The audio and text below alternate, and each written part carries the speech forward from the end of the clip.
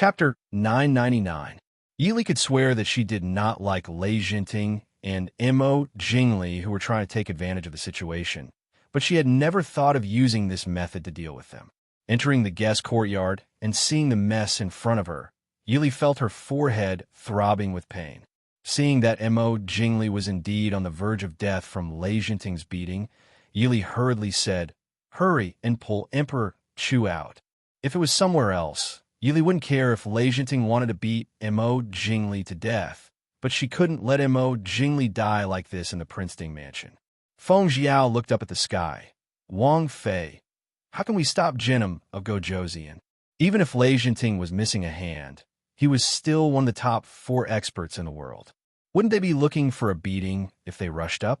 And it was for Mo Jingli. They definitely couldn't do it. Princess Ding, if something happens to His Majesty in the Prince Ding mansion. The people that Mo Jingli had brought with him were also anxious. Jinim of Gojoseon was too powerful in shielding. What was worse was that the emperor had suddenly attacked Jinim of Gojoseon instead of anyone else. Han Mingwei raised an eyebrow and smiled faintly. "Are you threatening the Prince Ding mansion?" Jinim of Gojoseon wants to fight with Emperor Chu. It has nothing to do with the Prince Ding mansion. Seeing that person speechless and blushing, Han Mingyue said leisurely, "But Emperor Chu is a guest. The Prince Ding mansion will naturally ensure his safety." That person glanced at Mo Jingli, who had been beaten beyond recognition, and was speechless. If this was called ensuring his safety, then he would rather not be safe. Jinim of Gojoseon, Emperor Chu is the ruler of a country.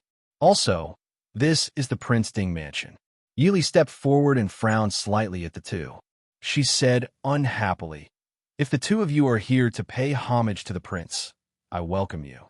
But if you have any personal grudges, please leave Feihong Pass and settle it yourself." Lei Jinting certainly would not kill Mo Jingli. If he killed Mo Jingli now, it would be a great help to the Prince Ding mansion. Hearing Yi Li's words, Lei Jinting snorted coldly and stopped his hand with a cold and solemn expression. But unexpectedly, as soon as he stopped, Mo Jingli, who had been beaten to the point of death, came back to life on the spot and entangled with him. Lei Jinting's expression stiffened. He kicked Mo Jingli out. "Don't go, don't go." Mo Jingli, who was kicked out, muttered in a low voice while moaning. Everyone present had excellent hearing, so they naturally heard his words clearly. They looked at Lei Jinting, who had a livid expression on his face, with an embarrassed expression. After a long while, Feng Jiao came back to his senses. He muttered to himself in a low voice, "So Emperor Chu is so deep in Yongqing. No wonder. Feng San." Lei Jinting was full of anger and had nowhere to vent it. He glanced at Feng Jiao and sent a palm strike over without saying anything. Feng Jiao quickly retreated. On the other side, Han Mingwei also sent a palm strike at Lei Jinting at the same time. Only then did Feng Jiao manage to avoid this palm strike. "Jinim of Gojoseon." Yili was displeased. She said in a low voice, "Jinim of Gojoseon, this is Feihong Pass. This consort hopes that Jinim of Gojoseon will conduct himself with dignity." Lei Jinting took a deep breath. He knew that he couldn't do anything to Feng Jiao at this time. However, he couldn't bear the gazes of everyone present. Lei Jinting had been unhindered in his life. Even if there were times when he failed miserably, he had never been as embarrassed as he was now. He glared hatefully at Mo Jingli, who was being held down by an attendant at the side. Lei Jinting said in a low voice, "I still have important matters to attend to in the army. I will take my leave first." Yili didn't stay any longer. As for the matter of peace that Lei Jinting mentioned before, neither side really took it to heart. She nodded and said, "Since that's the case, this consort won't keep Jinim of Gojoseon any longer. Lung Er, send Jinim of Gojoseon off for me." Among the few people present, except for Han Mingyue, only Lung Haoyu was the most reliable. Han Mingyue didn't have a position in the prince's residence. Naturally, she couldn't let him send him off. If the medicine was given to Feng Jiao and Han Mingxi, Lei Jinting would be annoyed again. Lung Haoyu nodded and said to Lei Jinting, "Jinim of Gojoseon, please." Lei Jinting left with an ashen face. On the other side, Mo Jingli was still struggling under the suppression of the attendant. Yili was too lazy to look at this ugly appearance. She just ordered, "Send your majesty back to his room to rest. Do you need to call a doctor?" The attendant beside Mo Jingli looked at Mo Jingli with some difficulty. People with discerning eyes naturally understood what was going on with Mo Jingli. "Thank you, princess. No need. We have brought an imperial physician." Yili didn't care and only warned, "Please be careful with the people in this consort's residence." "We understand," everyone said. Princess Ding was warning them not to touch the maids in the general's residence. They originally brought a lot of maids with them. These people naturally didn't want to make things unpleasant with Princess Ding because of a few maidservants. After all, this was still the Prince Ding mansion's place. Thus, they happily agreed. Seeing Mo Jingli's attendant carry him back, Feng Jiao and the others couldn't help but laugh out loud. Yili helplessly shook her head. Mo Xiaobao had hit the nail on the head this time. It was originally just a prank, but she didn't expect that it would end up like this. Feng Jiao waved his fan and said with a smile, "I really didn't expect that Emperor Chu would be like this towards Genom of Gojoseon. It really can be said that they're deeply in love with each other." Everyone rolled their eyes. In any case, Feng Jiao was determined to pin this matter on Lei Jinting and Mo Jingli. "Be careful. Lei Jinting sent people to kill you," Han Mingxi reminded. Joking was good, but playing with fire wasn't good. Feng Jiao gracefully said, "Unless he personally comes. If he doesn't come, what is this young master afraid of? Moreover, he won't have time to come in the next few days. More importantly, if he really wants to kill me because of this matter, doesn't that prove that my guess is true? That's why he wants to kill me to silence me." Thus, on this day, a piece of news quickly spread throughout the entire Feihong Pass like wildfire. It also spread in all directions at an extremely fast speed. At first, it was like this: "I heard that Emperor Chu accidentally offended Genom of Gojoseon and was beaten up by Genom of Gojoseon." Then it became like this: "I heard that Emperor Chu has a crush on Genom of Gojoseon and couldn't help but offend Genom of Gojoseon and was beaten up by Genom of Gojoseon." Then it was like this: "I heard that Emperor Chu's intentions were beaten up by Genom of Gojoseon." Then it was like this: "I heard that Emperor Chu and Genom of Gojoseon couldn't help but fall in love. They couldn't help it and were beaten up by Genom of Gojoseon." Finally, it was: "I heard that Emperor Chu was beaten up by Genom of Gojoseon." Why? What do you think? You're really ignorant. Could it be? Definitely. Thus, when Mo Jingli woke up the next day, the news had already swept through the entire Feihong Pass. Mo Jingli, who remembered what he did the day before, was also ashamed and angry, but there was nothing he could do. Chapter 1000. In the morning, Yili was sitting in a pavilion in the garden drinking tea. She was dressed in snow-white clothes, and her hair was casually pulled up without the slightest bit of makeup on her beautiful face. In the faint morning mist, there was a hint of melancholy and gloominess. Mo Jingli stood outside the pavilion and saw this beautiful picture. He couldn't help but become distracted. His face had been beaten black and blue yesterday. Normally, with Mo Jingli's personality, he would not have come out. But right now, he did not have the time to wait until the wounds on his face healed before coming out to see people. Therefore, early in the morning, he could only look at the servants of the generals Fu strangely to see Yi Li, Wang Fei. "Emperor Chu has come." Qin Feng walked into the pavilion and said in a low voice. Yi Li nodded and said, "Invite Emperor Chu in." Qin Feng turned to invite Mo Jingli in, but Qin Feng himself did not leave. Instead, he stood in the pavilion not 3 steps away from Yi Li. His gaze was undisguised as he stared at Mo Jingli. His gaze was filled with warning and wariness. Mo Jingli's expression darkened, but because of the wounds on his face, people could not see it. Qin Feng and Yi Li only saw his face twist strangely. Yi Li raised a teacup to her lips to hide the twitch and smile at the corner of her lips. She asked in a low voice, "Is Emperor Chu's wound serious?" "Not serious," Mo Jingli gritted his teeth and said. He himself did not feel anything at the time yesterday's events, but he remembered it clearly when he thought about it. Thinking about how he had thrown himself at an old man, Mo Jingli immediately felt his stomach twist. He felt like he was going to throw up the breakfast he had eaten this morning. In fact, when he woke up in the middle of the night, he had already vomited once.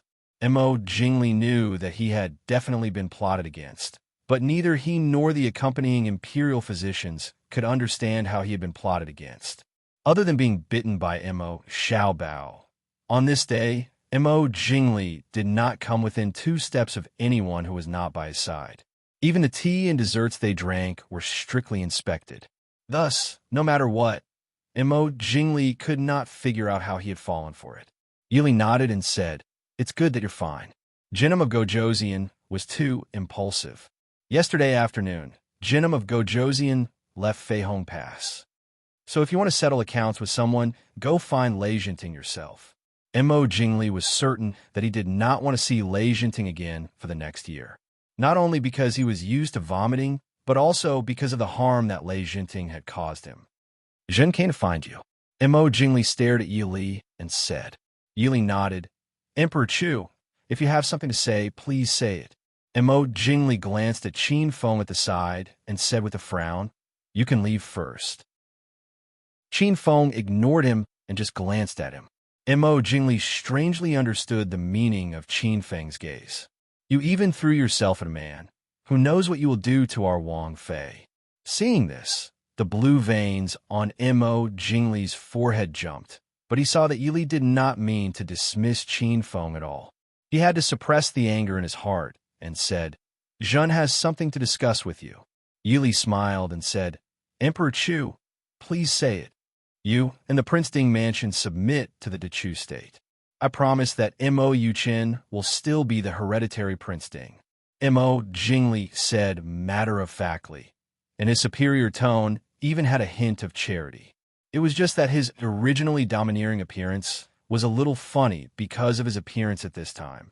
Yi Li glanced at him speechlessly and said indifferently, If I didn't guess wrong, Emperor Chu should have reached an agreement with Jinnum of Gojoseon of West Hill, right? Mo Jingli sneered indifferently and said, Lei Jinting can fool me, but do I have to abide by the agreement? Yi Li, as long as you and the Prince Ding mansion submit to the Dechu state, I promise that I will treat you well. How does Emperor Chu plan to not treat this consort unfairly? Yi Li raised her brows and asked.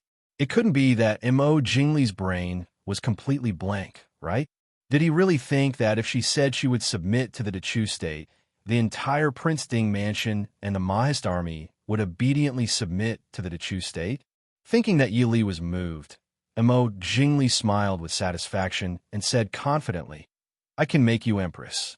Yi Li, you should know that making a married woman empress is something that has never happened before. It is enough to prove my sincerity. Yi Li lowered her eyes and remained silent. Mo Jingli was not in a rush. This kind of thing naturally needed to be considered. He had absolute confidence that Yi Li would agree to his request. Mo Xiaoyao was already dead. No matter how strong Yi Li was, she was still a woman. Without a man supporting her, she was nothing. After a while, Yi Li softly said, This consort needs time to think. Mo Jingli nodded and said, All right, I will wait for your reply. Yi Li nodded and left with Qin Feng.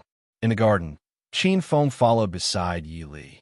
He asked in confusion, Princess, are you really considering this kind of thing? Yi Li nodded and said, Of course I need to think about it. I'm thinking about how to deal with Mo Jingli. What plans does Princess have? Qin Feng asked curiously. Yi Li thought for a moment and said softly, Throw him out. Watching Yi Li walk away, Qin Feng blinked and snapped his fingers. Four Qi Lin appeared in front of Qin Feng. Qin Feng raised his eyebrows and asked, Do you understand what Princess said? What does Princess mean? Qin Feng smiled and said, It's the literal meaning. Throw him out. A quarter of an hour later, a man dressed in imperial court robes, but with a bloody nose and swollen face, was thrown down from the tower of Feihong Pass. Feng Jiao, who was playing chess on the tower, shook his head regretfully and said, Qi Lin is getting worse and worse. He doesn't even know how to throw a person. If it was him, he would have hit his pressure points and thrown him down. He would have guaranteed that Emo Jingli's face would never have such a difficult expression again. Han Mingyue said with a smile, "There's someone down there." There was also a large group of guards that Emo Jingli had brought with him outside the city. How could they let Emo Jingli fall to his death? Qi Lin clearly knew how to throw. Even though 3 palace guards had jumped up to catch Emo Jingli still paid the price of a broken right hand. If it had been a little more serious, the right side of his body would have been permanently paralyzed. "Yili, Jin will not let you go." Outside the city, Emo Jingli roared angrily. So, a chess piece shot down from the tower and headed straight for Emo Jingli's open mouth. The guards that had been waiting cautiously were startled by the Emperor's sudden roar and didn't have time to block this hidden weapon attack. Han Mingyue elegantly wiped her hands with a handkerchief. After Emo Jingli became the Emperor, he became even more rude. Mingyu Gongzi has good skills. Feng Jiao praised with a face full of smiles. The two looked at each other and smiled. They watched as Emo Jingli cursed and left. Chapter 1001. On a mountain road leading from Dechu State to Xiling, Ling Taihan and the other two were leisurely riding their own horses. Although the Yinhuang Chamber of Commerce had suffered heavy losses this time, Ling Taihan already had thoughts of retiring, so it wasn't an important matter. If he was still around, it would be a huge problem as to who would be in charge of the Yinhuang Chamber of Commerce in the future. After all, an assassin organization was different from other organizations. If they didn't use the right people, it could cause a lot of trouble. Just as Ling Taihan was talking and laughing with his 2 younger siblings, he suddenly frowned. Without waiting for Lung Luiyue and Sickly Scholar to speak, Ling Taihan said in a deep voice, "Back off." Although Lung Luiyue and Sickly Scholar didn't understand what their brother meant, they still obediently rode their horses to the other side when they saw his serious expression. "Prince Ding, since you're here, why don't you come out and meet us?" Ling Taihan said in a clear voice. Standing not far away, Lung Luiyue and Sickly Scholar were shocked. On their way here, the news of Prince Ding's death had already spread all over the world. But Big Brother, just as the two of them were worrying, a white-robed figure appeared on a small call on the mountain path. His clothes were as white as snow, and his hair was as white as frost. Emo Xiaoyao held the incineration sword in his hand and stared indifferently at Ling Taihan on horseback. He didn't seem to be surprised that Ling Taihan knew that he wasn't dead. Ling Taihan sighed helplessly and said, "Prince Ding, please." Emo Xiaoyao didn't bother with pleasantries. A cold light streaked across the sky, and the incineration sword was instantly unsheathed. With an overwhelming murderous aura, it pressed down on Ling Taihan. Ling Taihan patted his horse and leaped into the air. At the same time, he unsheathed his sword and sent out a powerful sword chi towards Emo Xiaoyao. The impact caused by the collision of the 2 sword energies caused the 2 of them to involuntarily take a dozen steps back before they could stabilize their footing. However, wherever the sword energies passed, the trees were uniformly cut down. With a crisp sound, the iron sword in Ling Taihan's hand broke. Ling Taihan's sword was also a 1 in 1,000 good swords, but compared to the legendary sword in Emo Xiaoyao's hand, it was still far inferior. Therefore, it was not surprising that it was broken into several pieces after the collision. Emo Xiaoyao had always disdained using divine weapons to bully others, but this time he didn't seem to care at all, not to mention Ling Taihan's sword. Even if Ling Taihan was barehanded, he would still be able to sweep the incineration sword at him. This also made Ling Taihan understand that Emo Xiaoyao was extremely angry because he had attacked Yi Li. "Big Brother!" Lung Luiyue couldn't help but exclaim. She raised her hand and wanted to throw her weapon over. Lung Luiyue specialized in hidden weapons, but she wasn't proficient in swords and sabers. However, because of this, Ling Taihan had prepared good weapons for his 2 sisters-in-law. The sword in Lung Luiyue's hand was far better than Ling Taihan's own sword. However, no matter how strong a sword was, it was useless against the incineration sword. So Ling Taian waved his hand and rejected Lung Liuyue's sword. Mo Xiaoyao pointed his sword at Ling Taihan and said calmly, I have always treated Pavilion Master Ling as a rare opponent, but I have never treated Pavilion Master Ling as someone I wanted to kill. If I make an exception today, I will definitely regret it. Ling Taihan smiled bitterly and said helplessly, I also never thought that I would meet Prince Ding in a life and death battle. However, there are many things in this world that must be done. Mo Xiaoyao snorted and didn't say anything else. The incineration sword in his hand emitted a cold light and shot towards Ling Taihan. He didn't want to know what kind of difficulties he had to face. To Mo Xiaoyao, anyone who attacked Yi Li deserved to die. There was no reason, no right or wrong. On the mountain path, the two figures quickly engaged in a fierce battle. Even with Lung Liuyue's and sickly scholars' martial arts, they could only see two shadows swaying in the air and a suffocating murderous aura that filled the air. The sword energy that shot out from time to time turned everything it touched into dust. Lung Liyue nervously grabbed sickly scholar's wrist and stared anxiously at the place where they couldn't see clearly. Sickly scholar wasn't having a good time either. Originally, he had recovered from his illness, but just now, the suffocating murderous aura made him want to cough again. Big brother, just as the two were panicking, Ling Taihan's voice suddenly fell from the sky. Sickly scholar quickly jumped up and caught Ling Taihan's falling body. Lung Liyue gritted her teeth and pulled out her sword and rushed towards Mo Xiaoyao. Second sister, stop! Ling Taihan cried out. Prince Ding, have mercy! Pung! Lung Liyue's sword only had half of it left. Mo Xiaoyao raised his hand, and the broken sword tip shot towards Lung Liyue. Lung Liyue continuously retreated and finally couldn't help but fall to the ground. The sword tip flew past her face and nailed into the tree behind her. Lung Liyue sat on the ground and was sweating profusely. Just now, she clearly felt the coldness of the sword tip when it flew past her face. Mo Xiaoyao looked down at everyone from above. His eyes were cold and emotionless, like a god in the sky. You overestimate yourself. Lung Liyue stubbornly stared at Mo Xiaoyao and sternly said, My big brother didn't kill Princess Ding. Prince Ding's actions are too much. Mo Xiaoyao sneered, Yes, I didn't kill her. If Princess Li was hurt in the slightest, I will chop up your Yanwang chamber and feed them to the dogs. Perhaps because she was angered by Mo Jingli's attitude, Lung Liyue forgot her fear and sneered, My big brother really wanted to kill Yi Li. Do you think Yi Li is still alive? The Yanwang chamber was an assassin, and Ling Taihan was the only assassin in the world. If he really wanted to kill Yi Li, how could he let her escape? Even if it was because he didn't want to offend the Prince Ding mansion, Ling Taihan did show mercy. Liyue. Ling Taihan frowned and said in a low voice. Lung Liyue could only reluctantly shut her mouth. Ling Taihan slowly stood up. He had stopped for a moment just now and had adjusted his breathing. Although his injuries were serious, it wasn't to the extent that he didn't have the strength to fight back. Ling Taihan looked at Mo Xiaoyao and said, Prince Ding, I still have some matters to attend to. I'm sure Prince Ding also has urgent matters to attend to. Once I finish my matters, I'll naturally give Prince Ding an explanation. When the time comes, you and I will fight to the death. How about it?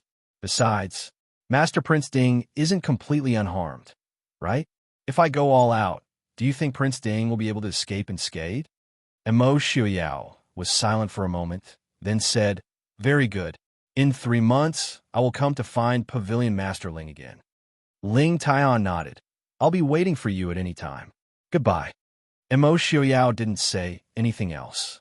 Ling Taihan brought Lung Liyue and Ling Taihan back onto their horses and left. Prince, a black-clothed guard appeared in front of Mo Xiaoyao and called out in a low voice. No matter, Mo Xiaoyao said indifferently. He raised his hand and wiped it. A trace of blood flowed from the corner of his mouth. Chapter 1002. Prince. Mo Xiaoyao waved his hand, wiping the blood from his lips. Ling Taihan really lives up to his reputation. Although it seemed like he had the upper hand, with Imo Xiaoyao's insight, how could he not see that Ling Taihan was deliberately showing weakness? Moreover, although Ling Taihan was heavily injured, his internal injuries were not light either. Just as Ling Taihan said, if he used all his strength, the final outcome of the two of them would probably be who would die more miserably. He had no intention of dying together with Ling Taihan. "Prince, do you want to—" The guard beside him whispered. The Yanwang Chamber of Commerce was almost completely destroyed, and Ling Taihan was heavily injured. They only needed to send people to follow up, and it was not impossible to catch Ling Taihan and his group in one fell swoop. Imo Xiaoyao shook his head. "Forget it, we'll talk about it later." Lung Liwei said that Ling Taihan had shown mercy to Li, and he believed it.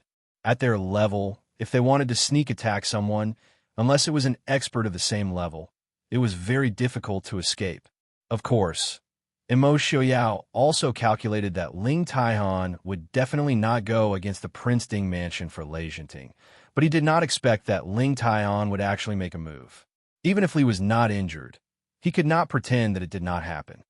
Ling Taihan is still useful. Later, send a letter to Ling Taihan for I. Imo Xiaoyao said. "Yes, Prince, Commander Imo has a secret letter." A shadow guard appeared in front of Imo Xiaoyao, presenting a letter with both hands. Imo Xiaoyao raised his eyebrows, took the letter, and opened it. But in an instant, his expression changed. "Imo Jingli, I will make you beg for death." The two shadow guards standing beside him took a step back, secretly praying for the person who had angered the prince. Imo Xiaoyao stared at the letter in his hand, his expression sinister. "You want to make Li Empress? I want you to be unable to be the emperor. Let's see what you have to be the empress." Guards. After a while, Imo Xiaoyao crushed the letter in his hand in a powder and threw it out. "Prince, please give your orders." A shadow guard in black appeared behind Imo Xiaoyao, bowing and waiting for orders. Imo Xiaoyao said lightly, "Let Imo Hua take Ai's token and go to Nanjing personally. Let him tell the Empress Dowager that the Emperor of the Chu state can be changed. I guarantee that Imo Jingli will not go back to trouble her." This subordinate obeys.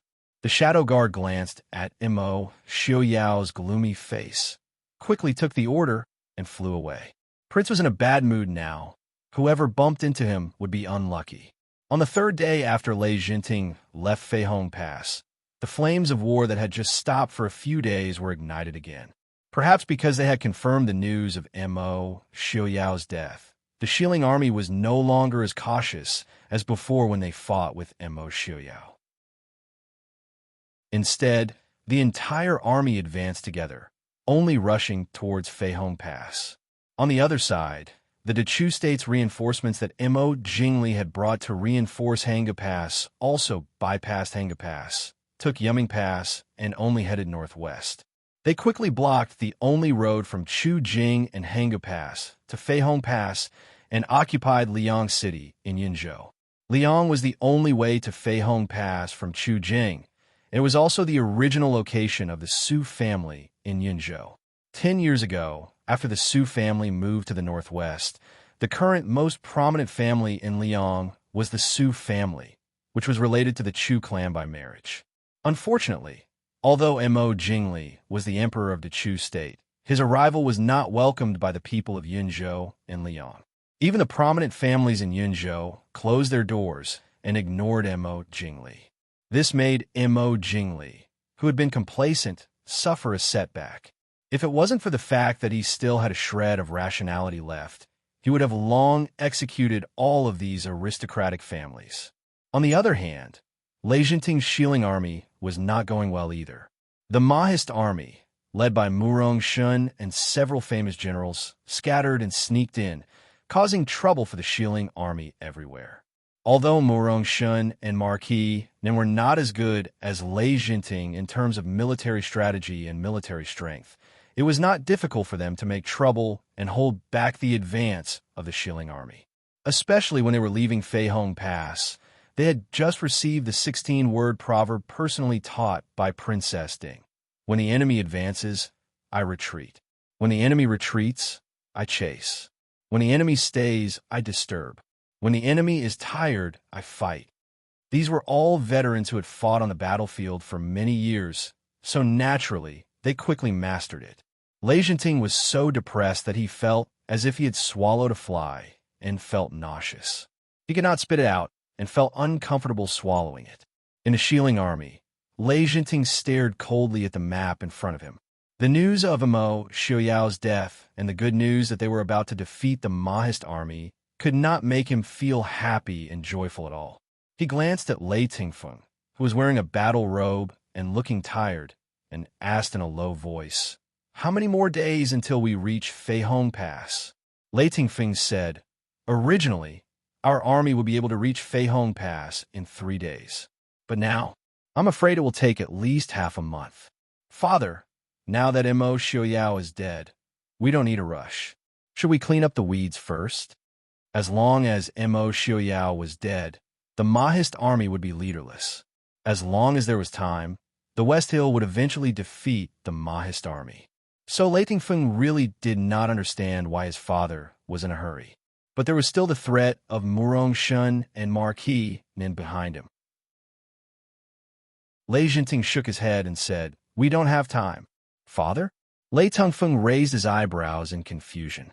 Lei Jinting smiled bitterly and said, "Imo Xiaoyao's death is a good thing for the West Hill. But for the Jinan Palace, it may not be a good thing at this time. My son is dull." Lei Tingfeng lowered his head and said in confusion. Lei Jinting sighed and said, "Tongfeng, the Jinan Palace is not the direct descendant of the Emperor of Shieling. There is still another emperor in the city."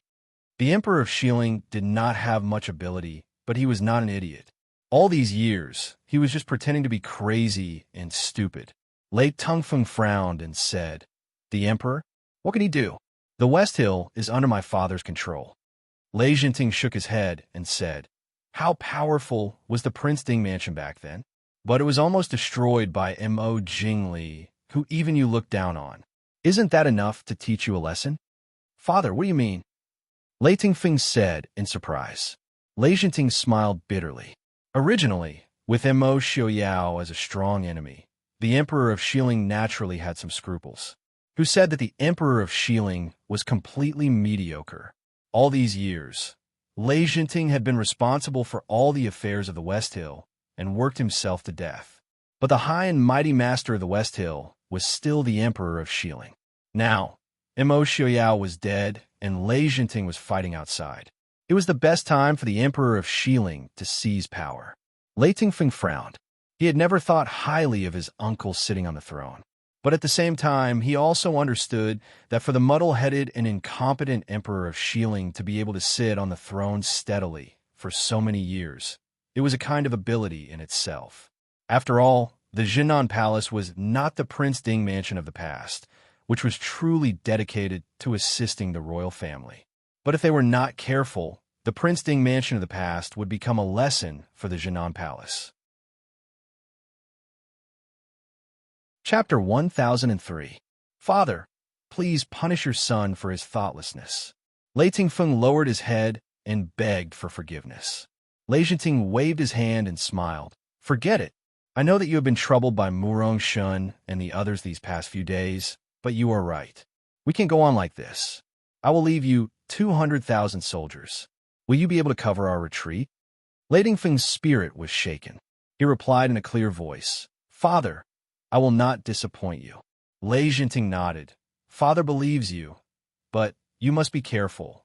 As long as you can stop them, there is no need to rush to kill them." The Mahist army suddenly changed their tactics this time. There must be an expert behind the scenes. Lei Tongfeng frowned. "Expert? Other than Mo Xiaoyao, there is an expert in the Mahist army that even father is helpless against?" Lei Jinting pondered for a moment. He sighed with a complicated expression. "If I am not wrong, it should be Yili.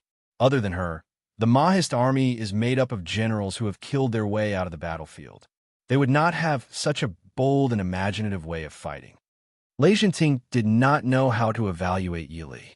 From his perspective, Yili could not be considered a peerless talent. However, it was precisely this kind of woman who always had astonishing achievements that no one could have imagined. It was only when he studied her tactics that Lei Jinting realized that every single one of Yi Li's tactics could only be described with one word: unexpected. Because it was unexpected, it cannot be replicated. This kind of tactic required a bold and imaginative mind and extraordinary courage. Of course, Lei Jinting would never have thought that Yi Li had such tactics. It was not because she had a bold and imaginative mind or a strange talent. It was because she had more than 1,000 years of experience and military training than them. A true genius would definitely be able to create a domain that belonged to him or her. Yi Li, on the other hand, was still far from reaching that level. Lei Tengfeng nodded solemnly and said, "Rest assured, father, Tengfeng will not act blindly without thinking." Lei Tengfeng, who was in his 30s, had long passed his youthful and frivolous days. He knew what was important and what was not. Therefore, he would never ruin his father's entire plan for the sake of a momentary victory. Lei Jinting nodded and said, "Imperial father is naturally at ease with you. Forget it. Go and prepare. Tonight, I will lead the troops and set out." "Yes, royal father, take care." Tengfeng will take his leave. Feihong Pass.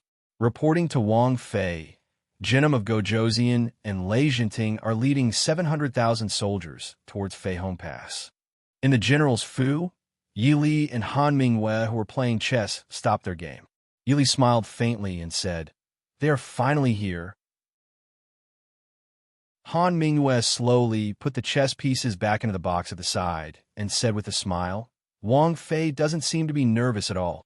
Yi Li smiled slightly and said, "Nervousness will only cause people to make wrong judgments. Other than that, there is no benefit. Also, this is something that we already knew, isn't it?" Han Mingyue raised an eyebrow and smiled without speaking. He had always been curious about where Yi Li's bottom line was. But it seemed that no matter what happened, she could not truly break down and feel fear. Wang Fei's mind is so firm that even a man would be ashamed of his inferiority.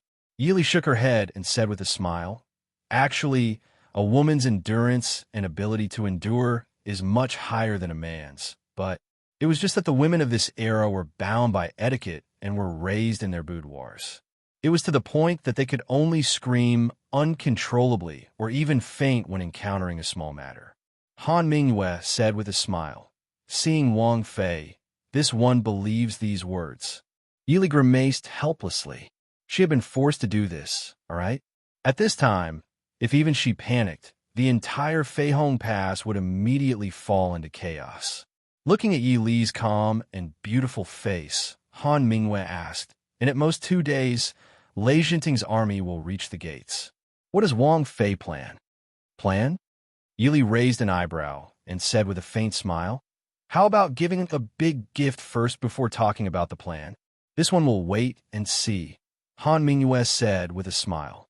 2 days later, less than 10 li away from Feihong Pass, the Shilling army's morale was high and they were unstoppable. Seeing the distant Feihong Pass, Lei Jinting, who was walking at the front, finally showed a hint of a smile. As long as they took Feihong Pass, there would be no more passes to defend in the northwest. Without Mo Xiaoyao, the Mahist army that had been sent out would be leaderless. At that time, Yi Li, would you regret it? "Prince, this place is less than 10 li away from Feihong Pass. Should we set up camp here?" A general who had been scouting ahead came back on his horse and bowed his hand to report. Lei Jinting raised an eyebrow and looked at the front. The terrain was open and flat. There was only a lone mountain in the southwest. Even though it was not easy to defend, but at the same time, in this flat land, it would be difficult for the enemy to launch a surprise attack. Even though Lei Jinting did not think that Yi Li would be able to divert troops to launch a surprise attack, they had to be on guard. Nodding, Lei Jinting said, "Let's set up camp here. Prepare for the attack tomorrow morning." This subordinate obeys. The deputy general left and ordered the entire army to set up camp. On the lone mountain not far away, Yi Li led Feng Jiao and the others to a hidden spot on the cliff and looked at the Shilling army that was setting up camp at the foot of the mountain. Looking at the densely packed soldiers and horses, Han Mingshi could not help but sigh. There must be 700,000 to 800,000 people. Are we really going to defend Fei Hong Pass to the death? Fei Hong Pass did not even have 300,000 people. Feng Jiao glanced at him and said, "Unless young Master Feng, you can think of a place that is easier to defend and harder to attack than Fei Hong Pass." Once the Shilling army entered Fei Hong Pass, there would be no need to defend it anymore. All the way to Glass City was flatland. Even Glass City could not be considered impregnable. Glass City was originally a city that was not very big in the northwest. Even though it had been 10 years, its defense was still lacking compared to the Emperor of Shilling City and the Chu capital. Han Mingshi shrugged indifferently. In any case, he didn't do anything on the battlefield. He was just complaining casually. "Wang Fei, what are we looking at here? To see how many soldiers Lei Jinting brought?" Feng Jiao was also curious. Wang Fei said that she wanted to prepare a big gift for Lei Jinting's army. But he really did not know what Wang Fei had prepared that they had to come here to see it. Yili glanced at the Shilling army that was setting up camp and sighed helplessly. "This is not a good place, but there is no choice." "Qin Feng, are you ready?" Qin Feng, who was standing behind Yili, nodded and said, "Wang Fei, please do not worry. I have already prepared it." "Very good. Do it. Very soon, Lei Jinting will send people up the mountain." Yili nodded and said, "Yes."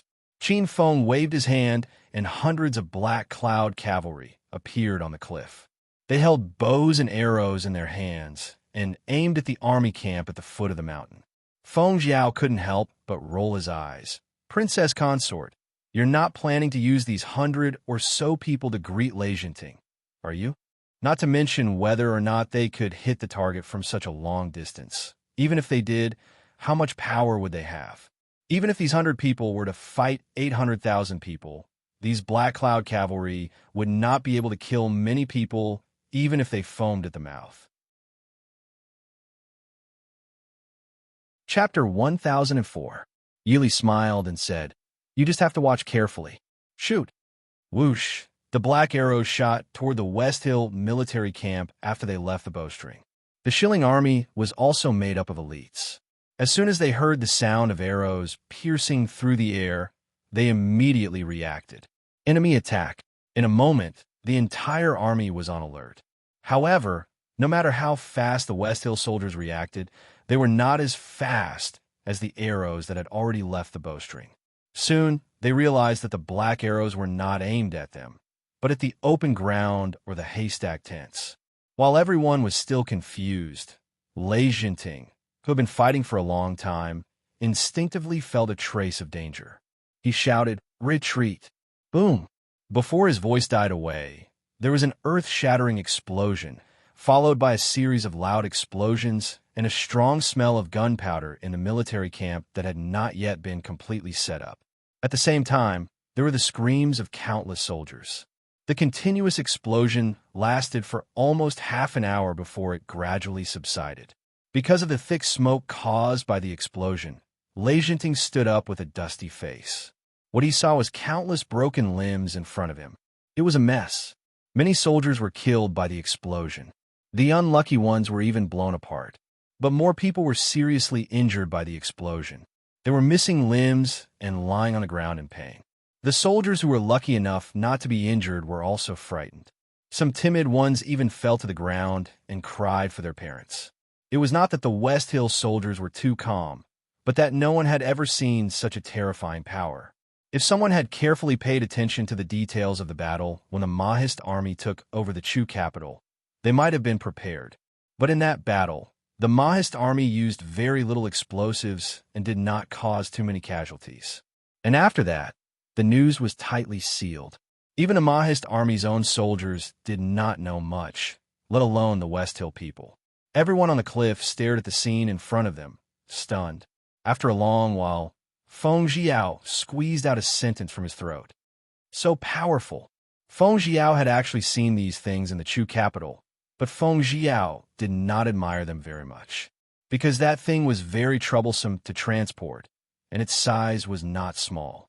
More importantly, its lethality wasn't that special. But this time, the feeling it gave him was enough to shock him. Yili looked at the miserable situation at the foot of the mountain and lowered her eyes in silence. Yili, at the foot of the mountain, Lei Jinting couldn't help but roar when he saw the tragic scene in front of him. His gaze shot towards the people on the cliff like lightning, accurately locating Yi Li's position. Lei Jinting was infuriated. In the explosion just now, the Shilling army had lost more than tens of thousands of soldiers. However, this was nothing to Lei Jinting, who currently had over 700,000 soldiers. However, the Mahist army had caused such great damage to the West Hill without losing a single soldier. For the Shilling army, the consequences and impact were definitely not as simple as losing tens of thousands of soldiers and horses. Lei Jinting jumped up and pounced towards Yi Li and the others. While in the air, Lei Jinting swung his sword, sending out a sharp sword aura towards Yi Li. Han Mingyue and Feng Jiao moved forward at the same time, blocking the sword aura. At the same time, over 100 Black Cloud cavalry aimed their bows at Lei Jinting and fired. Lei Jinting was in the air and had nowhere to borrow strength. If he didn't want to become a porcupine, he could only give up on attacking Yi Li and retreat. However, in his fury, Lei Jinting swung his sword and actually knocked down over 100 arrows at the same time. His sword didn't slow down at all as it swept towards Yi Li again. After missing, the Black Cloud cavalry didn't panic and continued to shoot. Feng Jiao, Qin Feng, Han Mingyue, and the others all lay down in front of Yi Li, in case the Black Cloud cavalry couldn't stop Lei Jinting and they had to protect Yi Li. The only one who couldn't interfere was Han Mingxi. He stood by Yi Li's side and saw Yi Li take out an extremely strange object from her sleeve and fiddle with it a few times. Then he saw Yi Li raise that object forward and say in a low voice, "Feng San, move aside." Feng Jiao, who was standing in front of Yi Li, was stunned and reflexively moved to the side. It was a loud bang. Feng Jiao only felt a gust of wind shoot past him. Even though Lei Jinting, who was originally incomparably ferocious in the air, stopped and then slowly fell down. Feng Jiao clearly saw a streak of blood blossom on Lei Jinting's shoulder, but he didn't see the arrow that shot him. Of course, Feng Jiao also dared to guarantee that not a single arrow hit Lei Jinting. Everyone turned around to look at the white-clothed girl behind them in shock. They saw that Yi Li was still holding that object. That object looked extremely strange, and there was a small black hole. However, even people like Feng Jiao and Han Mingxi, who were experienced and knowledgeable, couldn't tell what kind of hidden weapon it was. They only felt that even though this object didn't look good, when Yi Li held it in her hand, it seemed to have a different kind of elegant killing intent. More importantly, it was this unremarkable object that injured Western Tomb's Genom of Gojoseon, one of the 4 great experts in the world, Lei Jinting. What is this? Yi Li frowned and helplessly sighed. Looking at the pistol in her hand, she sighed and said, "I actually missed." Unfortunately, this was the best pistol that could be made at the moment, and it couldn't be mass-produced. This was a single-shot pistol, and its effective range was only 150 meters. Lei Jinting's Qin Gong was too good, and she didn't even have the chance to use a rifle. However, compared to the last time she saw it, at least its lethality and stability had improved significantly. It was no longer just a toy that looked funny. What would have happened if you hadn't missed? In Han Mingxi's view, the fact that over 100 Black Cloud cavalry couldn't hit Lei Jinting and were shot down by Yi Li was already an incredible result. Yi Li smiled and said, "I originally thought that I would be able to hit his head 100%. You want to shoot Lei Jinting's head through?" Everyone was shocked. Yi Li shook her head and said, "This gun's penetrative power isn't strong. It can't pierce through from such a distance." It was also terrifying that it couldn't pierce through. Imagine an expert like Lei Jinting with a hole in the middle of his head. Everyone's gaze towards Yi Li could already be described as horrified. No, it should be said that they were looking at the object in Yi Li's hand. This was definitely the best hidden weapon in the world. Chapter 1005. Ignoring the curious gazes of the people, Yi Li calmly put the pistol in her hand back into her sleeve. She said with a smile, "We should go. If we don't go now, we will be surrounded." Everyone looked down at the Shilling soldiers who were already running towards them. They decisively packed up and left. The mountain path was on the other side. They had already prepared horses at the foot of the mountain. By the time those people came around, they had already ridden away. Leaving the cliff, everyone rode fast. They only sighed in relief when they reached the foot of Feihong Pass. Feng Jiao couldn't help but laugh out loud. The others also had carefree smiles on their faces. Ever since Imo Xiuyao had disappeared, while the entire army was still in order, they could not help but feel a thread of unease. Naturally, they could not express some depression. Today was the most carefree day in recent days. Han Minghua looked at Yi Li and asked in a low voice, "Wang Fei, can you lend me your hidden weapon to play with?" "Hidden weapon?" Yi Li raised an eyebrow and casually took out the pistol and handed it over. Han Minghua carefully took it after giving her thanks. She could not wait to return to the Fu and looked at it as she walked. Beside her, Feng Jiao and Han Mingxi also stretched their necks. But for these things, they were far less knowledgeable than Han Minghua. Naturally, they were not in a hurry to steal it. Only Qin Feng, who had been following Yi Li, did not show any surprise. He had not only seen these things before, but also knew where they came from. Naturally, he did not have the curiosity of the others. But after seeing the lethality that Wang Fei used today, he was eager to try. Han Minghua frowned and thought. Her hand kept touching the thing in her hand. She even copied Yi Li and held it in her hand, trying to figure out where the mechanism was. Facing the black muzzle of the gun, Feng Jiao was so scared that he broke out in cold sweat. Although he didn't know what it was, he didn't forget that the thing that injured Lei Jinting definitely came from that small black hole. He quickly dodged to the side and said, "Han Minghua, be careful." Han Minghua raised his eyebrows with a smile and said, "It's useless." He already knew where the mechanism was, but when he pulled it, nothing shot out. Han Minghua also knew that this was not the time to talk about this, so she did not ask Yi Li. She just played with it in her hands. As soon as they entered the residence, Han Minghua immediately stuffed the pistol back into Yi Li's hands.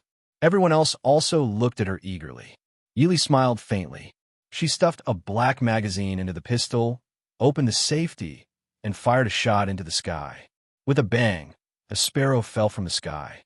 Everyone looked and saw two bloody holes on the small sparrow's body. It was clear that the hidden weapon had passed through the sparrow's body and directly penetrated it. "Good stuff," Han Minghua praised. Although with their level of martial arts, even a stone wouldn't be a problem for them to fight sparrows. Han Minghua could also see that the hidden weapon's speed was much faster than normal hidden weapons. It was even faster than the arrows of the Black Cloud Cavalry's best archers. More importantly, this kind of hidden weapon didn't require the user's skills or body condition. As long as it was accurate, it was fine. Yi Li shook her head and said, "It's too loud."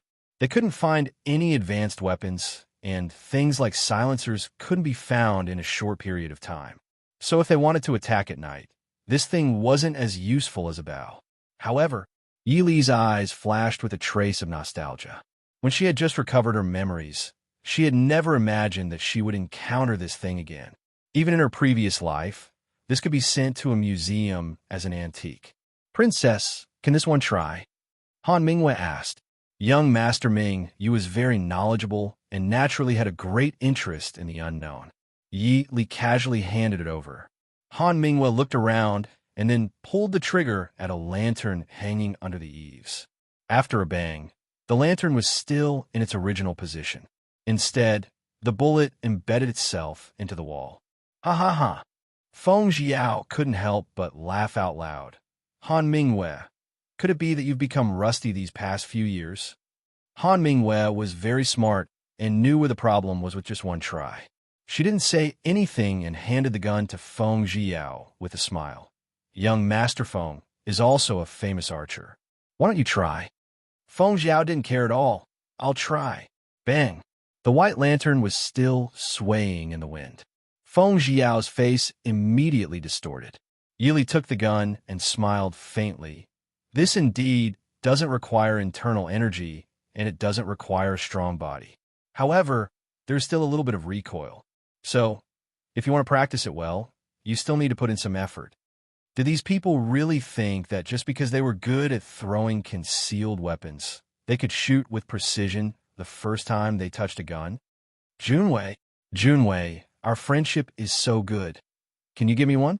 Han Mingshi's eyes lit up as he looked at Yi Li eagerly. This thing might not be much to other people with strong martial arts, but to Han Mingshi, who had first-rate Qigong, second-rate internal energy, and third-rate martial arts, it was simply a divine weapon. Yi Li glanced sideways at him and casually threw the gun in her hand over. Go back and find Qin Feng to teach you how to use it. Be careful. If this thing hits a vital point, it will be much more troublesome than arrows and concealed weapons. This was definitely not Yi Li trying to scare Han Mingshi. Don't talk about hitting a vital point. As long as it hit the body, it would be fine if the bullet directly went through it. It would just leave a hole. But if it stayed in the body, just how to take the bullet out would cause a lot of people to die. As for infection after injury, because the bullet contained a small amount of gunpowder and the wound was deep inside the body, the chances of infection were 10 times or even 100 times higher than normal swords. Han Mingshi had also seen the power of this thing, so he naturally held it carefully. Seeing Han Mingshi easily obtain the precious concealed weapon, Feng Jiao and Han Mingwei were also moved. Wang Fei. Yi Li only felt her scalp go numb as she helplessly said, "Don't ask me. There are only 3 of these things that have come out.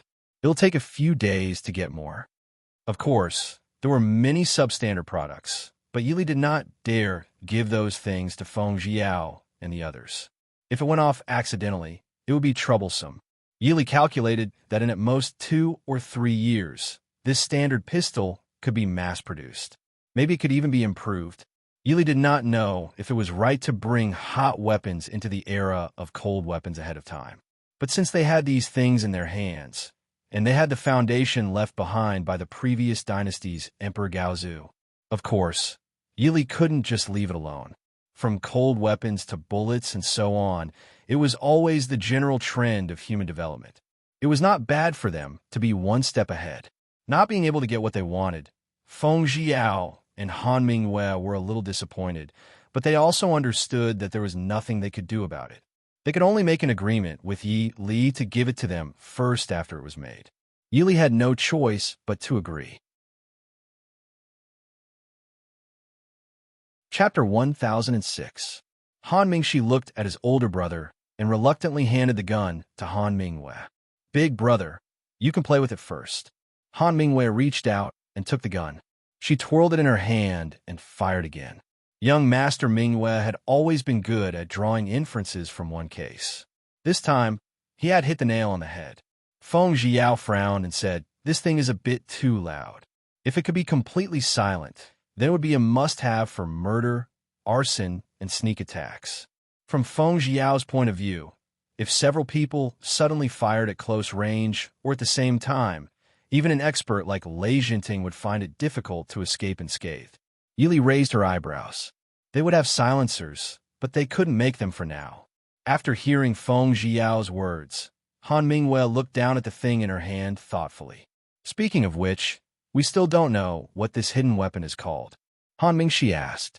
Such an amazing hidden weapon definitely deserved a gorgeous and amazing name. Unfortunately, Yi Li's answer disappointed him. "This is called a gun, a pistol." "Gun? How is this thing like a gun?"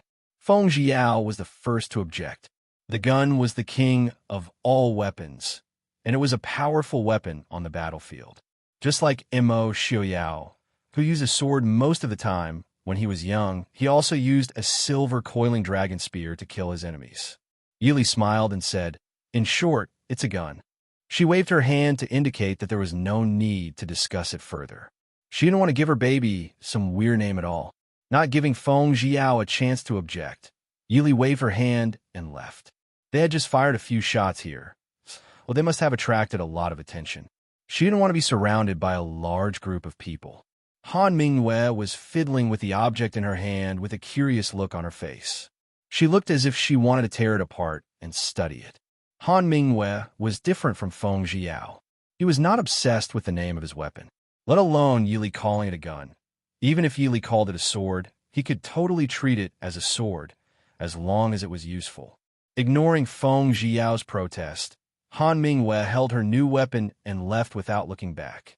Only Han Mingxi and Feng Jiao were left looking at each other. After a long while, Feng Jiao asked, "Do you think this name is reliable?" Han Mingxi looked at him with a smile and said, "I have never used the gun you speak of, so I feel the name Wang Fei came up with must be very reliable." Feng Jiao faintly rolled his eyes. He should not have asked Han Mingxi. Other than his eldest brother, Han Mingxi was most obedient to Wang Fei. Seeing him deeply hurt, Han Mingxi patted his shoulder and comforted, "The name is not important. Wang Fei's hidden weapon is called a gun. Is a gun not a gun?" So from beginning to end, Yili forgot to tell them that it was not a hidden weapon. 20 miles away from Feihong Pass, the Shilling barracks had just suffered a strange attack from Prince Ding's mansion. Even Lei Jinting, who had unparalleled martial arts, was seriously injured. This made the Shilling army, which had been surging with vigor, feel like a goose that had suddenly been choked by someone's neck. Because they did not know if the Maist army still had that kind of strange weapon, the Shilling army did not dare to camp too close to Feihong Pass. They could only retreat 10 miles. In a military camp, in Lei Jinting's tent, the clothes on Lei Jinting's shoulders had been taken off. The doctors all frowned when they saw why Lei Jinting was injured. There was a medium-sized, bloody hole below Lei Jinting's right shoulder. However, this made things difficult for the group of skilled doctors. If it was a bow or a hidden weapon, it would be fine. The arrow could be pulled out directly. Hidden weapons usually could not penetrate deeply. But Jinim of Gojoseon's injury was deep in his body. Just a little bit more, and his shoulder blade would have been shattered. Even though they could not see what kind of hidden weapon it was, they could feel that it was not big and its edges were not very clear. It was very difficult to take it out without hurting Jinim of Gojoseon. Another way was to use internal energy to force the hidden weapon out. However, Lei Jinting was the only person in the military who had such a high level of internal energy. Lei Jinting's left hand was chopped off by Mo Lufeng more than 20 years ago. Even if Lei Jinting's right shoulder or left hand was injured, he would not be able to lift his hand to force the hidden weapon out of his back. If he wasn't careful, his originally uninjured bones would really be injured. Lei Jinting's expression was calm. He lowered his head and stared at the bloody hole below his shoulder. He frowned, but there was no pain on his face. "What do you all think?" One of the doctors thought for a while, then stepped forward and said, "We are incompetent. We have never seen such a hidden weapon before. What will happen if it is forcefully taken out?" Lei Jinting asked. The doctor said cautiously, "The prince's martial arts are strong. If it is forcefully taken out, as long as it is properly treated, it should not be a big problem. However, I'm afraid that in the next few months, the prince's right hand will." The doctor paused. He knew that Jinim of Gojoseon understood what he meant. However, Jinim of Gojoseon only had one arm. Now that he could not move his right hand, wouldn't that make him a cripple? Lei Jinting's eyes darkened. He thought for a long time before asking, "What if we don't take it out for now?" "Absolutely not." The doctor hurriedly said, "Prince, you absolutely cannot, although we do not know what this hidden weapon is made of. It is definitely not appropriate to leave it in the body.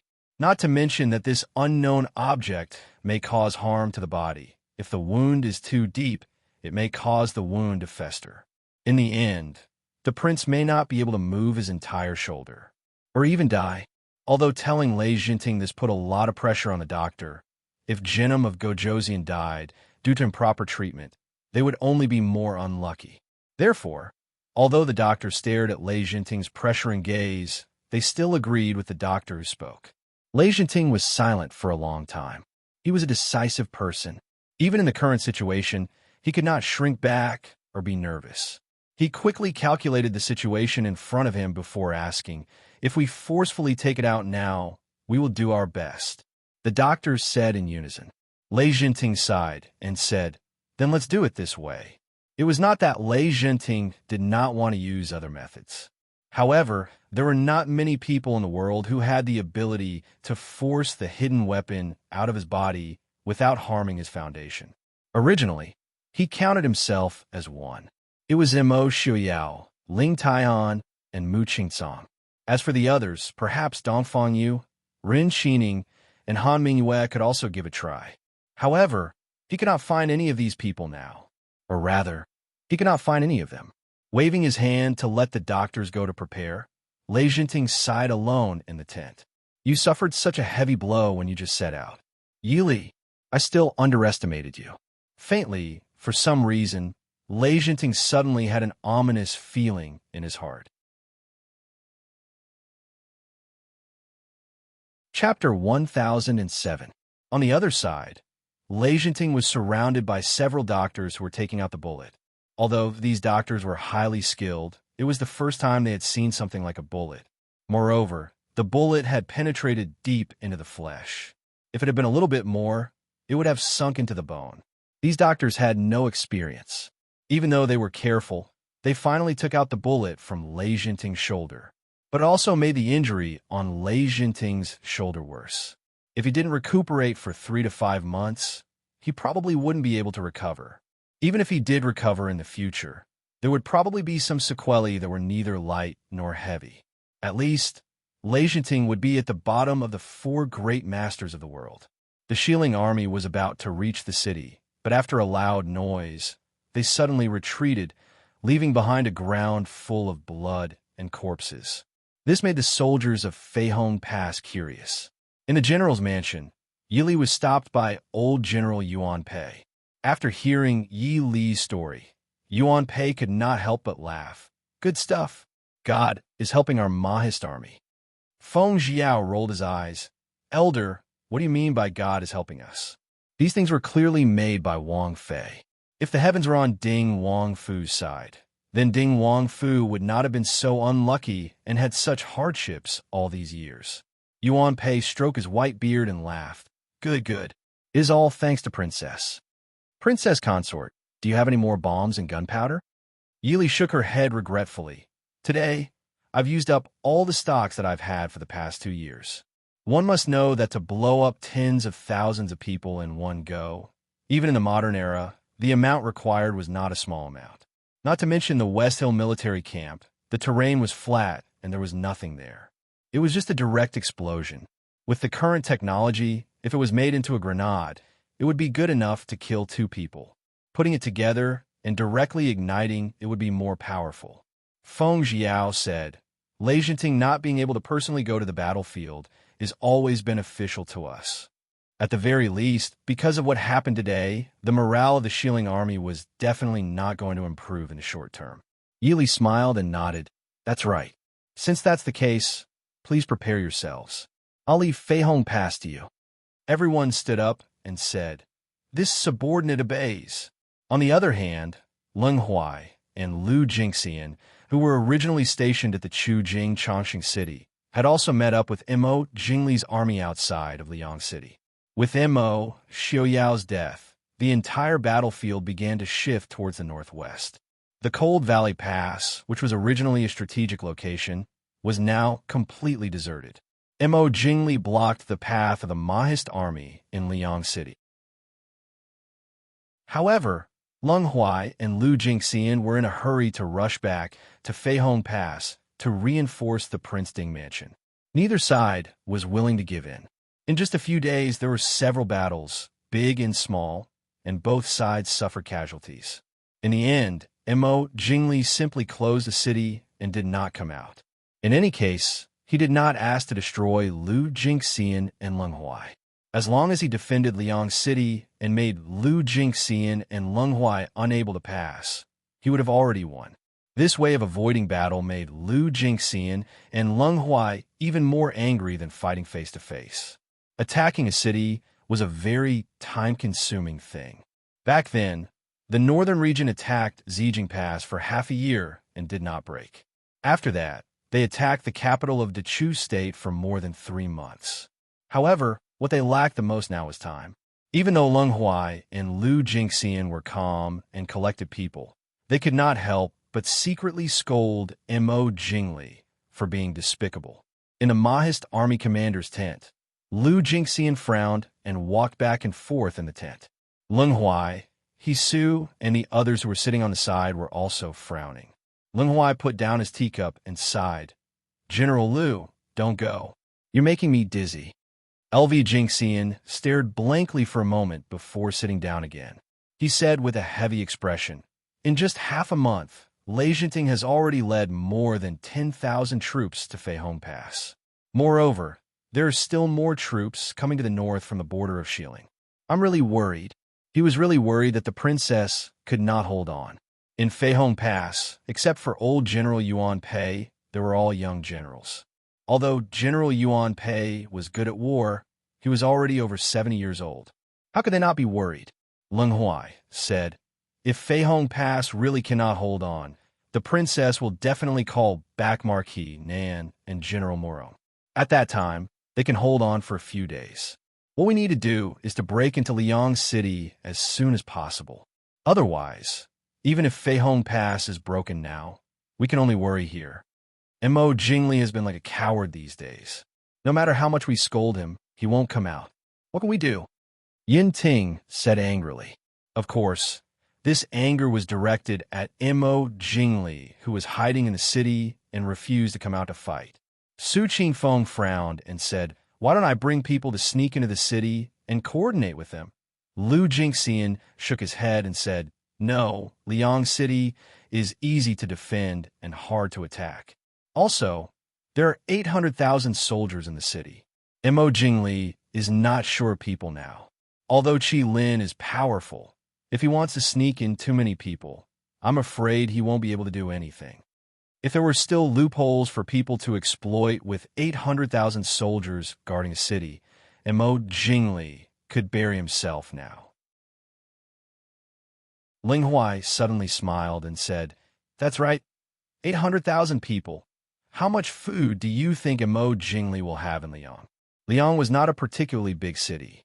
More importantly, Liang was not the main food production area of the Chu state. Therefore, there would not be much food in the city. The amount of food needed for 800,000 people in a day was definitely not a small amount. Hearing this, Yin Ting raised his eyebrows and said with a smile, we can still help him. We can't sneak in too many people, but it's always possible to find a few experts to set fire. Su Qingfeng stood up and nodded. No problem, leave this to me. Naturally, this kind of thing could only be left to Qi Lin, who was the strongest individual soldier in the Mahist army and was proficient in all kinds of skills. Lu Jingxian nodded and said, thank you for your hard work, Commander Su. Mo Jingli will definitely not let his guard down. Commander Su, you must be careful. Su Qingfeng nodded. Generals, just wait for the good news. Su Qingfeng did not beat around the bush. He said goodbye to everyone and left the tent. Ling Huai sighed and said, I hope that Commander Su will succeed. Su thought for a while and asked, do we still need to arrange for people to intercept the troops behind the Chu state? Lu Jingxian waved his hand and said, there's no need for that. If Mo Jingli still has food behind him, let them come over. Although they did not know what Lu Jingxian was planning, seeing how calm he was, they guessed that he had an idea. Therefore, they did not ask any more questions. Reporting to General Liu, General Leng, there's a person called Yi outside the gate. A guard came in and reported. Yi? Who is that? Everyone was confused. Lu Jingxian thought for a while and said, let him in. Chapter 1008. The guards obeyed the order and went to invite the person. The people in the tent couldn't help but guess. Yin Ting rubbed his head and asked, could it be someone from Wang Fei's paternal family? Of the people they knew, only Wang Fei had the surname Yi. Su raised an eyebrow and said, in Wang Fei's paternal family, the only one who could be called young master's age is that boy from the Yi family called Yi Rong. Do you think it's possible for him to come all the way to the barracks? Yin Ting came to a realization and immediately felt that his guess was ridiculous. He had seen that fatty Yi Rong before. He was clearly a scholar, but was so fat that his eyes could not be seen. He did not have the noble air of a scholar who studied hard. Sometimes, he looked even more vulgar than them who practiced martial arts. Speaking of which, Yi Shanshu had been a famous handsome man in the Chu capital. No matter what the characters of the Yi family's daughters were, at least they were all beauties. But they had given birth to a defective product like Yi Rong. However, the two old women of the Yi family were very protective of him, as if they were afraid he would be blown away by the wind when he went out. In reality, Yi Rong's appearance was definitely not ugly. When he was young, he could be considered a handsome child. It was a pity that Wang Shi did not know how to teach children. As the saying went, the appearance was born from the heart. Yi Rong did not even learn half of Yi Shangshu's talent. He was taught by Wang Shi all day long, and his temperament became even more vulgar. In addition, he ate and drank so much these years that his body continued to expand. This gave Yin Ting, who had only seen him once, a very ugly impression. Lin Huai also shook his head. Even though he had lived in the Chu capital for decades, he did not remember anyone from the Yi family that could be brought out. He smiled and said, "Since he's here, we'll know who he is when we see him." A while later, an unfamiliar man in white walked in. He looked at everyone and said with a faint smile, "Hello, everyone." Lin Huai and Lu Jingxian both frowned. The appearance of the man in front of them was average. He was the type that could not be remembered even if they saw him a few times. But due to his elegant white robes, the two were certain that they had never seen this man before. "This young master," Lin Huai asked in a low voice. "Who are you?" Before Lin Huai could finish asking, Hisu, who was sitting on the side, had already stood up and stared coldly at the man in white. Everyone looked at him. Hisu. And Hisu was calm. If there were no special circumstances, he would not speak to Lin Huai. Hisu narrowed his eyes and said, "He changed his appearance. But Yez's says, after all, no matter how exquisite it was not a real face. There would always be some flaws. It was not plastic surgery." Since he couldn't hide it from Yi Li, he naturally couldn't hide it from Hisu, who was taught by Yi Li. Hearing Hisu's words, everyone immediately became alert. The man in white smiled helplessly and sighed. "If I knew you were here, I wouldn't have done this." He raised his hand and wiped his face, revealing an extraordinarily handsome face. However, the crowd could not help but cry out in alarm. "Your Highness!" Yin Ting was so shocked that the chair he was sitting on fell to the ground. He pointed at the man in front of him and said, "What kind of demon are you? How dare you impersonate Prince?" It was no wonder that everyone was shocked. A few days ago, when the news of Mo Xiaoyao's death reached the army, Lu Jingxian and the others almost fainted from fright. Originally, they did not believe it until they heard that Wang Fei had already hidden Prince Ding in Feihong Pass. Even Lei Jinting and Mo Jingli had personally gone to pay their respects. Only then did everyone accept this grievous news. Now, Mo Xiaoyao suddenly stood in front of everyone alive. How could they not be shocked? Mo Xiaoyao glanced indifferently at Yin Ting and waved his hand. A gust of wind swept past, and an inkstone on Lu Jinxian's table instantly shattered. Everyone looked at each other, and then looked at Mo Xiaoyao in front of them. There were not many people in the world who could have such exquisite and profound internal energy. Yin Ting frowned and said, "Are you Ling Taihan or Mu Qing-song?" At least, it was definitely not Lei Jinting. Lei Jinting only had one hand. It would be difficult for Mo Xiaoyao to become a two-handed Mo Xiaoyao. Hisu had already calmed down by now. After a long silence, he said, "It really is Prince." Mo Xiaoyao sighed and took out an ink-colored jade pendant. He waved it and said, "Do you believe me now?" Seeing the ink-colored jade pendant in the Prince Ding mansion that represented Prince Ding's identity, everyone finally came back to their senses. Lu Jingxian and the others were even more excited. Prince, how did you—" For a moment, Lu Jingxian was also confused and could not express his meaning. They wanted to ask too many questions, and, for a moment, they didn't know what to ask. It was Lin Huai who calmed down and asked, "Why is Prince here?" Mo Xiaoyao said, "I heard that you were blocked in Liang, so I came to take a look. Your subordinates are useless. Prince, please punish us." Lu Jingxian and Lin Huai said in unison. Mo Xiaoyao waved his hand and said, "How can you be blamed for this? Originally, it was I who suddenly had an accident that interrupted your deployment. Lu Jingxian asked worriedly. Prince is really injured? Mo Xiaoyao nodded and said he did receive some small injuries. The more Mo Xiaoyao downplayed it, the more worried Lu Jingxian and the others were. If he wasn't seriously injured, why would Prince Ding suddenly disappear? It should be known that the current situation did not benefit the Mahist army at all. Mo Xiaoyao shook his head and smiled. I am really fine, but I just felt that this was an opportunity. That's why.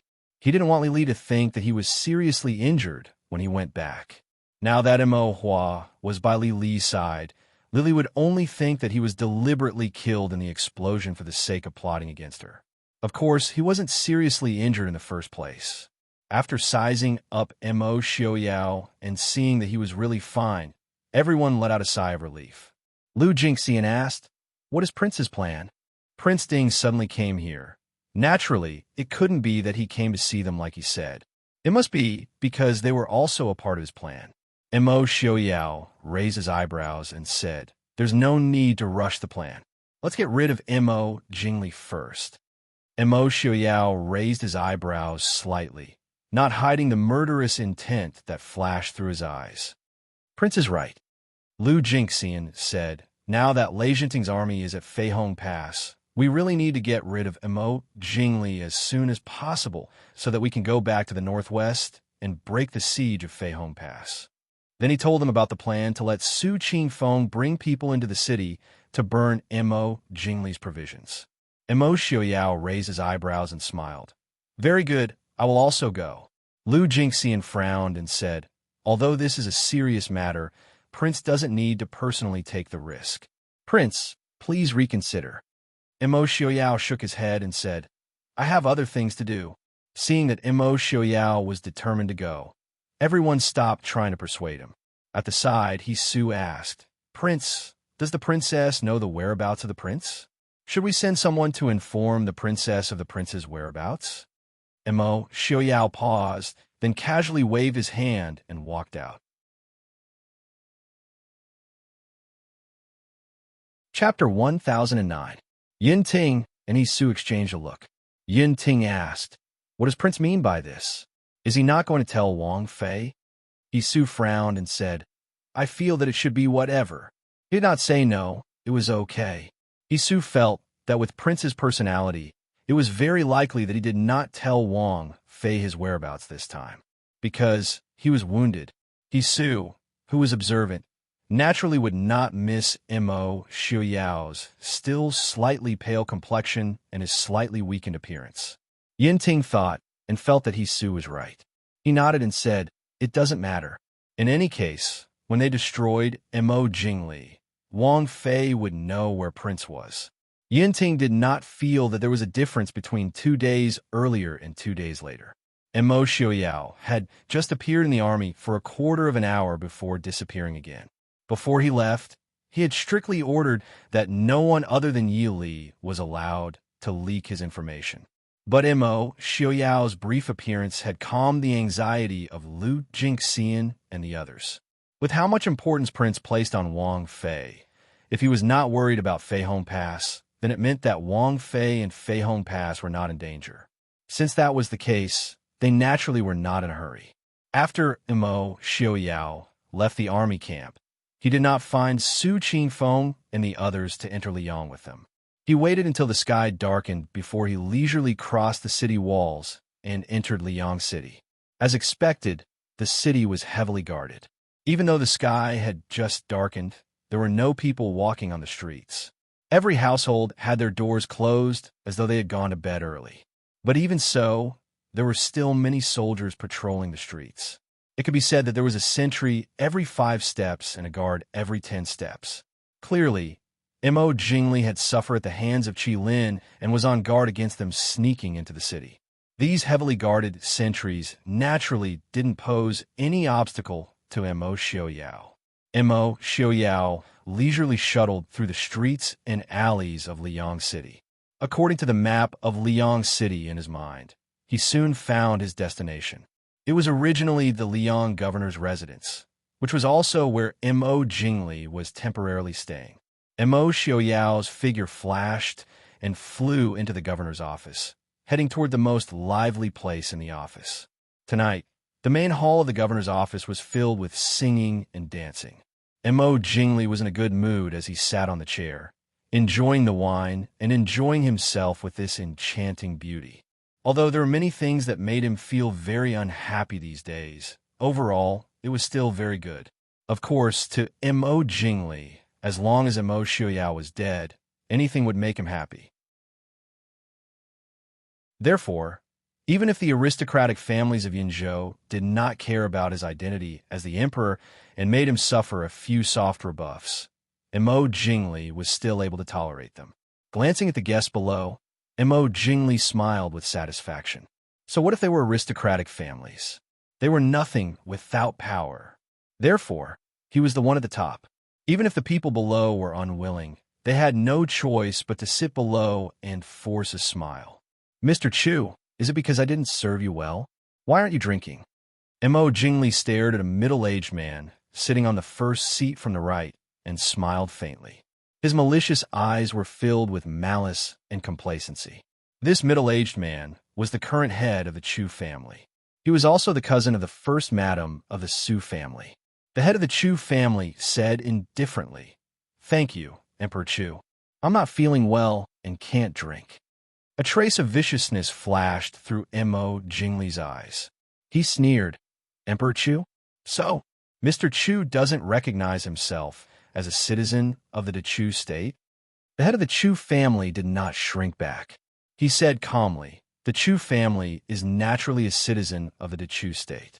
However, it depends on whether this Chu state is the Chu state. The Chu family only respects the orthodox bloodline of the imperial family." Presumptuous. Mo Jingli flew into a rage. Now that Mo Xiuyao had died, the biggest knot in Mo Jingli's heart was that he had not obtained the throne. Although he had used his power in Jiangnan to suppress all kinds of discussions in the court. However, Mo Xian had died in the regent's residence. This was a fact that no one could avoid. Even if others did not say it on the surface, there were definitely many people who secretly cursed Mo Jingli for killing the emperor and seizing the throne. Previously, Mo Jingli had already made up his mind. When he returned, he would kill all of Mo Jingqi's sons and see who could say anything. At the same time, when the head of the Chu family mentioned the imperial bloodline, he also poked at another sore spot for Mo Jingli. Mo Jingli would never have a son that belonged to him in this life. As a result, not to mention the orthodox bloodline of the imperial family, the Chu state's imperial family would have no more descendants. In the future, he could only adopt a child from the imperial family to inherit the throne. When he thought of this, Mo Jingli could not help but feel a surge of anger in his heart. The head of the Chu family did not fear Mo Jingli's exposure at all. He calmly looked at the ruthless ruler in front of him. In reality, it was not that the Chu family was so daring that they had to oppose Mo Jingli. It was that the Chu family did not have high hopes for Mo Jingli as the emperor. For a large family that had lasted for many generations, the most important thing for them to be able to stand tall was to be able to hold their position. Even though Mo Jingli seemed to have the upper hand now, the Chu family did not think that Mo Jingli would have a last laugh. But Mo Jingli asked for all of the famous families in Yinzhou to be loyal to him. Yinzhou was a gathering place of people. Most of the famous families in Yinzhou were scholarly families. They had always had an extraordinary influence on the scholars of the world. Mo Jingli asked for all of these families to publicly swear loyalty to him and issue a statement against the Prince Ding mansion. This was something that no family head with foresight would be willing to do. Even now that Prince Ding had suddenly passed away, the Mahist army seemed to have fallen into a difficult situation. But do not forget that the Mahist army still controlled the Chu capital and the Emperor of Shilling City. Glass City was a quasi-capital. There were also places east of Cold Valley Pass, north of Spirit Vulture Mountain, and west of Feihong Pass. The total area of these places was more than twice that of Jiangnan. In addition, the Prince Ding mansion was filled with famous generals. They also had the support of young Master Qing Chun and the Su family. The Chu family head really could not see where Mo Jingli's chances of winning lay. If they publicly win against the Prince Ding Mansion now, when the Prince Ding Mansion won in the future, the Chu family would be doomed. Even if they were lucky enough to escape this disaster, if the Chu family sided with the Prince Ding Mansion again, they would be seen as fence-sitters, and the Chu family's reputation would be ruined. Chu Xiaoying, you are impudent. Do you think that I do not dare to kill you? Mo Jingli waved the wine cup in his hand. With a bang, it fell to the ground and shattered into pieces. The Chu family head lowered his eyes. This one is speaking the truth. Even if Emperor Chu kills this one will still say the same thing. Mo Jingli suppressed the anger in his heart. He swept his gaze over the people below and asked, "What about you? Do you also have the same intentions as him?" After a while, someone finally couldn't withstand the pressure and stood up. He said in a trembling voice, "We are willing to pledge our loyalty to your majesty." Mo Jingli snorted lightly. He was not satisfied with this. These people were only from a few small and medium-sized families. Not a single one of the truly first-rate families stood up. Mo Jingli really wanted to drag these people out and kill them all. However, he had no choice but to endure at this time. "Mr. Chu, this one remembers that your Chu family has a young master called Chu Junwei?" Mo Jingli took a deep breath and suddenly asked. The Chu family head was stunned. He nodded with some surprise and said, "That's right. He is a nephew of the Chu family's branch family."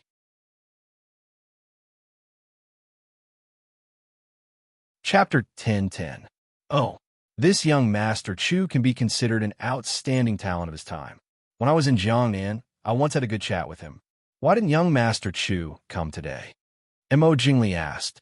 A trace of confusion flashed through the Chu family head's eyes. He frowned and said, "When did Emperor Chu meet nephew Junwei?" "A few months ago." "That's impossible," the Chu family head said. Mo Jingli narrowed his eyes. "Mr. Chu, are you saying that I'm lying?" The Chu family head shook his head and said calmly, "No, it's just that this nephew of mine is indeed outstanding. However, he already passed away several years ago.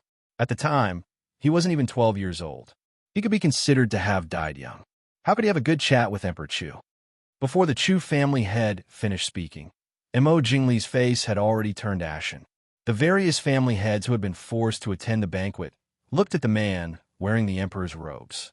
His face was sometimes ashen, sometimes red, and sometimes black. How could they not know what had happened? They were all born and raised in Lyon. If the Chu family really had such an outstanding person, how could these local nobles not know? This clearly meant that Mo Jingli had been fooled by someone using the Chu family's name.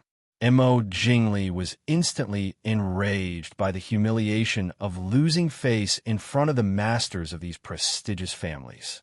He stared at the Chu family head and said, "Mr. Chu, what do you mean by this? Could it be that you think that I'm lying?" The truth had already reached this point. Mo Jingli had already guessed that he must have been fooled by that Chu Junwei back in Nanjing. After connecting the dots, Mo Jingli was almost certain that Chu Junwei had something to do with the Prince Ding Mansion. However, in front of these people, how could he admit that he had been fooled by someone from the Prince Ding Mansion? Moreover, the Chu family and the Su family were in-laws. It wouldn't be right for him to make an example out of the Chu family, right? The Chu family head said calmly, "This one doesn't dare." However, Junwei of the Chu clan has indeed passed away many years ago. If Emperor Chu doesn't have the surname, this one can take out the Chu clan's genealogy for Emperor Chu to look over. Mo Jingli naturally wouldn't do something like slapping himself in the face. He didn't care about the others' expressions and sneered and said, "The Chu clan secretly colluding with the Prince Ding Mansion and attempted treason. Take him down for me. Confiscate the entire Chu clan's property and detain him." Fortunately, Mo Jingli still retained some rationality. He only planned to imprison the Chu family and not directly execute them. Although, he really wanted to do that. Two guards quickly came forward, grabbed the Chu family head, and dragged him out of the door. Everyone present couldn't help but be shocked when they saw this scene. Most of them were from prestigious families, and many of them used to be families of government officials. No matter who was in charge, they had to give them some face. But who would have thought that in less than half a month after Mo Jingli arrived, the head of the Chu family, which was second only to the Su family in the entire Yinzhou and was now the #1 family in Yinzhou, would be dragged out so rudely? On the one hand, these family heads' impression of Mo Jingli was getting worse and worse. However, at the same time, they couldn't help but feel a chill in their hearts. It should be known that the status of these scholars was determined by the attitude of those in power. When those in power respected the scholars, their status was very high. However, in this chaotic world, when those in power viewed the scholars as ants, there was nothing they could do. Looking at these family heads whose expressions changed slightly, Mo Jingli sneered. He raised his cup and said, "Everyone, there's no need to spoil the mood for such a small matter. Come, let me propose a toast to everyone." Regardless of whether they were willing or not, at least this time, everyone raised their cups. Mo Jingli was pleased. With the Chu family's example, these people should know that if the ruler wants the subject to die, the subject has no choice but to die. Outside the hall, Mo Xiaoyao leisurely leaned against a tree outside the room. He closed his eyes and listened to everything that was happening inside.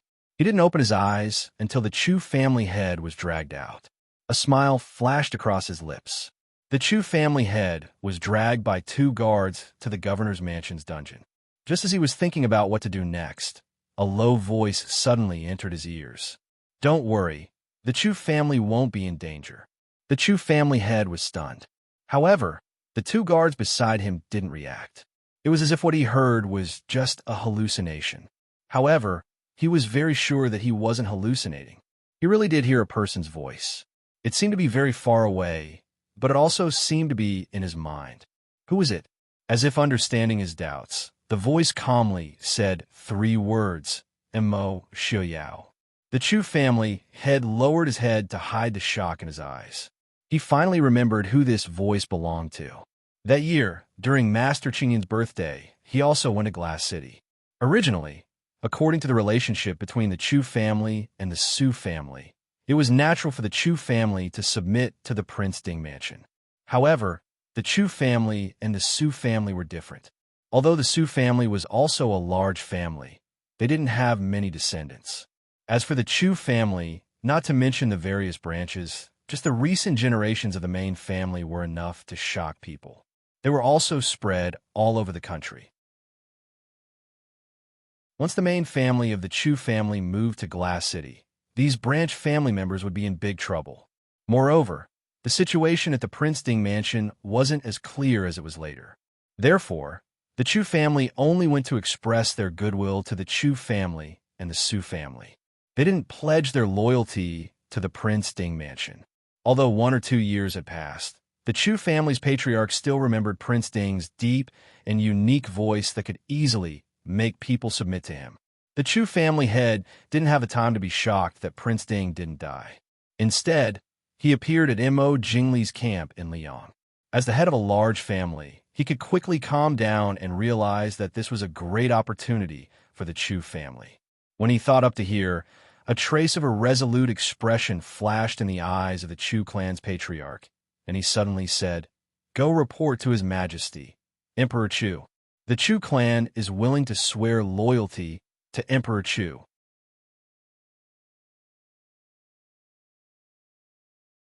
Chapter 10:11.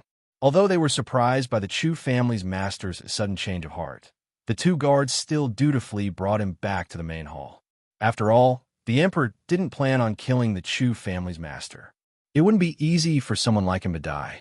If he was allowed to make a comeback, he could easily kill these worthless guards with a single slap. As expected, Mo Jingli immediately ordered for the Chu family's master to be brought back to the main hall. This time, the Chu family's master didn't hesitate at all and knelt on the ground. He lowered his head and said, "This commoner, Chu Shaoying kowtows in salute to the emperor." Everyone present was in an uproar.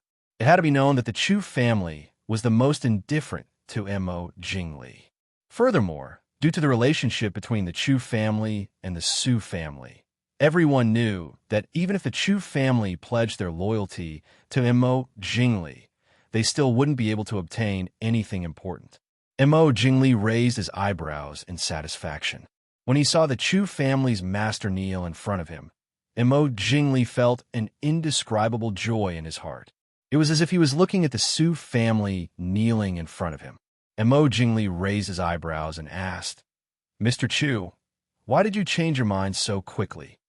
The Chu family's master lowered his head and said, "This commoner was confused for a moment. Please forgive me, Your Majesty. If the Chu family is destroyed by this commoner's hands, this commoner will not be able to absolve himself from the blame, even if he dies 10,000 times." Oh, Mo Jingli looked pensive. If Chu Xiaoying had given him some other reason, he might not have believed him. However, Mo Jingli knew that these so-called aristocratic families viewed their own families as more important than anything else. They were willing to sacrifice anything for the continuation of their families. If it was for the sake of the Chu family, then it was reasonable. Oh, the Chu family is willing to pledge their loyalty to us? Then what about our previous suggestion? Mo Jingli asked. Chu Xiaoying nodded and said, "Yes, the Chu family is willing to pledge loyalty to Your Majesty. We hope that Your Majesty can unite the mountains and rivers as soon as possible. The Chu family will do everything in our power to satisfy Your Majesty's orders." Mo Jingli was finally satisfied when he saw his reaction.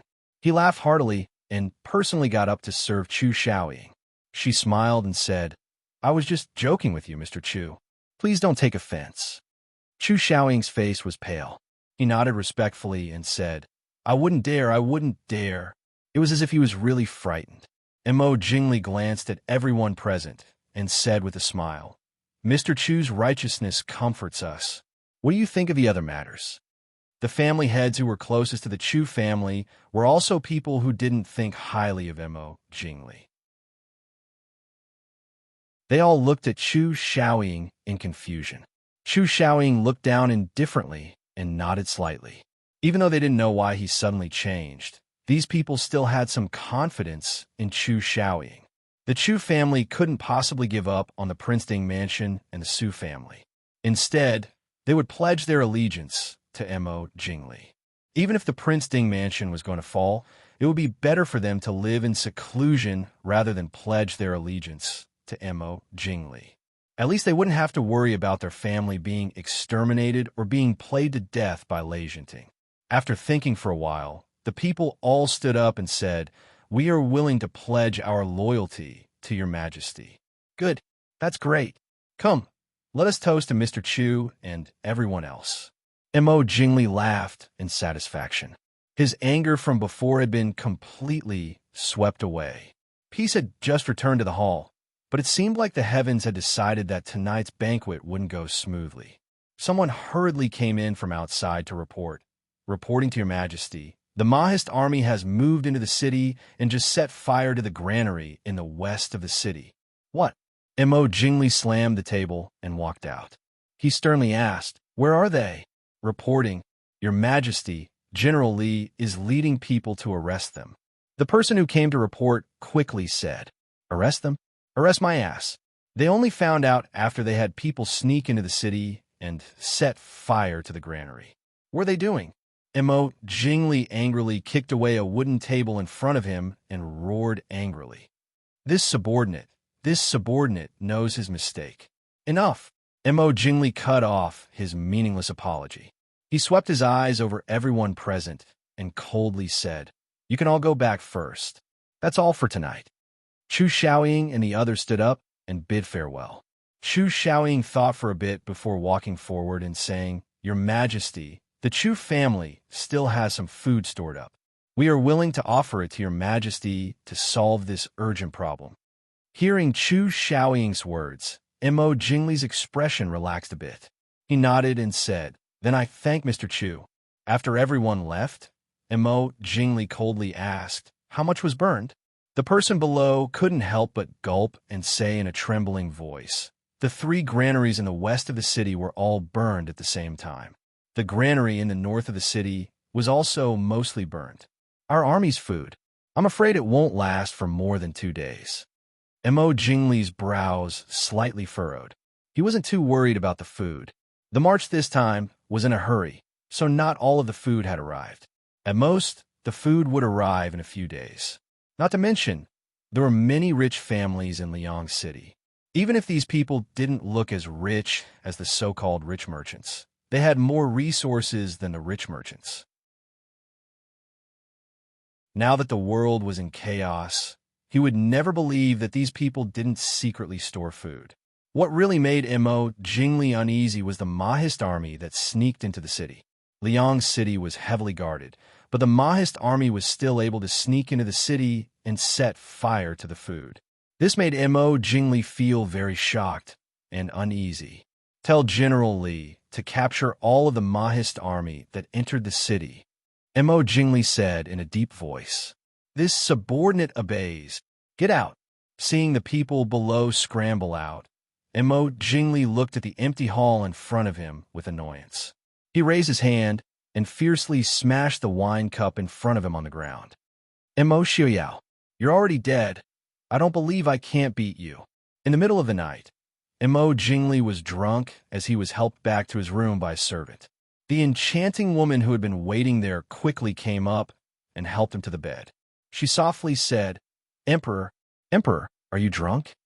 Mo Jingli looked at the woman in front of him with drunken eyes and said, Impudent. Who are you? The woman said in a wrong tone, Emperor, what's wrong? I'm Consort Li. Consort Li. Mo Jingli was in a bad mood because he had drunk too much. He was a bit confused for a moment. Who is Consort Li? Oh, it's you. You are. Consort Li said with a happy smile. It's me. Although she was only a dancer, she was Mo Jingli's most beloved concubine. Otherwise, Mo Jingli wouldn't have brought her with him even when he was on the battlefield. Mo Jingli nodded and said, It's you. Yi. Yili. Consort Li felt the top of her head go cold and couldn't react for a moment. She had naturally heard of Yili's name before, but she didn't think that the emperor would call out Princess Ding's name in this kind of place. In regards to this, imperial concubine Li did not feel any jealousy. When the difference between a person and another person was too great, she couldn't even feel jealousy. She only felt shock and faintly felt that hearing this wasn't a good thing for her.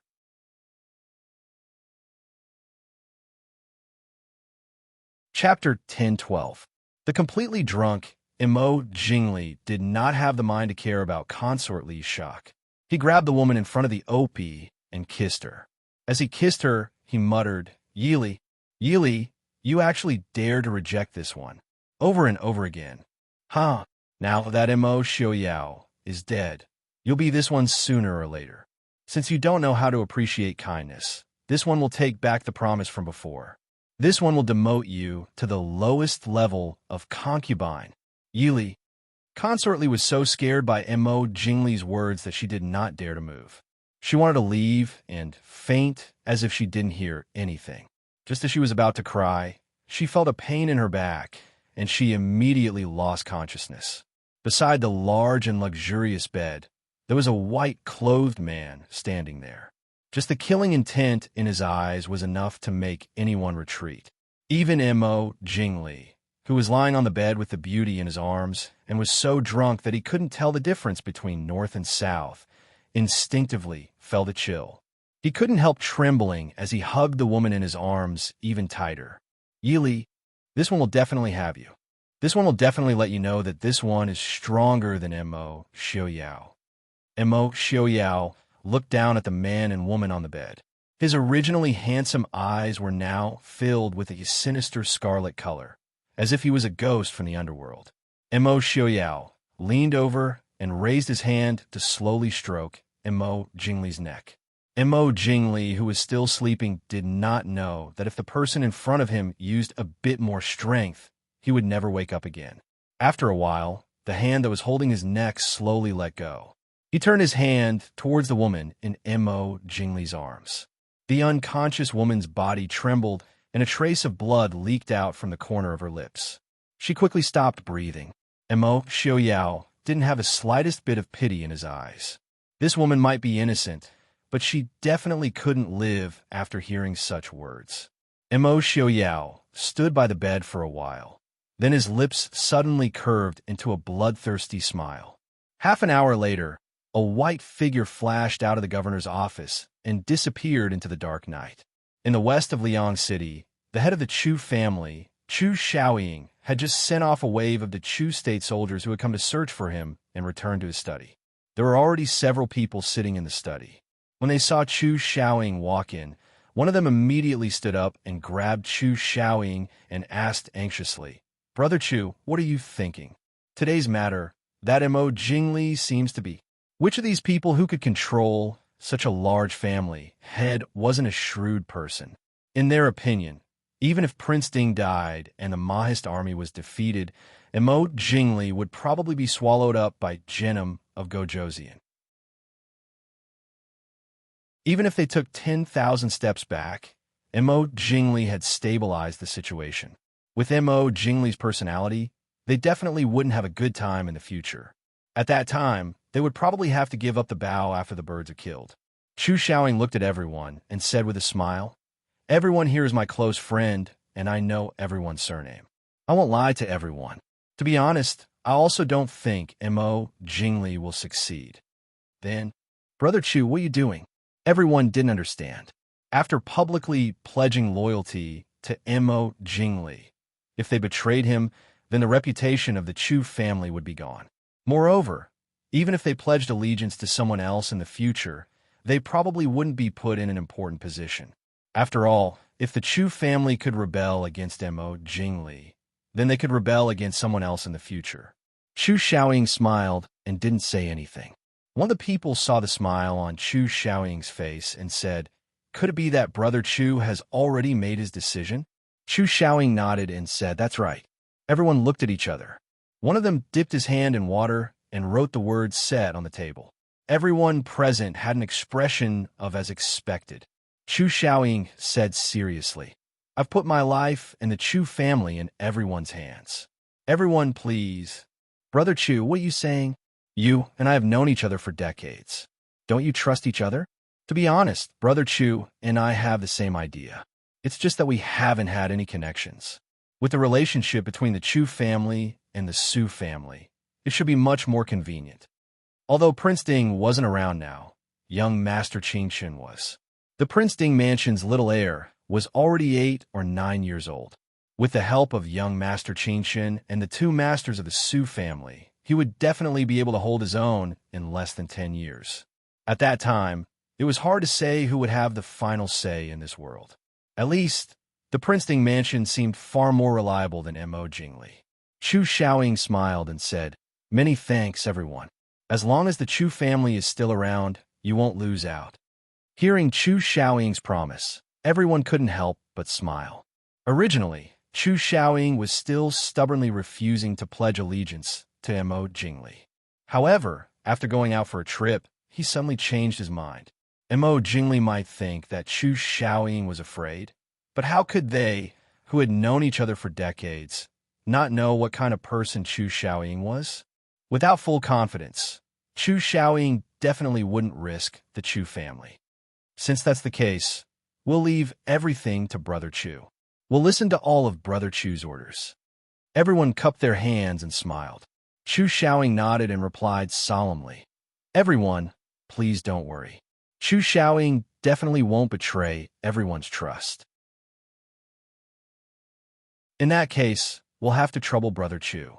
We'll take our leave. We won't see you out. After sending everyone out of the study, Chu Shaoying closed the door. Just as he turned around, he almost jumped in fright.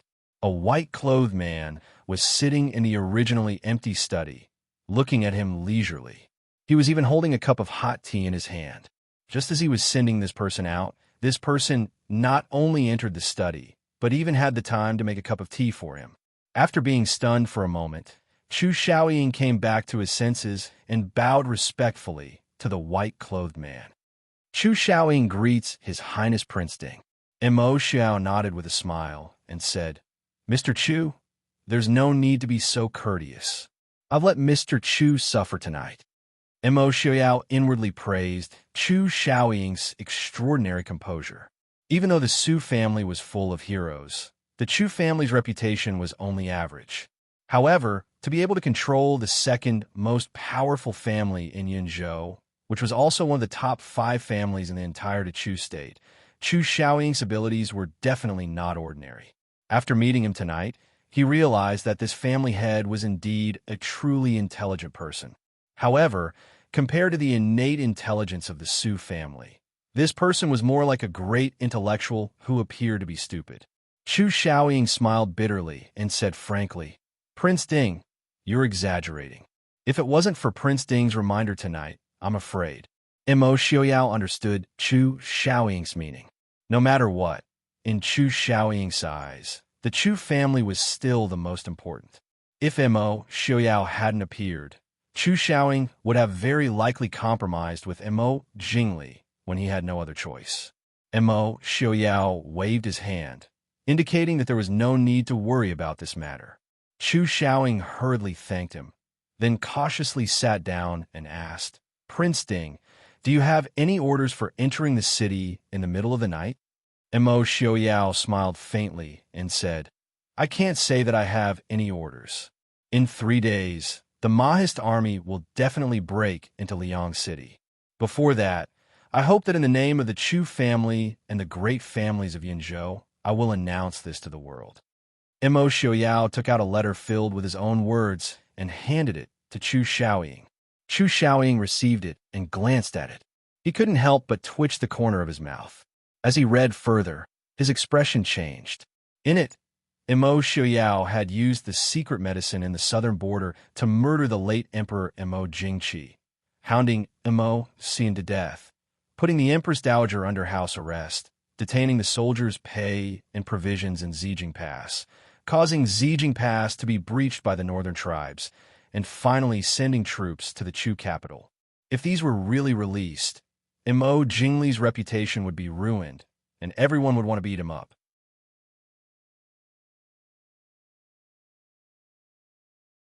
Chapter 10:13.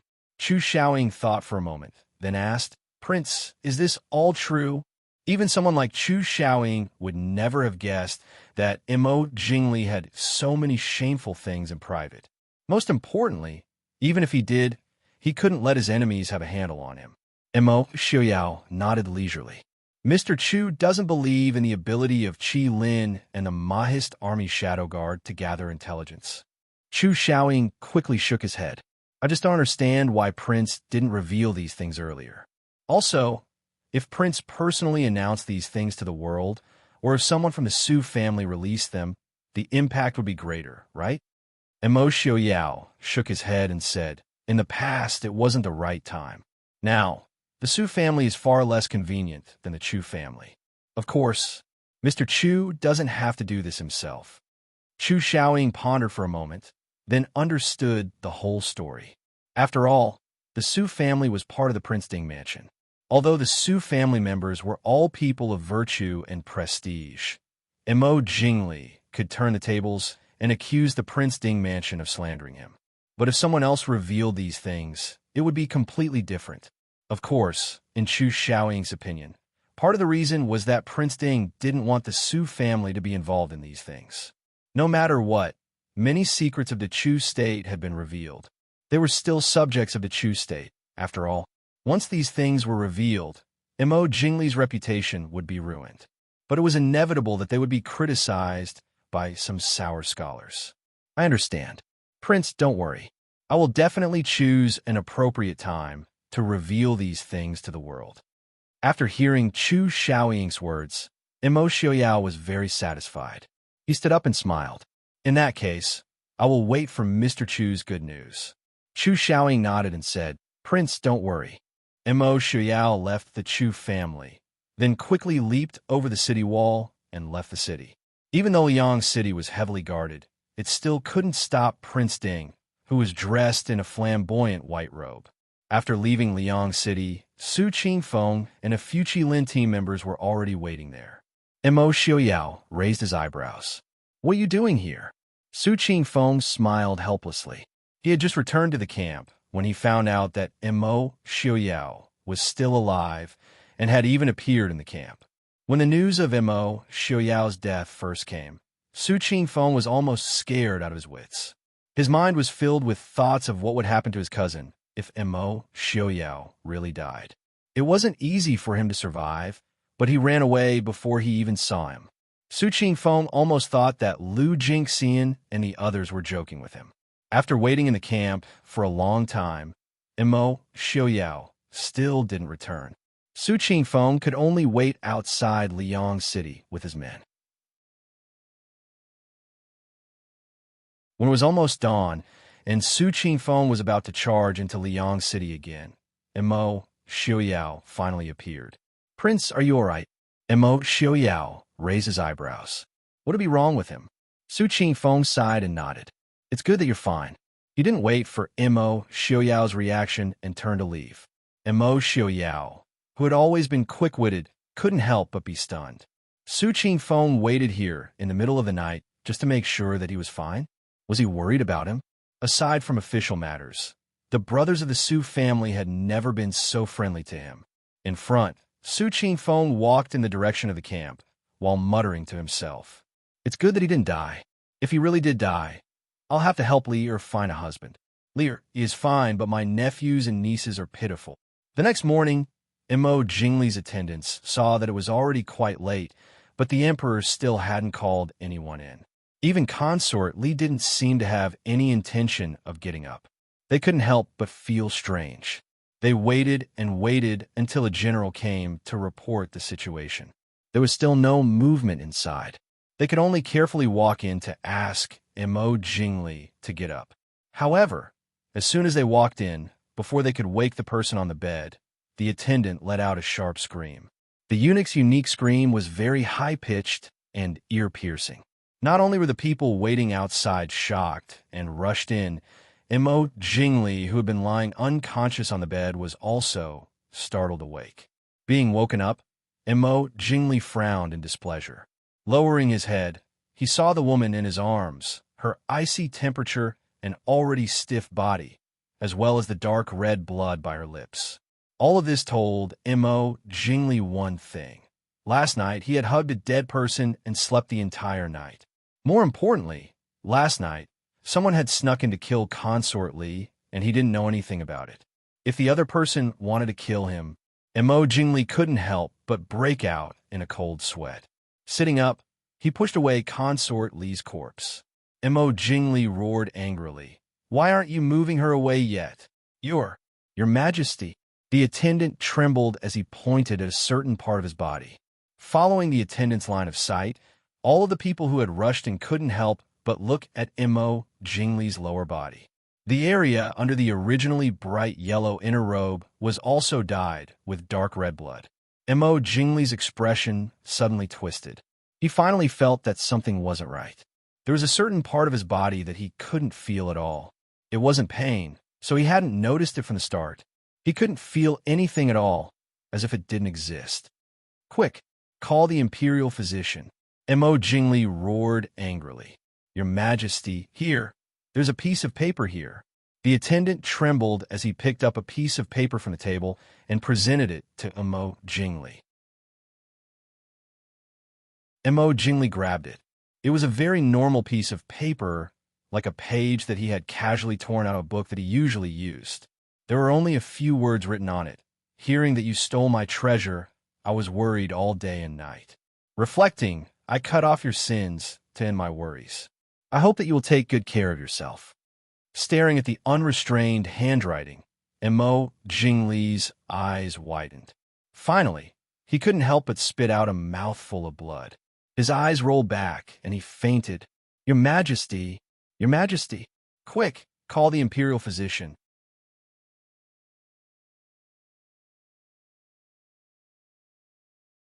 Chapter 10:14. On this day, in the governor's manor of Liang City, where the Chu state's emperor was temporarily staying, something that would shock the heavens and earth happened. However, the people who knew about this would not speak of it, because a portion of them had already been killed by Mo Jingli. The ones that could not be killed were Mo Jingli's trusted aides, and did not have the courage to do so. Everyone in Liang City, from the nobles to the commoners, did not know what had happened. The only thing they knew was that the Chu army's rations had been burned by the Mahist army last night.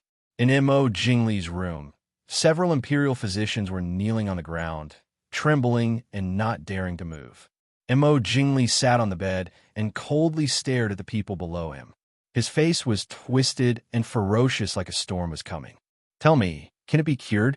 After a long time, Mo Jingli coldly asked.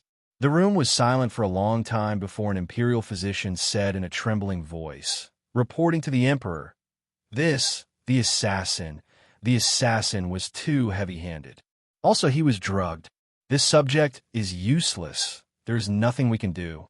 A trace of killing intent flashed across Mo Jingli's face. He sneered and said, "Take him out and kill him. Since you are useless, why are you still alive?" 2 guards came in and dragged out the imperial physician who had just spoken. The imperial physician cried out in fear, "Emperor, have mercy! Emperor, have mercy!" It was a pity that Mo Jingli did not have any intention of paying attention to him. Instead, he stared at the remaining imperial physicians kneeling by the bed and asked, "What do you say?" The imperial physicians had long been frightened out of their wits by Mo Jingli's cold-blooded methods. They hurriedly said, we will definitely do our best. Your Majesty, please spare our lives. Do your best." Mo Jingli was dissatisfied. The imperial physicians hurriedly changed their words. "We will definitely create an antidote. We will definitely cure your Majesty, definitely." Who cared about the crime of deceiving the monarch right now? If they lied to the emperor, they would die later. If they did not lie to the emperor, they would die immediately. All the imperial physicians hurriedly guaranteed, as if someone had not been cut in a place that should not have been cut. Instead, it was as if he had accidentally cut his hand. Mo Jingli narrowed his eyes and said coldly, "I will give you 3 days." "Yes." The imperial physicians all heaved a sigh of relief and hurriedly agreed. Looking at these imperial physicians who were as frightened as cicadas in winter, Mo Jingli coldly snorted and said, "Get out." The imperial physicians scrambled out of the room to study the prescription. They knew in their hearts that the person who had stabbed Mo Jingli was clearly trying to sever his roots, not to mention whether or not they could develop an antidote. Even if Shan Yang, who was known as the godly doctor of the present age, came with the Biluo grass, it was useless. After all, humans were not garlic sprouts that could grow back after being pinched off. However, none of them dared to speak the truth. After all, the example of the past was right in front of them. At this moment, these imperial physicians could not help but hope in their hearts that the Mahist army would quickly break through Liang so that they could escape. In the room, Mo Jingli leaned against the head of the bed and stared at the letter in his hand that he had already read countless times. The expression in his eyes kept changing. This old official, Qiu Yunan, requests an audience with the emperor. Outside the door, a somewhat old voice sounded. Mo Jingli said in a low voice, "Come in." An old man around 60 years old dressed as a scholar walked in. Looking at the person on the bed, he carefully lowered his head and bowed. "What orders does the emperor have for summoning me?" Mo Jingli stared at him for a while before asking, "Lord Qiu, you can be considered an old official of 4 dynasties, right?" Lord Qiu quickly said, replying to the emperor, "This old official has been an official since the time of the previous emperor. It was a pity that his fate was not good. His ability was average, his appearance was average, and his family background was also average. Thus, he was still unknown after 4 dynasties. However, at least he knew how to conduct himself normally. These years, he had lived peacefully. Now, those with ability into Chu State's court had either died or left. It was only now that he barely had a chance to make a name for himself. However, Mo Jingli still did not think highly of him. It was only out of helplessness that he promoted him because there was no one else he could use. Mo Jingli raised his hand and handed over the letter in his hand, saying, "Then take a look. Do you recognize this handwriting?" Lord Qiu carefully took the letter and looked. He paused at the contents of the letter. However, he quickly detected Mo Jingli's cold gaze and quickly focused his attention on the handwriting. He furrowed his brow and shook his head after a while, saying, replying to the emperor, this old official does not recognize this handwriting. Mo Jingli laughed coldly and said, is that so? Doesn't it look familiar? Familiar? Lord Qiu looked back at the letter in confusion. This time, he really did see something. He hesitated for a moment before saying, this emperor, this handwriting seems to be from Su Zhe. Is that right? Mo Jingli asked coldly. Back then, Su Zhe was not only the greatest scholar in the Chu state, second only to Master Qingyan. He was also a famous calligrapher. There were as many people who wanted to be his disciple as there were hairs on a cow. However, there were only 2 people who had the opportunity to be taught by Su Zhe from the beginning. Lord Qiu nodded and said, that's right. However, this person's handwriting is very different from Master Su Zhe's. Su Zhe's handwriting is elegant and has the elegance and pride of a scholar. However, this person's handwriting is more carefree and domineering. It's not hard to imagine, but if you look closely, there are traces of Su Zhe's handwriting. Therefore, this person should have been taught by Su Zhe from a young age. Learning from a young age was a habit that had been carved into one's bones. Even when it became independent later on, there were still traces to be found. Mo Jingli threw out another booklet and asked, did these 2 handwriting come from the same person? Lord Qiu opened it and almost fell to the ground in fright when he saw it. This booklet was written by Prince Ding. Although Mo Xiuyao was not a famous calligrapher, because of his status and reputation, his handwriting would occasionally be found outside. It was even more valuable than the handwriting of many famous calligraphers. Lord Qiu had been an official in court for 30 to 40 years. Naturally, he had seen it before. But wasn't Prince Ding already dead? Looking at Mo Jingli in fright, Lord Qiu even forgot his proper etiquette. He wondered if the emperor had gone mad from anger because of what had happened last night. Seeing Lord Qiu's shocked expression, Mo Jingli's expression became even uglier. Did he like being suspected as a madman? He held the letter and compared it for a long time. However, the person who had left the letter seemed to have done it on purpose. The handwriting on the letter was 70% similar to Mo Xiuyao's, but also 30% different. It was as if the person had purposely written it to look right, but not right. If Mo Xiuyao really hadn't died and wanted to change the identity of his handwriting, then there was no need for him to write a letter with his handwriting. He could have just thought of a way to cover up his handwriting. But now, Mo Jingli couldn't help but wonder if Mo Xiuyao really hadn't died. But if this was a trick by the Mahist army, then he would lose face in front of the entire world again. At that time, everyone would know that he, Mo Jingli, was afraid of Mo Xiuyao.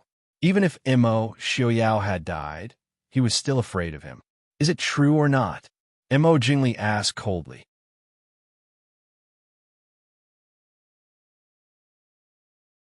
Chapter 10:15. Lord Qiu said with a bitter expression, Your Majesty, even though the 2 characters are similar, I'm afraid they aren't written by the same person. Also, Prince Ding is already dead. Leave, Mo Jingli said in an exasperated tone. Yes, this old official will leave. Lord Qiu hurriedly left, as if he had been pardoned. Mo Xiuyao, Mo Xiuyao, it must be you, Mo Jingli said through gritted teeth. He suddenly wanted to get up, but he accidentally pulled on his wound. His face paled, and he almost fainted again. He didn't know what medicine Mo Xiuyao had used, but he didn't feel any pain at first. Not long after he woke up, he began to feel pain, and it became more and more painful. Mo Jingli fiercely squeezed the letter in his hand. Mo Xiuyao, Zhen will definitely kill you. Zhen will definitely kill you. Mo Jingli really wanted to send out all of his people to search for Mo Xiuyao's whereabouts. Then, no matter if he was really dead or not, he would kill him again. However, other people didn't see it this way, including Mo Jingli's confidants. The entire world knew that Prince Ding was dead, and it was personally confirmed by the Emperor and Jinnum of Gojoseon. How could he come back from the dead? As for the time when no one discovered that he had entered the governor's manor, since Qi Lin was able to silently reduce the Chu army's food, then it was very possible that he had snuck into the governor's manor. Most people thought that this was a provocation and warning from the Mahist army's Chu army. As for Mo Jingli believing that Mo Xiaoyao was still alive, it must be that the emperor was too nervous. Even though Mo Jingli really wanted to prove that he was right, he also knew that Lei Jinting had personally seen Mo Xiaoyao's corpse that day. Lei Jinting had no reason to lie to him about this. Also, he didn't have the face to take out the letter left by the assassin for everyone to see. Wouldn't that mean that everyone in the world would know about his injuries? If it was Prince Ding's, then there was no need to hide his identity. Why would he change his handwriting? If he wanted to change his handwriting, then why did he have to look 70% like Prince Ding's? This is clearly a trap set by the Mahist army. If he really didn't want people to recognize him, then no one would be able to help him write it, even if he wrote it with his left hand. In the end, his subordinate's words finally convinced Mo Jingli. Or it could be said that Mo Jingli had convinced himself. He could only send people to increase the security. Mo Jingli's heart was extremely gloomy as he hid in the governor's mansion to recuperate. Mo Xiaoyao still had an ordinary appearance as he mingled with the Mahist army. Apart from Leng Huai and the others, no one in the Mahist army knew that the deceased Prince Ding was sitting in their camp and drinking tea. Even though Mo Xiaoyao had changed his appearance, everyone in the tent could still feel that the prince was in a very good mood. Compared to Mo Xiaoyao, who had just arrived at the camp yesterday, it was obvious that the prince had done something to make him very happy. "Prince, did something good happen?" Lu Jingxian asked curiously. Even though everyone else seemed to be busy with their own matters, their ears perked up. Mo Xiaoyao said leisurely, "Yunzhou's 6 major aristocratic families have all agreed to submit to the Prince Ding mansion. Is this considered a good thing?" Everyone had a disapproving look on their faces. How could this be considered a good thing? None of them felt that any idiotic aristocratic family head would submit to Mo Jingli unless he had no other choice. Between Mo Jingli and the Prince Ding mansion, it was obvious that the Prince Ding mansion had a much greater advantage. If it was Mo Jingqi, he could still stand in a righteous position. If it was Mo Jingli, who had usurped the throne and killed his brothers and nephews, he would not even be able to keep this last bit of status. Mo Xiaoyao said with a smile, "As for other things, Buddha says, can't say." As soon as he thought of Mo Jingli's current appearance, Mo Xiaoyao felt that the gloominess of these days was swept away. Last night, she had resisted the urge to kill Mo Jingli and let him live. That was the right decision. Thinking, Mo Xiaoyao raised an eyebrow and said, "General Lu, can you take Liang in 3 days?" Lu Jingxian said with a smile, "Prince, don't worry, there definitely won't be a problem. The Chu army's troop transporting the supplies is almost here. They will arrive by tonight at the latest. When the time comes, we can act." Mo Xiaoyao raised an eyebrow and said, "You plan on attacking when the Chu state's troop transporting the supplies arrives?" Lu Jingxian nodded. He had indeed planned on doing so. Also, Wang Fei had already given orders before she left. Half of the Jiangnan merchants that provided the supplies to the Chu army were people from the Prince Ding mansion. Those supplies were to be given to the Mahist army. Naturally, Mo Jingli couldn't get them. Mo Xiaoyao thought for a moment and then shook his head. "No, let them in." Lu Jingxian looked at Mo Xiaoyao in confusion. "Prince's meaning is?" Mo Xiaoyao said, "Send people to help them transport the supplies in." Then, taking out a small and delicate porcelain bottle and putting it on the table, Mo Xiaoyao said lightly, "Do you know what to do?" "Prince is talking about poisoning? I'm afraid that's not very safe," Leng Huai said with some worry. After all, there were hundreds of thousands of soldiers and horses. It was impossible for all of them to be poisoned at the same time. As long as one was discovered first, it was very likely that all their efforts would be for naught. Mo Xiaoyao said lightly, "Don't worry, I took this from Shenyang. After taking it, it will take 2 hours for it to take effect. Also, this thing isn't fatal. It will only make them temporarily lose the strength to fight. I also don't want to kill too many people. Su Qingfeng, subordinate, is here. Su Qingfeng stood up and replied. Mo Xiaoyao took out a piece of paper and said lightly, "Within 3 hours after the supplies enter the city, I want to see the heads of these people." Su Qingfeng took in his hand, glanced at it, and memorized it. He nodded and said, "Subordinate obeys. Subordinate will immediately arrange it." Mo Xiaoyao nodded and said, "You entered the city once before and have already alerted the Chu army. I think the security will be even tighter. Be careful." "Yes, Prince." Su Qingfeng nodded and turned to leave. Inside the tent, Su said, "Prince is planning to kill the Chu army's generals first. As long as the generals leading the army died, no matter how many soldiers there were, they were just a bunch of headless flies. In addition, if most of the soldiers lost their ability to fight, the Mahist army might be able to take down Shuiyang City without shedding a drop of blood." Leng Huai raised his eyebrows and hesitated before saying, "Prince is planning to take in the 800,000 Shu army." Hearing this, everyone was shocked. Mo Xiaoyao nodded with satisfaction and said with a smile, "General Leng is right. Lei Jinting definitely wouldn't think that his original allies would suddenly turn around and attack him." "Prince, good plan." Lu Jingxian also praised.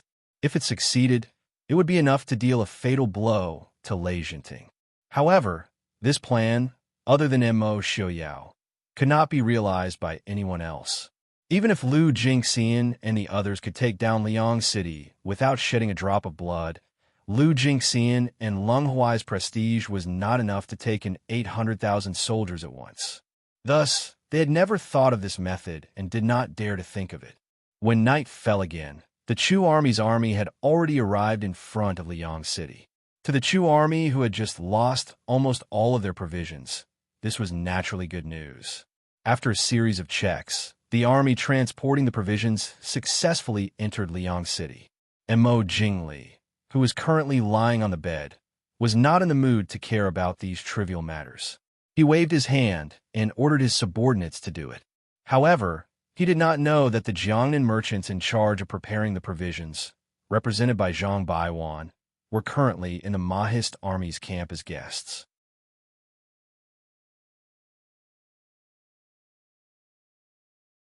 Chapter 10:16. Greetings to General Lu, General Lu. Zhang Baiwan saw Lu Jingxian and Leng Huai sitting at the head of the table. He shrunk his neck and cupped his hands in greeting. Although he was desperate for money, this was the first time he had faced soldiers with killing intent like Lu Jingxian and the others. As for the generals he had seen in Nanjing, compared to Lu Jingxian and the others, they were not worth mentioning. Lu Jingxian smiled and said, "Lord Zhang, there is no need to be so polite. This matter is all thanks to Lord Zhang." Zhang Baiwan repeatedly waved his hand and said, "I don't dare, don't dare. General, just call me Zhang Baiwan. Since it's Princess Ding's order, how can I not obey? General, rest assured, after today, this one promises that Mo Jingli will not be able to transport half a grain of grain from Jiangnan." Lu Jingxian nodded with satisfaction. Seeing that Zhang Baiwan was still somewhat nervous, he smiled and comforted him. "Lord Zhang, rest assured, the princess has already made arrangements. This general promises that even if the news of you relying on the Prince Ding mansion spreads to Jiangnan, your family will not be in any danger." Zhang Baiwan's eyes lit up.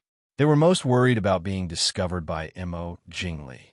After all, their roots were still in Jiangnan, and Mo Jingli still had the final say in Jiangnan. "Lord Zhang, there's a matter that requires you to return to Jiangnan.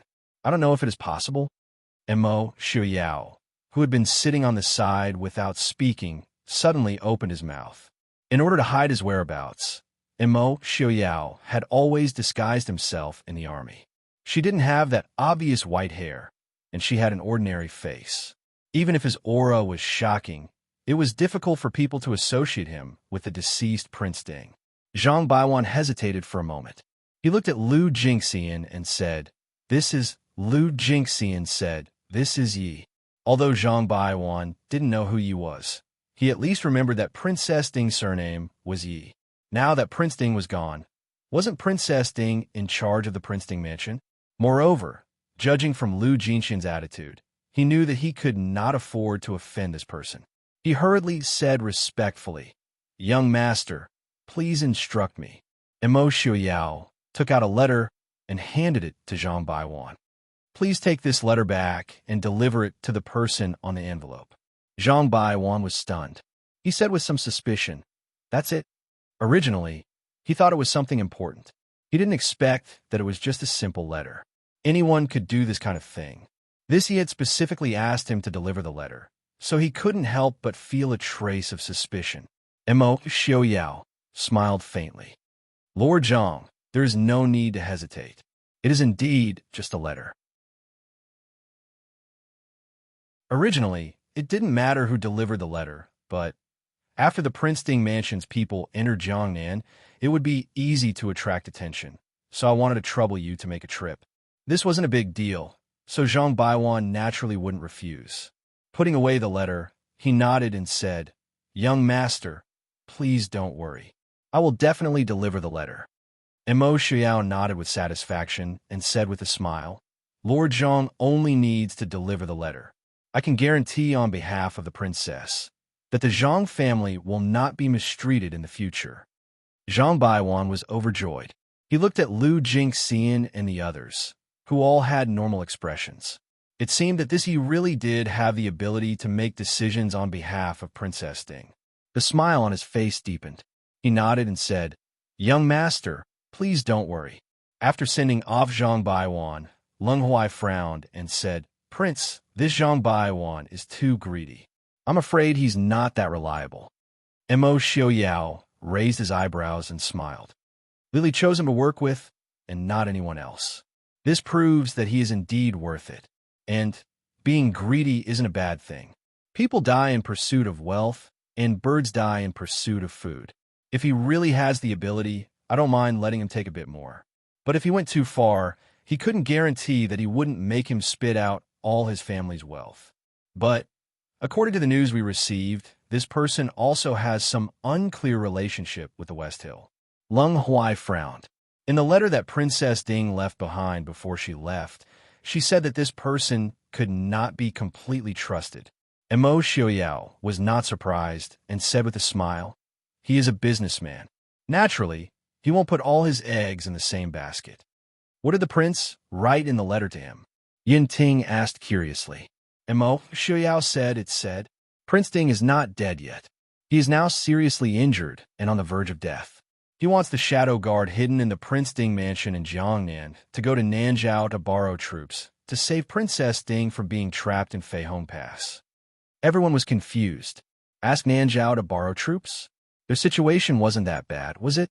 Furthermore, Nanzhao had just had internal strife for a few years and had been entangled with Xi Ling for a while.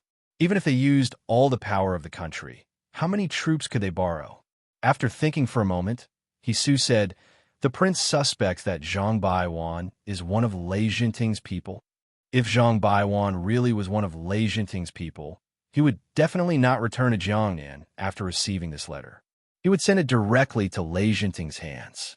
Mo Xiaoyao shook his head and said, "Right now, he is definitely not one of Lei Jinting's people. But after he reads this letter, it is not certain." Everyone looked at each other.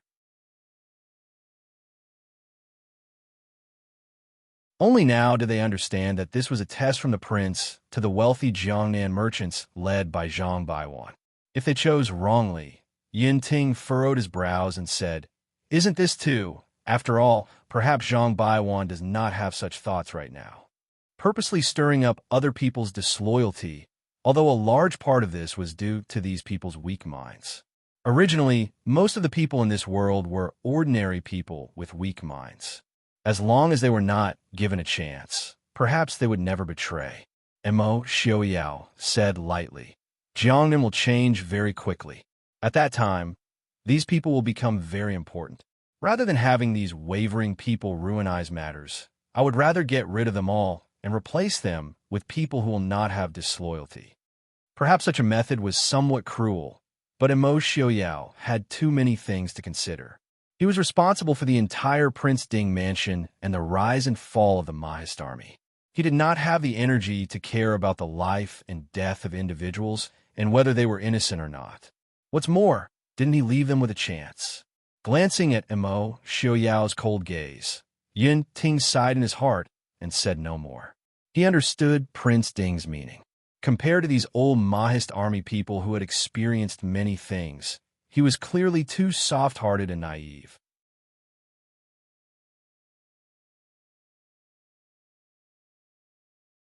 Chapter 1017. Early in the morning, when a Mahist army beat the war drums again, the Chu army had suffered a crushing defeat. The Mahist army opened the gates of Liang City without expending much effort. Almost all of the generals had disappeared, and at least half of the soldiers were unable to participate in the battle. When the soldiers on the city walls saw the white-haired man in white, they immediately lost all of their courage. In an instant, the 800,000 soldiers were utterly defeated. At this time, Mo Jingli was still in the governor's office in the city, unaware of what had happened. The injury this time was undoubtedly a huge blow to him, both physically and mentally, especially when he was still suspicious of whether Mo Xiaoyao was still alive. Mo Jingli's temper became even more strange and unpredictable. Being heavily injured, it was difficult for him to even get out of bed, let alone personally command the battle. Emperor, not good. When Mo Jingli was once again enraged at the imperial physician who had knelt down, the panicked footsteps of an attendant came from outside the door. Mo Jingli frowned and said unhappily, "Get in here. What is it?" The attendant knelt on the ground and shouted in fear, "Emperor, the Mahist army has attacked." What? Mo Jingli suddenly stood up and grimaced in pain. How could the Mahist army attack so quickly? It wasn't that Mo Jingli was arrogant and didn't believe in the Mahist army's abilities. It was that there were 800,000 soldiers in Liang City. Unless these soldiers all surrendered at the same time, the Mahist army would not be able to attack so silently. It's true. All of the generals above the rank of deputy general have disappeared. Half of the soldiers suddenly had a stomachache. Also, someone seems to have seen Prince Ding appear at the city gates. The attendant who came to report didn't see Mo Xiaoyao himself, and the person who came back with the report didn't say anything clearly either. After all, the already dead Prince Ding suddenly appearing in the city gates scared many people. Most of the normal soldiers couldn't imagine that Prince Ding had been killed. Their first reaction was to think that they had seen a ghost. Mo Xiaoyao. Mo Jingli's face paled.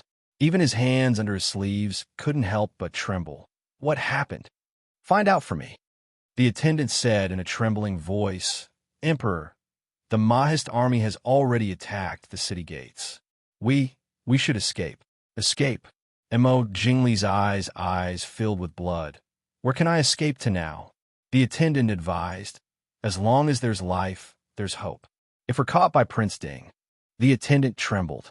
He was Mo Jingli's trusted aide. If he was caught by Prince Ding, he would definitely die. They had heard of Prince Ding's reputation many times over the years. Hearing the attendant's words, Mo Jingli's expression changed slightly.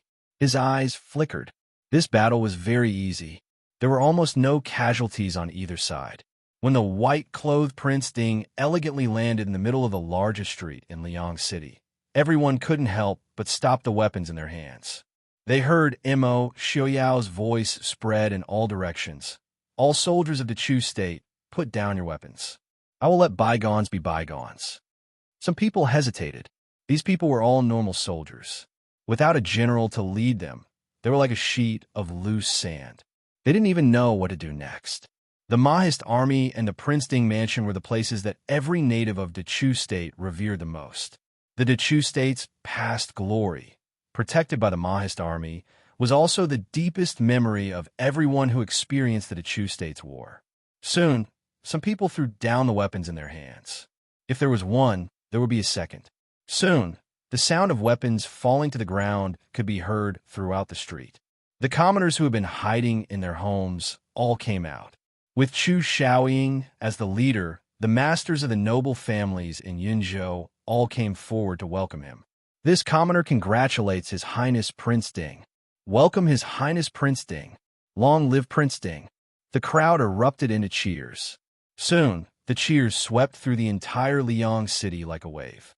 It was expected that the siege would last for a long time, but it was resolved with almost no casualties.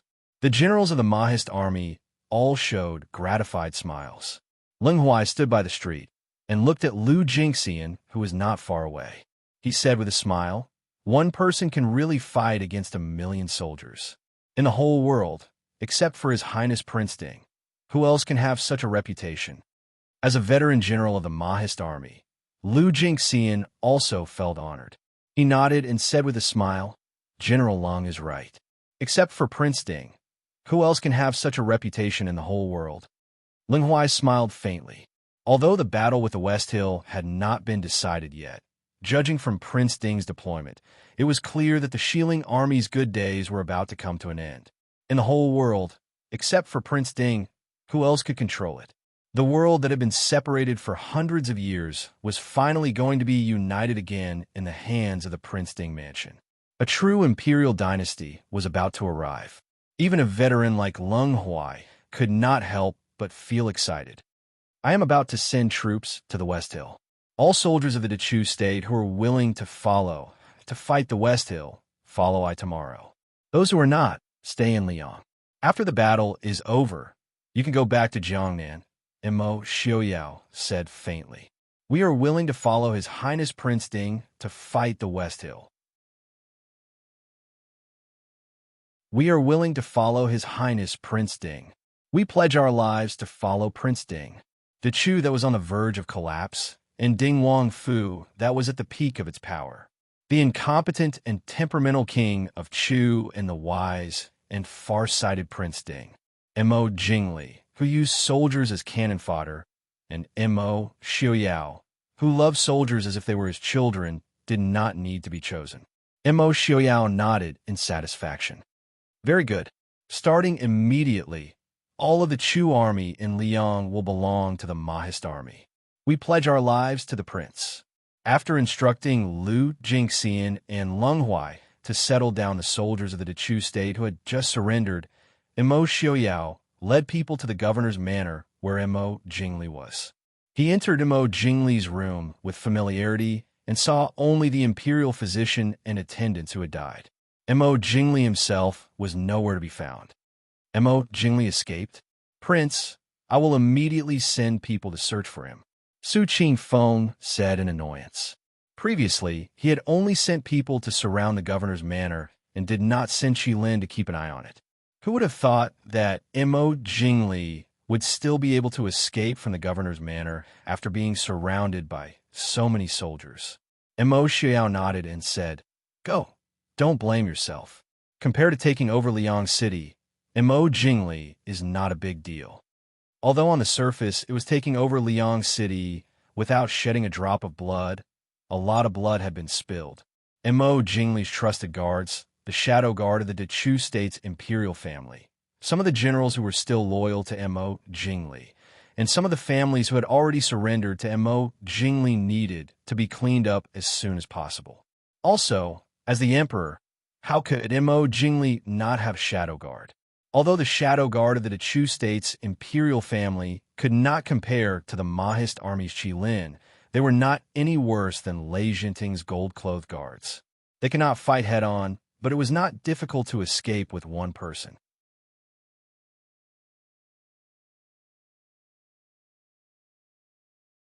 Chapter 10:18.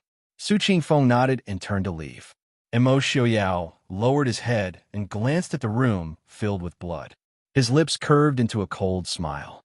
"Mo Jingli, if I were you, I would rather die here. Perhaps I would feel better." Mo Xiaoyao did not stay in Liang for long because of Mo Jingli's escape. The next morning, Mo Xiaoyao left Liang with Ling Huai, Su, and 1,000,000 soldiers before dawn. He only left behind 200,000 soldiers and Lu Jingxian and Yun Ting to guard the area east of Liang. Now that Mo Jingli was heavily injured and defeated, he would not be able to come out for a long time. Moreover, even if he recovered and came out, Mo Xiaoyao had prepared many things for him. He was afraid that he wouldn't be able to do anything. In a situation where they were not at a disadvantage in terms of military strength, Immerse Xiaoyao had absolute confidence in Lu Jinxin's ability. At this time, in a secluded courtyard dozens of li outside of Liang City, it looked like an ordinary farmhouse from the outside, but the atmosphere in the courtyard was chilling. A few men who looked like guards stood in the courtyard and listened to the painful groans coming from inside with serious expressions. In the dark room, Immerse Jingli stared at the man who was being forced to kneel not far away with a twisted expression. The man was beaten until he was covered in blood and was on the verge of death. "Speak, how did the Mahist army enter the city?" Immerse Jingli asked with a dark expression. The man shook his head with difficulty. His eyes were filled with pleading. He really did not know how the Mahist army entered the city and did not know why the Chu army soldiers suddenly had diarrhea after using the newly delivered food. After all, he was just a lowly grain officer. If he knew that he would be punished like this after escaping, he would rather stay in Liang City as a captive. Immerse Jingli immediately lost his patience and said in a low voice, "Throw it out." The man was terrified and wanted to beg for mercy, but he couldn't even make a sound. Being thrown out didn't mean that the torture was over. Instead, it meant that his life was coming to an end. These days, he was not the first person to suffer, and he definitely would not be the last. Soon, the bloodied man was dragged out. No one pitied him. These days, Immerse Jingli's injuries had not healed. His temper had also become more and more violent. Most people were already used to it. A man who looked like an attendant carefully pushed open the door and entered. Your Majesty? What is it?" Immerse Jingli asked coldly. Immerse Jingli had become exceptionally gloomy ever since he had suffered such a terrible injury. Even the room he lived in had become gloomy. Usually, no light could be seen. When the attendant came in, he finally adjusted to the darkness of the room, but he was still frightened by Immerse Jingli's gloomy appearance. Suppressing the fear in his heart, the attendant said in a low voice, "Your Majesty, Prince Ding has subdued all of the soldiers in Liang City. Yesterday morning, he took the soldiers and left Liang City to head west." The gloomy room was silent for a long time. After a while, Immerse Jingli's voice slowly and fiercely sounded. "Immerse Xiaoyao took my soldiers to fight against Lei Jinting. Your Majesty, yes. The 800,000 Mahist army in Liang City have all submitted to Prince Ding." The attendant said in a suppressed voice, "Bastards, these traitors, I will kill all 9 generations of their families." With a whoosh, something flew past the attendant's ear and landed on the floor behind him. That attendant's legs gave out, and he quickly fell to the ground. "Your Majesty, please calm down. Your Majesty, please take care of your body." Immerse Jingli smiled coldly. He stared at the attendant kneeling on the ground and said, "Take care? You all want me to die, right? This servant doesn't dare. Your Majesty, please have mercy." The man on the ground said in a trembling voice, Your Majesty, please calm down. When we return to Jiangnan, it won't be too late to find the Prince Ding mansion for revenge after we reorganize the soldiers. Right now, the north is almost completely filled with the Prince Ding mansion soldiers. We shouldn't stay here for long." After venting, Immerse Jingli gradually recovered a bit of his consciousness. He looked at the sweating attendant in front of him and said coldly, "Stand up." The attendant knew that he had passed a day and secretly let out a sigh of relief. He quickly thanked the emperor and stood up. His respect seemed to make Immerse Jingli very satisfied. Immerse Jingli's voice also became more peaceful. "Go prepare. We'll return to Jiangnan tomorrow morning." Yes. Your Majesty, Lord Xiao requests an audience." Outside the door, a guard reported. Immerse Jingli frowned slightly and said with some displeasure, "What is he doing here?" Outside the door, Lord Xiao's voice was still slightly panting. It was clear that he had hurried in. He said, "Your Majesty, I have an urgent matter to report." "Come in." Lord Xiao pushed open the door and entered. He frowned at the darkness in the room. Just as he was about to say something, Mo Jingli asked in a low voice. "What is it?" Lord Xiao took out a folded piece of paper from his sleeve and said, "Your Majesty, please take a look. I just tore this from County Town, not far away. It's a joint announcement made by several aristocratic families in Yinzhou." Mo Jingli suddenly sat up and said, "Chu Xiaoying? Quickly, let me see." The attendant took the paper from Lord Xiao's hand and presented it to the emperor. He also lit a candlestick not far from the bedside. Only then did the two of them see Mo Jingli's appearance on the bed clearly. Because of his serious injuries and the anger of the past few days, Mo Jingli's face was very pale and he had become very thin. Most importantly, he had a feeling of extreme disharmony. Lord Xiao frowned and didn't dare to look again. He was neither Mo Jingli's confidant nor an important official. He didn't know Mo Jingli very well. Although he knew there was something wrong with the emperor's appearance, he didn't have time to care about these things right now. Mo Jingli unfolded the paper in his hand. The smile on his lips froze. What was written in the notice was not what he thought was criticizing Mo Xiaoyao and Prince Ding's various crimes and declarations of loyalty to him. Instead, it was various accusations against him. From him poisoning Mo Jingqi, putting the Empress Dowager under house arrest, killing Mo Xiyun, to him abandoning the city and fleeing, forming an alliance with the northern tribes of Xiling, and so on. Everything was described clearly, as if he had seen it with his own eyes. Sometimes, the pen of these literati was sharper than a knife. In their words, Mo Jingli was a despicable person who killed the emperor and seized the throne. He was unfilial and disregarded the safety of the world. What made Mo Jingli even angrier was that this announcement had been posted before the Mahist army attacked Liang. The signatures at the bottom indicated that the announcement had been made the day after Chu Xiaoying declared his loyalty to him. The people who signed the announcement were the heads of the families who had declared their loyalty after Chu Xiaoying. Chu Xiaoying. Mo Jingli gritted his teeth. His gaze shot towards Lord Xiao like lightning. Why wasn't there any news in Liang before? Lord Xiao hurriedly said, it wasn't suitable for them to make the announcement in Liang at the beginning. At first, it was in a small county 30 li away from Liang. After that, it was spread everywhere. However, no news was ever released in Liang. That's why we... Lord Xiao lowered his head as he spoke, but his mind was filled with calculations. Looking at the emperor's appearance, what was written on the announcement was probably true.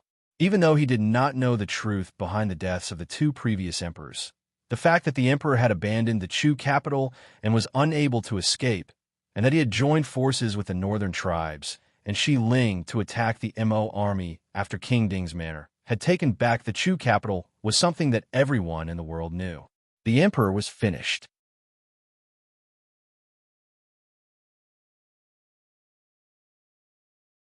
Chapter 1019.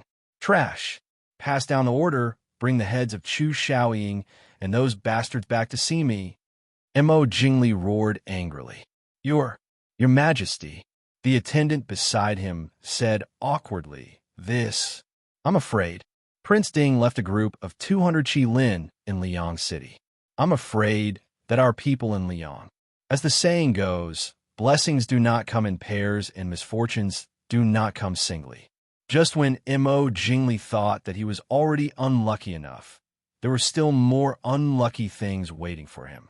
The group of people did not even have time to heal Mo Jingli's injuries before they secretly headed towards Jiangnan. But they did not expect that in less than 2 days, another piece of news spread throughout the country. The Empress Dowager of the Chu state and the officials of Nanjing deposed Mo Jingli on the grounds that the emperor had murdered the 2 previous emperors and caused the deaths of millions of soldiers. They supported the previous emperor Mo Jingqi's son, Mo Suiyun, who was 14 years old, to become the emperor. They also announced that they would mend their relationship with the Prince Ding mansion and attack Shi Ling together. Without waiting for Mo Jingli to return, Mo Suiyun ascended the emperor with the support of the Empress Dowager and the officials. On the 2nd day of his ascension, he ordered an army of 300,000 soldiers to cross the Yunlan River and march toward Xiling. After receiving this news, Imo Jingli vomited blood on the spot and fainted. After he woke up, he screamed crazily and smashed everything in the room. This caused his already injured body to become even weaker. However, Imo Jingli was still unwilling to stop. Imo Xiuyao, Imo Xiuyao, I will definitely kill you. I will definitely kill you. Outside the door, Imo Jingli's high-pitched screams gradually became sharp and ear-piercing, causing the guards outside to tremble uncontrollably.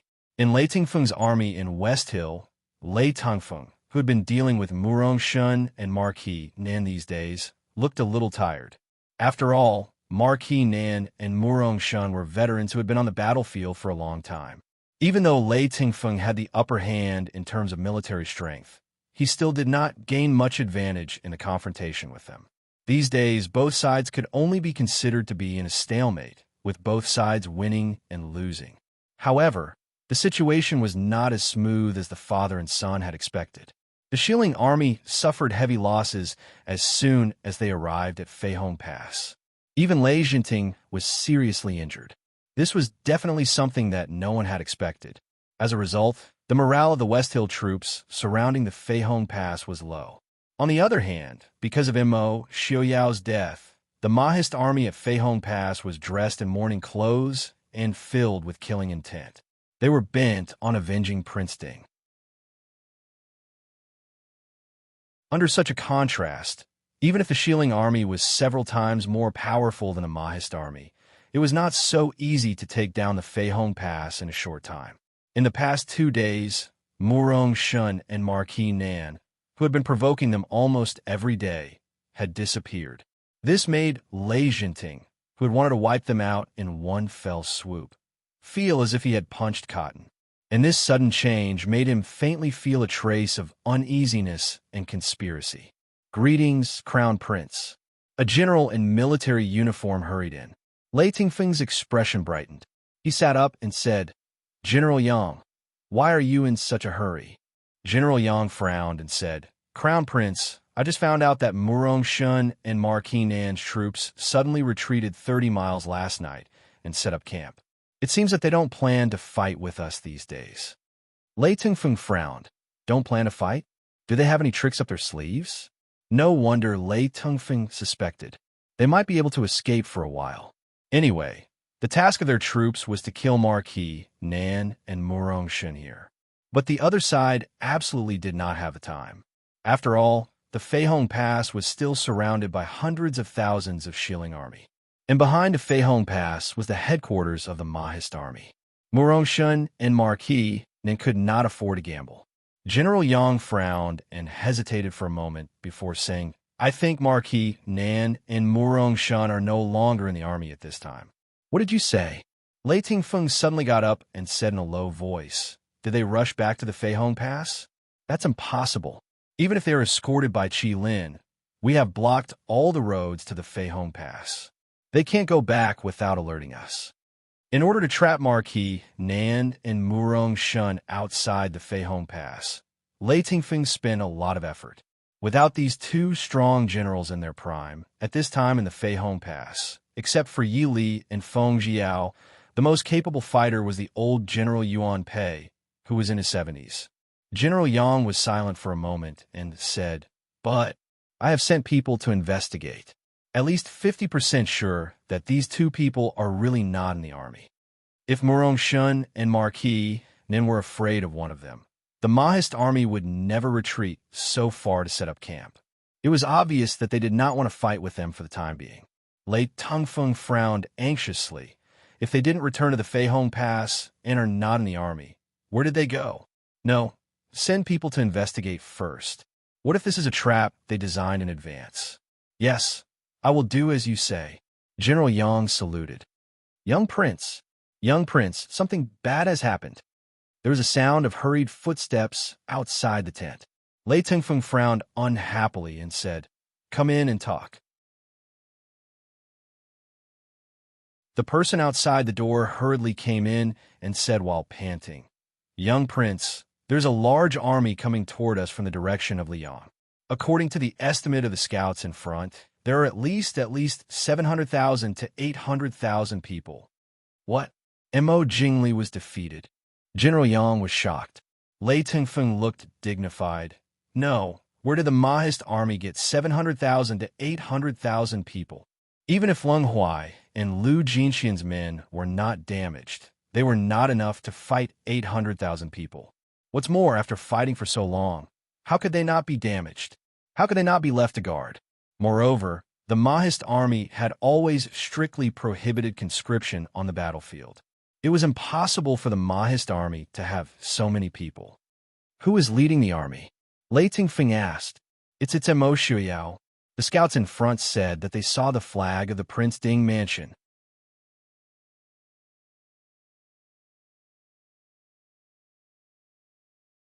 Chapter 10:20. Mo Xiuyao. Lei Tengfeng suddenly turned around and accidentally kicked the incense burner beside his feet. He stared fiercely at the soldier who came to report and asked, "Are you sure it is Mo Xiuyao?" The soldier looked at the crown prince who had lost his composure. He only heard it from a scout who came back. How could he be sure? After thinking for a while, he said, "The scout is sure that he saw the Mahist army's flag. The black-silver python flag of the Mahist army was only flown when Prince Ding was personally leading the army." Lei Tengfeng calmed down and said, "Let the scout in. I want to ask him personally." Yes. Very quickly, the scout who was eavesdropping on the situation outside walked in and bowed to Lei Tengfeng. This subordinate greets the crown prince. Lei Tengfeng waved his hand and said hurriedly, "Don't worry about this. You said that you saw 800,000 Mahist army coming in this direction?" The scout nodded and said, "Your Highness, I am sure. 800,000 is more than enough. When I saw them, I was still 100 miles away. With their marching speed, when I rushed back, I am afraid that in at most 2 hours, their vanguard troops will meet with Murong Shun and Marquis Nan's troops." Lei Tengfeng asked in a low voice, "You saw the flag of the Prince Ding mansion?" "Yes, I'm definitely not mistaken. That's why I rushed back as soon as I saw Wang Qi." The scout nodded his head and said with certainty.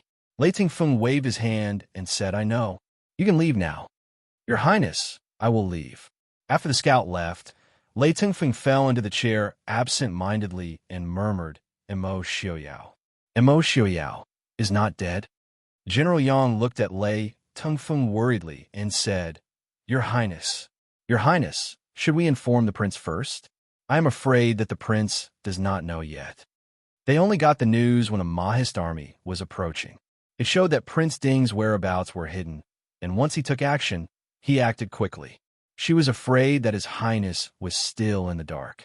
After being reminded by General Yang, Lei Tengfeng immediately came back to his senses and said, "Yes, quickly. You can send someone to deliver all the news here to Imperial Father as fast as possible." Lei Tengfeng took a deep breath and said, "We will block the Mahist army first, at least. At least give my father time to recover." General Yang frowned and said, "Your Highness, you can't. Right now, Prince Ding's army is several times more than ours. Once he joins forces with Murong Shun and the others, Prince Ding's army will reach more than 1 million. At that time, there would be no need to fight. Prince Ding could crush them with numbers alone." After thinking for a while, General Yang said, "I am willing to stay and block Prince Ding. Your Highness, please go to the prince's army immediately." "No," Lei Tengfeng flatly refused.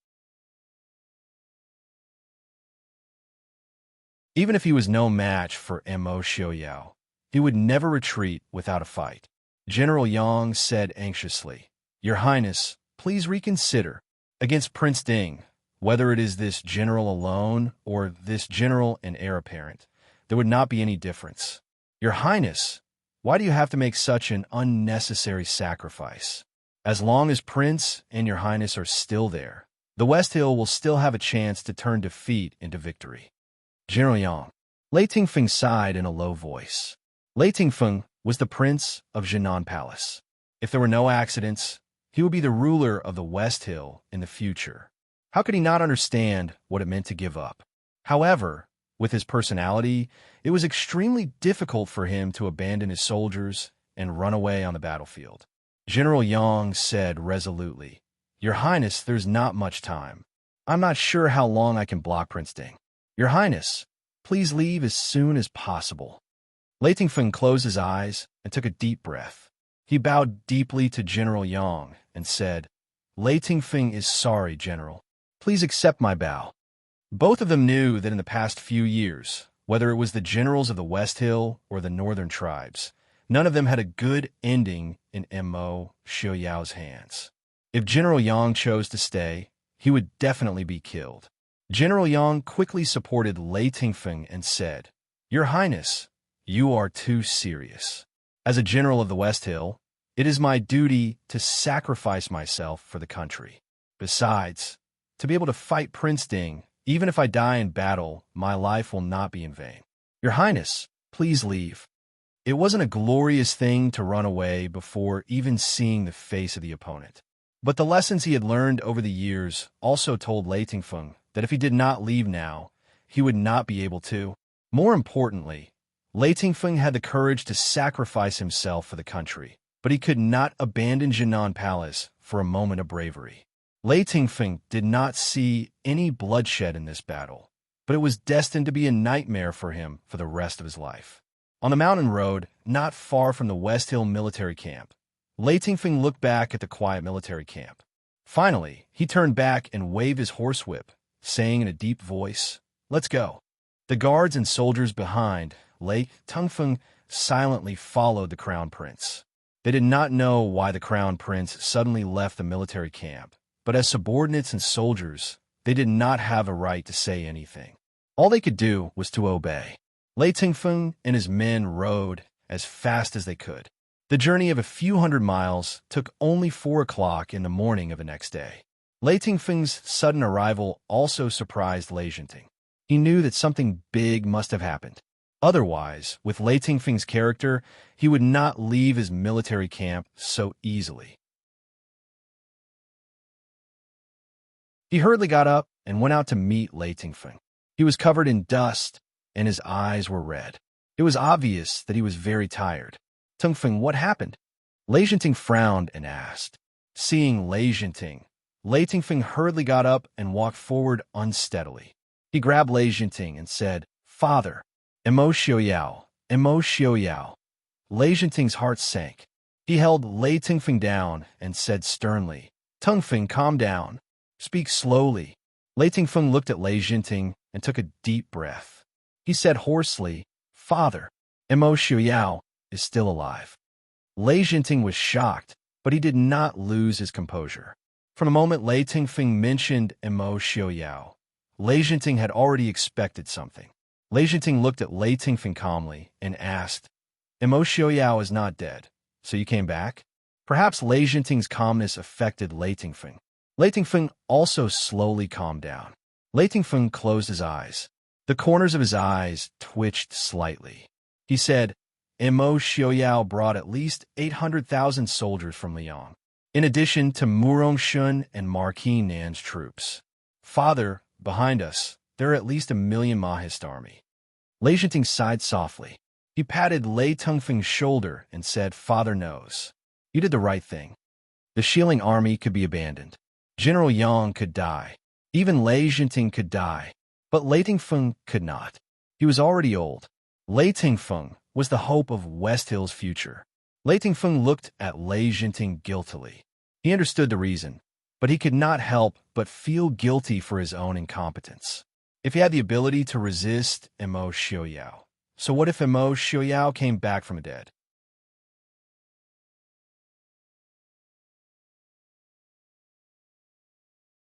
Chapter 10:21. Seeing that Lei Tingfeng had calmed down, Lei Jinting walked to the side and sat down. Mo Xiaoyao's sudden revival was quite a shock to him, and he had no choice but to reconsider everything. Mo Xiaoyao definitely would not have faked his death for no reason, and even gave up the advantage that the Mahist army had gained in the early stages. At this point, Lei Jinting was naturally able to discern a trace of the truth. If the war continued according to the original situation, it would take at least 3 to 5 years before a victor could be decided. Now it seemed that Mo Xiaoyao's act of faking his death was obviously to quickly resolve this stalemate. and it was obviously very effective, at least. Mo Jingli had most likely already been dealt with by him. Otherwise, the Mahist army would not have been able to cross Liang so quickly. And that army of close to 1,000,000, that was definitely Mo Jingli's original army. Mo Jingli, that trash. I really overestimated him. Lei Jinting said in a low voice. Father, Mo Jingli was never Mo Xiuyao's opponent. Lei Tingfeng frowned. Lei Jinting laughed coldly. Opponent? If I guess correctly, that trash was crippled by Mo Xiuyao before he could even exchange blows with Mo Xiuyao.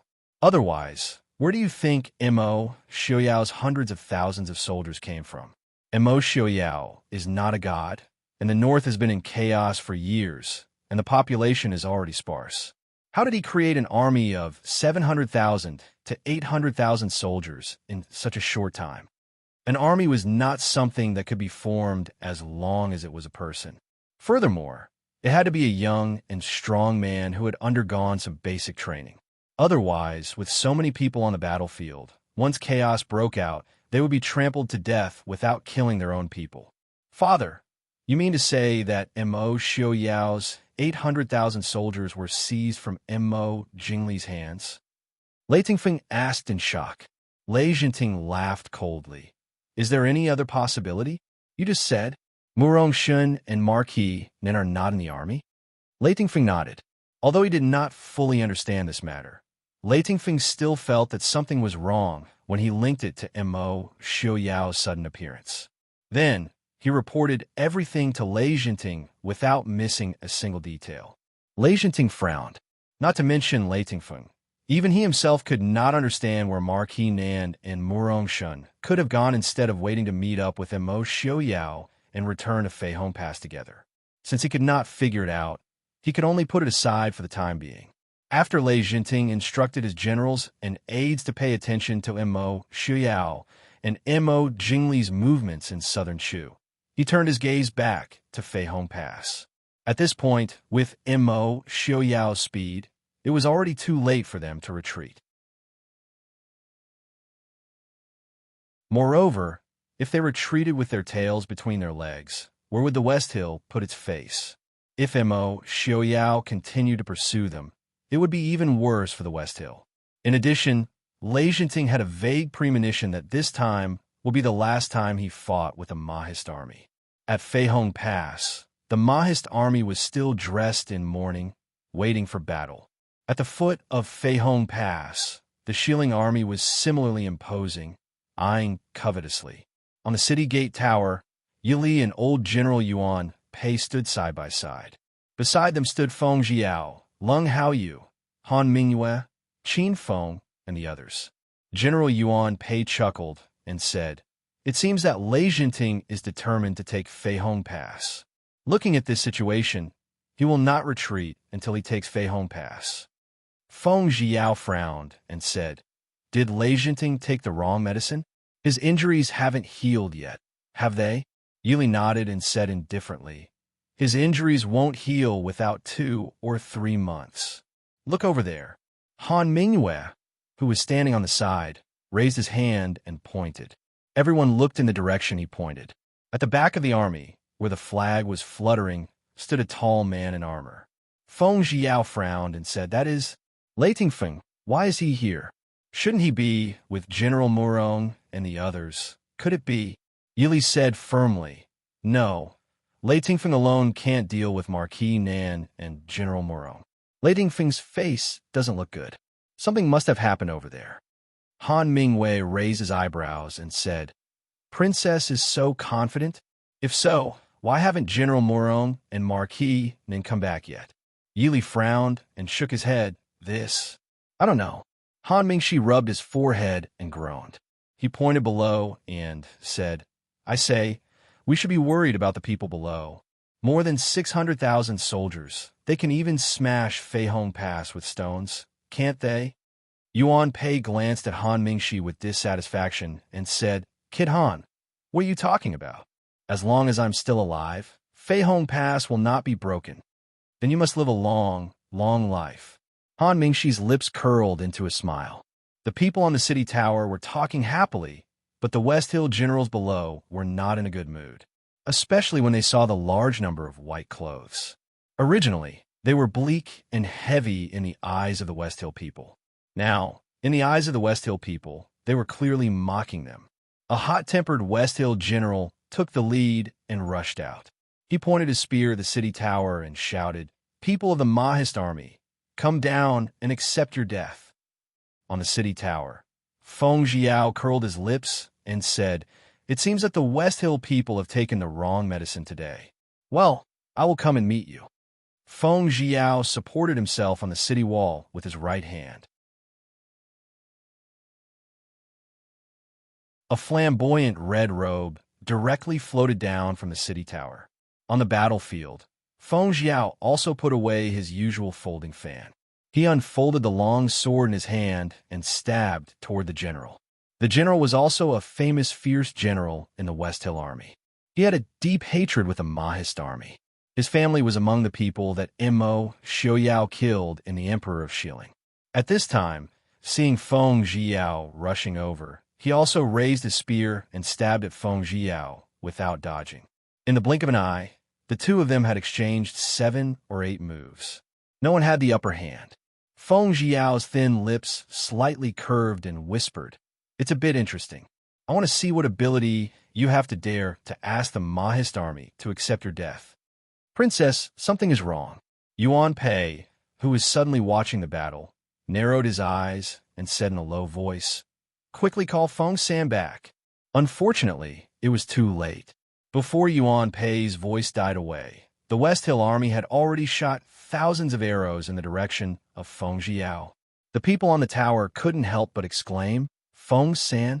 In the face of such a sudden change, Feng Jiao was shocked but not panicked. He swooped forward and landed on the horse of the West Hill general, who wanted to take the opportunity to withdraw from the battlefield. The West Hill general turned over and wanted to knock Feng Jiao off his horse. However, he didn't expect to feel a chill on his neck and fall off the horse himself. After Feng Jiao killed the West Hill general, he didn't dare to stay for a moment. He flew in the direction of the city tower. Finally, at the last moment when the arrows hit him, he fell into a circle of barriers in front of the city gate and avoided a disaster. Lying on the ground, Feng Jiao gasped for breath and sweated profusely. Just now, he had clearly felt the arrow piercing through his head. To be able to dodge this sudden attack, it was really a stroke of good fortune. Just as Feng Jiao was gasping for breath and secretly cursing Lei Jinting for being despicable, the two armies had already started fighting. Soon, the city gate opened and countless Mahist army soldiers rushed out of the gate. The Shilling army had too many people. If they didn't go out of the city to resist the enemy, once Lei Jinting went all out and persevered to climb the city wall, the Feihong Pass would fall sooner or later. The best way was to prevent the Shilling army from approaching the city tower of the Feihong Pass. However, this would cause too much damage to the Mahist army. It was unknown how long they could hold on. But now, there was nothing they could do but defend to the death.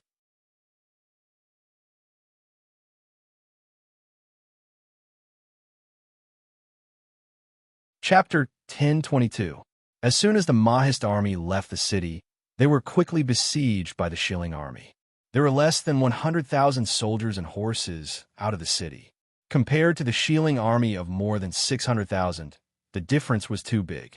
Although the Mahist army was incomparably valiant, they did not have much chance of winning in such a sea of people tactic. However, under such circumstances, a group of people from the Shilling army suddenly appeared in the chaos. These people were all dressed in yellow. Compared to the ordinary Shilling soldiers, they were more fierce and valiant. In a one-on-one situation, they were even more powerful than the Mahist army soldiers. They had just joined for a while, and many Mahist army soldiers had died tragically. Although it was not enough to shake the defense line built by the Mahist army soldiers with flesh and blood, the outcome was expected after a long time. "It's the gold-clad guards," Lung Haoyu said in a deep voice. Like the shadow guard of the Prince Ding mansion and the royal family of Dechu State, Lei Jinting's troops were called the gold-clad guards. Lei Jinting had even taken out his private guards, which could be said to be his hidden trump card. Everyone could feel not only Lei Jinting's determination to break through Feihong Pass, but also a hidden impatience. Qin Feng, how many people did Qi Lin bring? Yili asked in a deep voice. Qin Feng said, 3 teams stayed in Li City. 2 teams followed General Liu, 1 team followed General Zhang, and the remaining 6 teams were at Feihong Pass. Over the years, Qi Lin's members had about 3,000 people, divided into 12 teams. This time, understanding that it was not easy to guard Feihong Pass, Qin Feng transferred all the idle Qi Lin to Feihong Pass in case of emergency. Yili nodded and said, very good. 4 teams stopped the gold-clad guards, and the remaining 2 teams killed them. This subordinate obeys. Qin Feng's expression was solemn as he bowed to Yili. Then, he turned around and went down the city gate tower to mobilize his men. Amidst the chaos, a group of men in black appeared on the battlefield. Less than 1,000 men and horses did not stand out among the Mahist army, which was also dressed in black. But when they rushed into the middle of the enemy, they made people feel their terrifying attack power. The MO family soldiers, who were originally in a precarious situation with the Golden Robe Guards, were separated. The Golden Robe Guards that the MO family soldiers have been struggling to fend off seemed to be unable to withstand a single blow from the MO family soldiers. Their martial arts might not be higher than the Gold Robe Guards, but their methods were clearly more effective than the Gold Robe Guards. They also knew how to cooperate better than the arrogant Gold Robe Guards. The originally invincible 5,000 gold-robed guards were quickly cut into countless small pieces and annihilated one by one in the face of over 1,000 Shilin. On the other hand, the other 2 pairs were charging towards the rear of the Shilin army with an unstoppable momentum. During this process, many people were left behind, and some even died. But the remaining people did not stop rushing forward. Lei Jinting and Lei Tengfeng sat on horseback and looked at Qi Lin, who was fighting against the golden-robed guards in the distance. This is Qi Lin. Lei Jinting nodded with a serious expression. Even on the chaotic battlefield, he could see that under Qi Lin's sharp blades, the number of gold-robed guards that he had always been at ease with was decreasing at an alarming rate. Release the arrows. Such a terrifying army could not be allowed to exist. Lei Jinting pointed with his horsewhip and said sternly, Black Cloud Cavalry, release the arrows. On the city gate tower, Yili also gave the same order. For a moment, arrows rained down on the battlefield. Whether it was the Mahist army or the Shilin army, there were countless casualties. Father, look over there, Lei Tengfeng said angrily and pointed forward. Lei Jinting was stunned. Suddenly, a team of less than 500 people shot towards the heart of the Shilin army like a black arrow. On the battlefield, hundreds of thousands of West Hill soldiers were actually able to open a bloody path and rush towards them. Lei Tengfeng frowned and said, They want to assassinate Father? Quick, release the arrows. But it would not be so easy. As soon as the first arrow was released, these people quickly scattered and merged into the Shilin army. If they released the arrows, they would have to kill their own people as well. And with these people's skills, most of the people who would be killed would be their own people. But once the danger was over, these people gathered together again at the same speed and even maintained the momentum of charging forward in the process. If one looked carefully, they would find that these people maintained the same formation regardless of whether they scattered or gathered together. Father, you should retreat first, Lei Tengfeng said worriedly. Lei Tengfeng would never make such a suggestion in normal times. But now that his father had not recovered from his serious injuries, he could not make a move at all. Once these people rushed to the front, the consequences would be unimaginable. Lei Jinting's eyes darkened. He looked down at his wound and sighed. No need. They can't rush over. Father, Lei Tengfeng disagreed. Lei Jinting waved his hand to signal him to stop talking. At the same time, he ordered the generals on his left and right, stop these people at all costs. Yes. With a wave of the command flag, countless West Hill soldiers gradually moved towards Jinnam of Gojoseon. The 2 groups of Qi Lin were finally heavily surrounded. But even so, they did not panic or panic at all. It was as if they only had one goal in their eyes. They kept moving forward. Princess, we can't kill Lei Jinting. Let them retreat. On the city tower, Lung Haoyu looked at the countless dark yellow figures in the distance and said anxiously. Yili closed her eyes and did not answer. Beside her, Qin Feng whispered, they can't retreat, and they won't retreat. Because these two groups of Qi Lin, which only had 500 to 600 people, almost a third of the West Hill soldiers on the battlefield had retreated. Jinim of Gojoseon was more important to the Shilling army than Mo Xiaoyao was to the Mahist army. But now Jinim of Gojoseon was too weak to withstand the slightest accident. They did not need to kill Lei Jinting. As long as they acted like they wanted to kill Lei Jinting at all costs, it was enough to make the Shilling army nervous. However, these Qilins were destined to become the sacrificial lambs of this battle.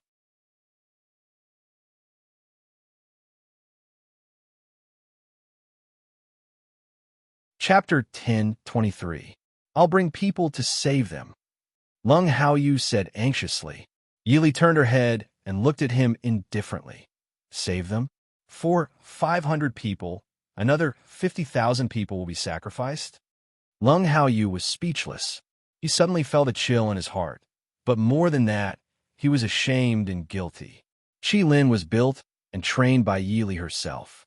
Although Princess Ding could command the entire Mahist army, Yili had always been very careful and rarely interfered with the Mahist army and the Black Cloud cavalry. Qilin could be said to be personally created by Ding Wangfei and was her most loyal personal guard. If it wasn't because she had no other choice, with Wang Fei's personality, why would she send these people out knowing they would die?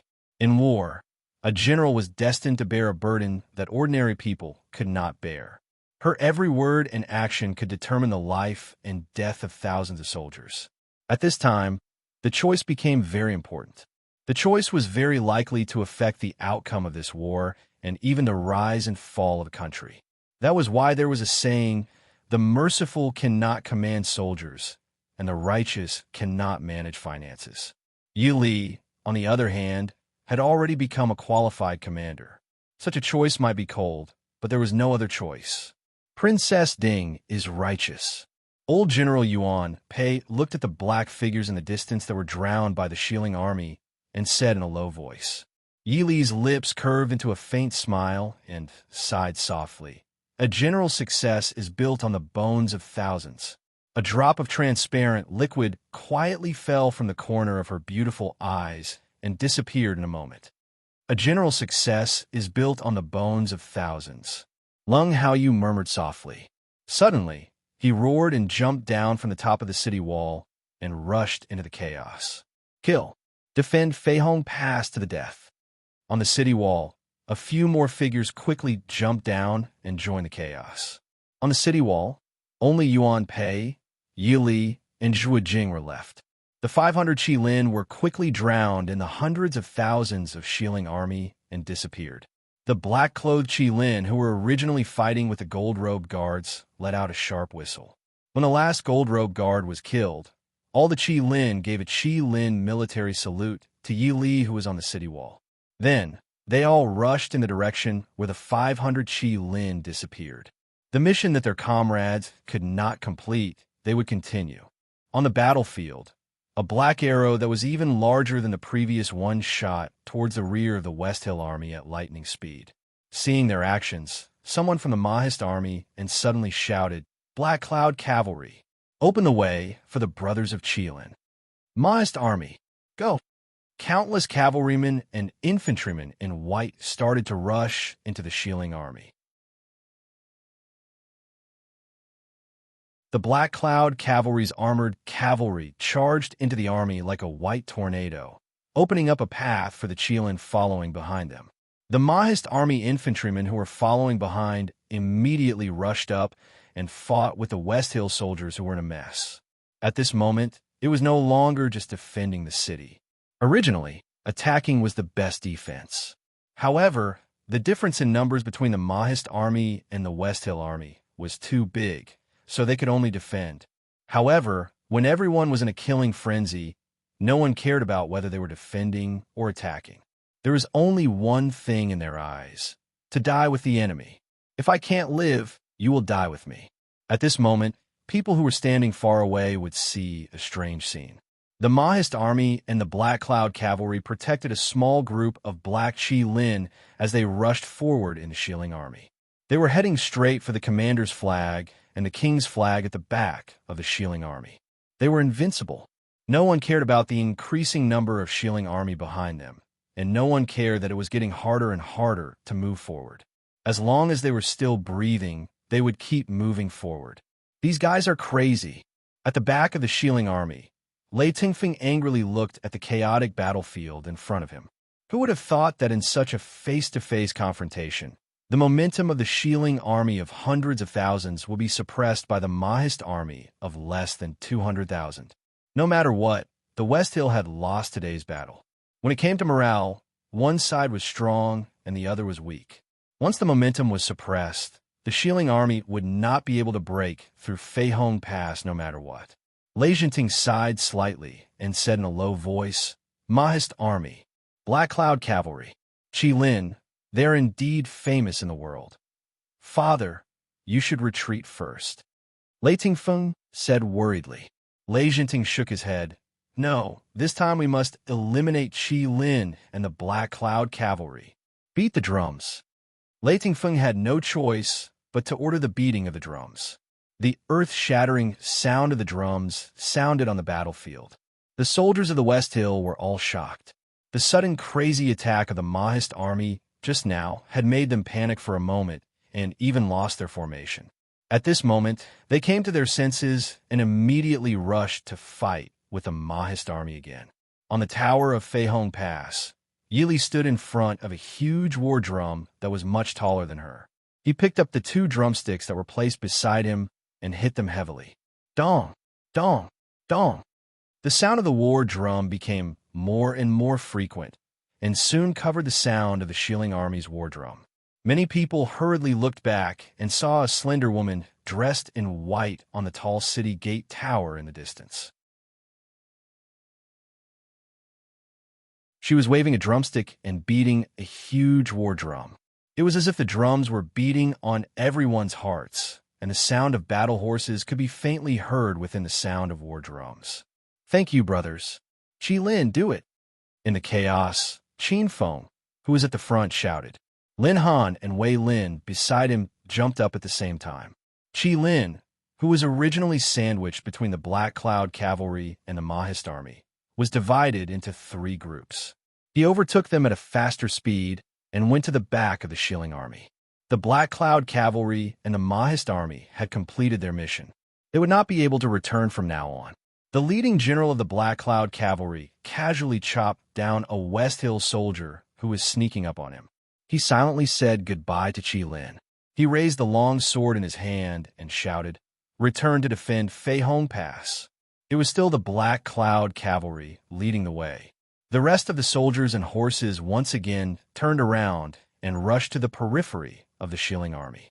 Qin Feng, Lin Han, and Wei Lin each led a group of Chi Lin to the direction of Lei Jinting. There were people dying along the way, but no one had time to care about that. Everyone's black clothes were almost soaked in blood. They were like a group of evil spirits from hell. Many of the West Hill soldiers instinctively wanted to retreat. However, they soon became ghosts under the sword.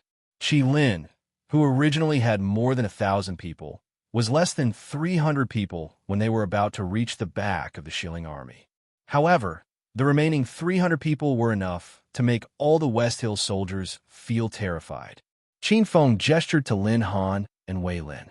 The two of them nodded at the same time. Just when the people of West Hill thought that the 300 people were going to risk their lives to assassinate Genom of Gojoseon and began to shrink their defense, Qin Feng still led people forward and rushed to Genom of Gojoseon and Lei Tingfeng. Lin Han and Wei Lin rushed to the left and right sides of the other two generals who were holding the line.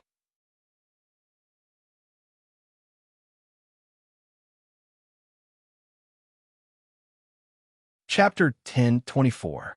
Not good, Lei Tingfeng exclaimed. Quickly release the arrows. Kill them all. Unfortunately, it was too late. Before the arrows were shot, the Qilin in black had already rushed into the army. From afar, Lei Dingfeng saw Lin Han sneering at him.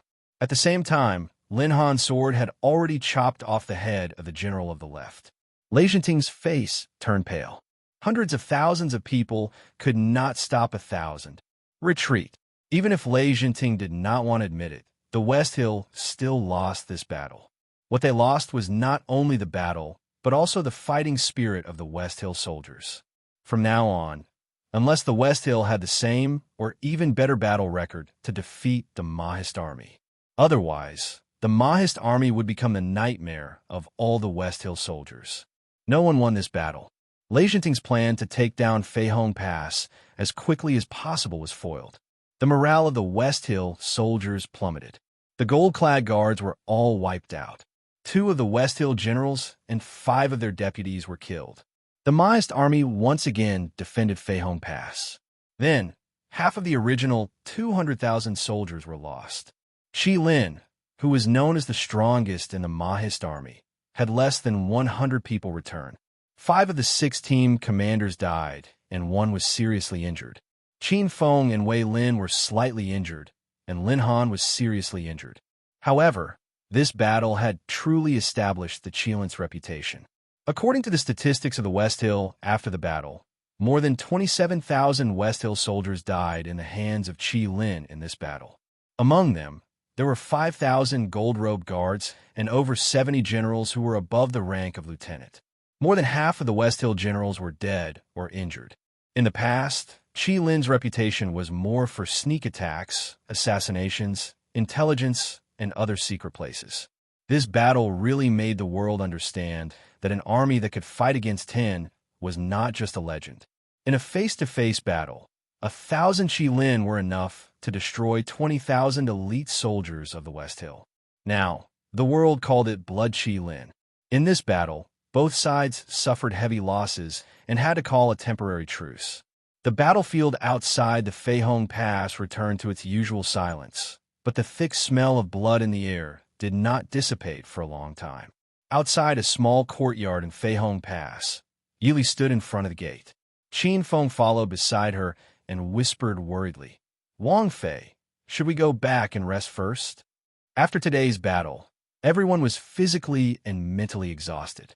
Wang Fei had not had a good rest in the past few days. Yili shook her head and asked, "Have you sent Xiaobao away?" Qin Feng nodded and said, "I sent him away this morning. This subordinate estimates that the little heir will arrive at Glass City by tomorrow morning at the latest."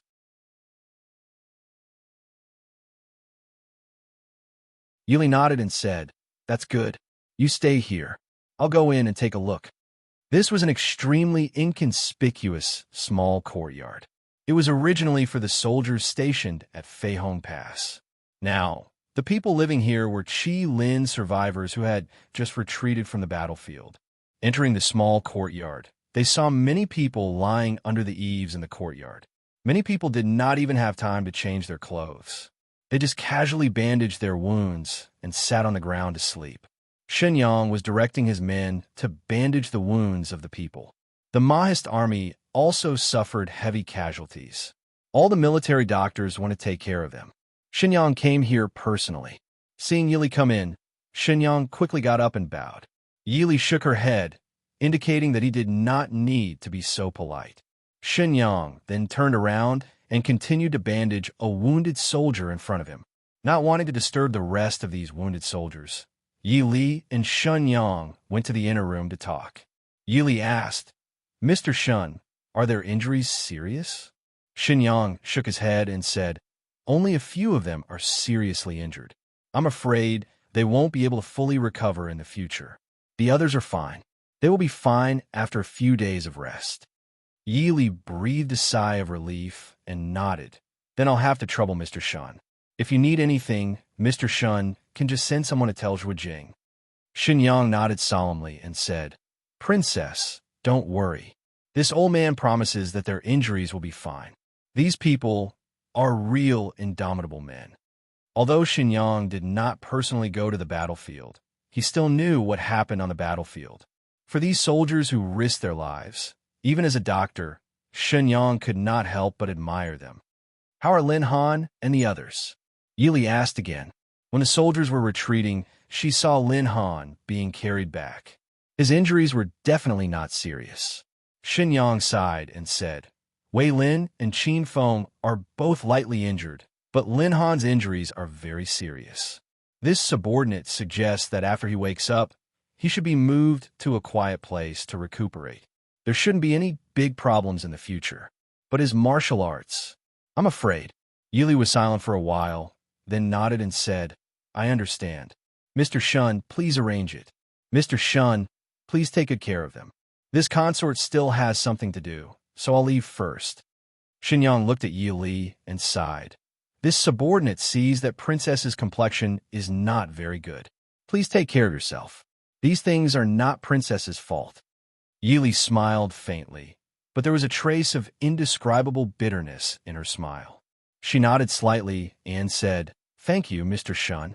Looking at Yi Li's back, Shenyang sighed helplessly and shook his head. He turned and continued to busy himself.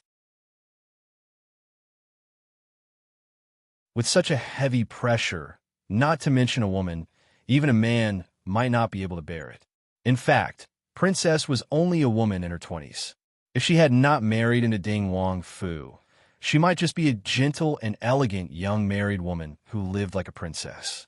Now, she had to bear the burden of hundreds of thousands of soldiers in Feihong Pass and the rise and fall of the entire Mahist army and the Prince Ding mansion.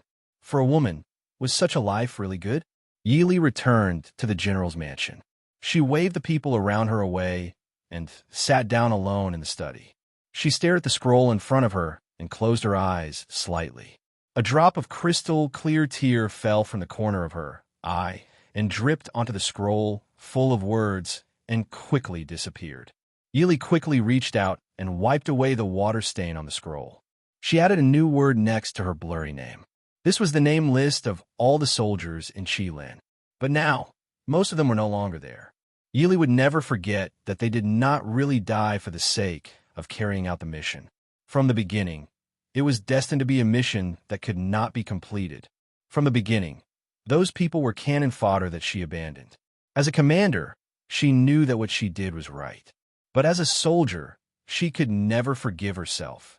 Those people that she abandoned did not even know that they were destined to be cannon fodder from the beginning. After a long silence, Yili took a blank rice paper from the side. She picked up the pen and began to transcribe the names on the name list again, word by word. Only those names that were marked with black marks represented death. The atmosphere in the big tent of the West Hill military camp was heavy. The generals looked at the empty seats around them and only felt a chill in their hearts. The comrades who had been excitedly discussing the war this morning were all living people, regardless of whether they had good relationships with each other or had conflicts with each other. But now, half of the people in the big tent were gone. And the cause of all this was only because of 1,000 people in Qilin.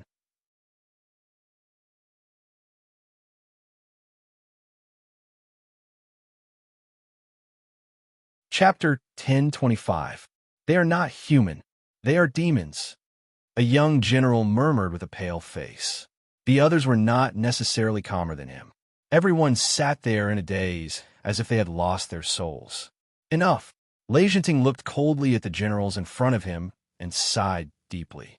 More than 1,000 Qilin, less than 1/3 of the Shilling army's troops and horses, had beaten hundreds of thousands of Shilling army into a daze. In a short period of time, the West Hill army would be restrained when facing the Mahist army. "Prince," a general stood up and hesitated. "Prince, I'm afraid we won't be able to break through Feihong Pass for a while. Mo Xiaoyao has brought hundreds of thousands of troops and is about to rush over. Should we retreat first?" Lei Jinting sneered and asked, "Retreat? Can we still retreat now?" They had advanced all the way and were too deep into the north. It was already too late to retreat now. At that time, they would only be caught off guard by Mo Xiaoyao midway. The general who spoke also turned pale. Mo Xiaoyao's troops were behind them. They had no other way except to break through Feihong Pass and return to West Hill through the northwest. But Feihong Pass in front of them was not so easy to break through. Lei Jinting sighed and said, "Today, the Mahist army has lost more than half of its men and horses. Now, the Mahist army at Feihong Pass will not exceed 100,000 at most. But if they still have Qi Lin," someone whispered. No one knew how many Qi Lin the Mahist army had. Over the years, their shadows seemed to be in many places, but no one had really caught their tracks. Many people were very curious about this troop. This time, they finally saw it for themselves. However, it brought them endless nightmares. No more. At this point, neither side will hold back. In today's battle, Yili must have done her best, Lei Jinting said solemnly. Lei Tingfeng asked, "Father, do you mean we could take Feihong Pass as long as we fight another big battle? But our troops..." The Shilling army was not defeated by the Mahist army, but the morale and soul of the Shilling soldiers were crushed by the Mahist army. In a short period of time, he would only be able to display less than half of his abilities on the battlefield. Lei Jinting waved his hand and said, "I have my own plans." Reporting. There's an urgent report from the front. Someone rushed in from outside the tent and reported in a loud voice. "Come in." A man dressed in military attire came in quickly and presented a secret letter. Lei Jinting opened it, and his expression changed slightly. He quickly calmed down and said, "Everyone, go and rest. Reorganize the troops. I'll take my leave." "Father, what happened?" Only the father and son were left in the tent. Lei Tingfeng asked without hesitation. When his father read the secret letter, Lei Tingfeng clearly saw his hand tremble. Something big must have happened. Lei Jinting fell back into the chair. His face was pale, and a trace of blood seeped through his clothes. Lei Jinting's yellow battle robe was dyed red. "Father!" After a long time, Lei Jinting looked up at Lei Tingfeng and said, "Tongfeng, take Feng Li Zhang Yi and Shangguan Qing and leave the north. Go back to Shilling." "What?" Lei Tingfeng was stunned. He couldn't understand Lei Jinting's sudden order. Puzzled, he picked up the letter Lei Jinting had placed on the table and read it. Lei Tingfeng's expression was even uglier than Lei Jinting's. Southern Shu deposed Mo Jingli and formed an alliance with the Princeton mansion. How is that possible? Lei Jinting smiled bitterly. What's impossible about that? There are no eternal enemies in this world. Besides, to the people of Southern Shu, compared to the Princeton mansion, we are their true enemy. In this world, there weren't many people who thought the same as Mo Jingqi and Mo Jingli. Lei Tingfeng looked at the contents of the secret letter. The 800,000 Shu army has pledged allegiance to the Princeton mansion. The 300,000 Shu army has crossed the Yunlan River. I never understood where Murong Shun and the Marquis of Nan had suddenly left the battlefield to go. Only now do I understand they went to Southern Shu. Lei Jinting sighed deeply, somewhat dejectedly. Murong Shun and the Marquis of Nan were famous generals of the Dechu state. With them leading the 300,000 troops sent by Southern Shu, there was naturally no problem. However, he didn't know what benefits Mo Shuyao had given the Southern Shu court to make them so determined to depose Mo Jingli and send troops to support the Princeton mansion. "Father, let's go together," Lei Tingfeng said. Lei Tingfeng already understood the current situation. Once Mo Xuyao's million-man army arrived, even if his father had the power to reach the heavens, he wouldn't be able to escape. Lei Jinting shook his head indifferently. "If I don't go, I won't be able to go. Tongfeng, take the 3 generals with you and leave tonight. Other than your personal bodyguards, don't take any soldiers. Regardless of age or ability, Generals Feng, Zhang, and Shangguan are the people with the most potential in the Western Tomb. As long as you can suppress them, the Western Tomb won't be at the end of its rope. After you return, do you know what to do?" He was seriously injured and couldn't travel long distances. Moreover, things had already come to this. How could he face the people of the Western Tomb? Rather than drag out an ignoble existence, it was better to die a worthy death. "No, father," Lei Tingfeng said anxiously. "Father, your son begs you. Your son's ability is insufficient. I can't shoulder the rise and fall of the Western Tomb. Tongfeng is willing to stay behind and bring up the rear." "Father," please take the generals and leave first. Tungfeng, Lei Jinting said sternly. Remember this from now on. The Western Tomb is handed over to you. Yi Li, a woman, can shoulder the responsibility of an entire Mahist army. Are you trying to tell I that you can't even compare to a woman? Father, Lei Jinting closed his eyes and raised his hand to pat Lei Tungfeng's shoulder. It's all my fault for restricting you too much in the past. You have to rely on yourself in the future. Remember, don't fight head-on with a Mahist army. Protect the Western Tomb first. One day, you will rise again. These words sounded more like his last words to Lei Tungfeng. In fact, Lei Tungfeng also understood that if he left today, it would indeed be the last time his father scolded him. He couldn't help but burst into tears. Father, your son understands. Lei Jinting patted him heavily and turned around, no longer looking at him. Let's go. Take my token and tell those people to leave with you immediately. Don't stay for even a moment. Your son obeys. Father, take care.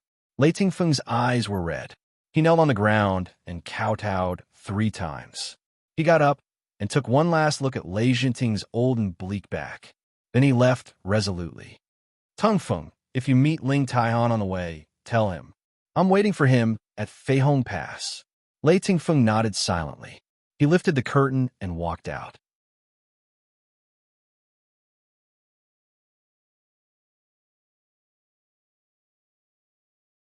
Chapter 1026. This subordinate greets Wang Fei.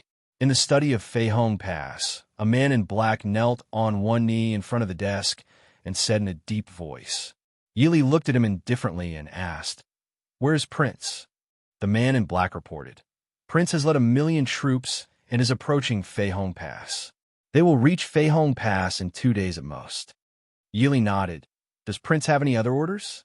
The man in black took out a letter from his sleeve and presented it, saying, "This is what Prince ordered this subordinate to present to Wang Fei." Yi Li took the letter and read it quickly. She calmly nodded and said, "I know. You can go." The man in black looked at the indifferent Yi Li in front of him and hesitated. As Mo, Xiaoyao's trusted shadow guard, he intuitively felt that something was wrong with Wang Fei, but he couldn't see what the problem was. He could only respectfully leave. Wang Fei, take care. This subordinate will leave. In the study, it quickly became quiet again. Yi Li looked at the letter in front of her and slightly lowered her eyes. Her lips curved into a faint smile. Xiaoyao, have you thought about what if Feihong Pass is breached? Wang Fei, outside the door, Feng Jiao said in a deep voice. Come in. Feng Jiao came in and looked at Yi Li. He hesitated for a moment and asked, Wang Fei, Prince, is he coming back? Yi Li nodded and said with a faint smile, Yes, he will be back in 2 or 3 days at most. Feng Jiao's face was happy, but Yi Li's expression was still indifferent. He said with some confusion, Wang Fei, Xiaoyao is coming back. Are you not happy? Yi Li looked up at him and asked, Feng San, can we hold on until Xiaoyao comes back? Feng Jiao was stunned. Wang Fei means? Yi Li sighed softly. 1,000,000 troops. How can Lei Jinting not know? Tomorrow, I'm afraid the Shilling army's attack will be even more intense. Feng Jiao frowned. Will Lei Jinting attack the city tomorrow? Yi Li said with a faint smile. If he can't take Feihong Pass before the army arrives, he will die. If it's you, will you fight or not? Feng Jiao's expression gradually became serious as he asked, What plans does your highness have? Yi Li reached out and handed over the letter in her hand. Feng Jiao took the letter and read it. He frowned and looked at Yi Li. Prince asked Wang Fei to leave Feihong Pass first. Wang Fei seems to. Yi Li didn't have the slightest intention to leave. Feng Jiao persuaded. Since Prince has already made arrangements, Wang Fei, should we leave first? Feng Jiao understood Mo Xiaoyao's temper. If something happened to Princess Ding, everyone would have to bear the consequences.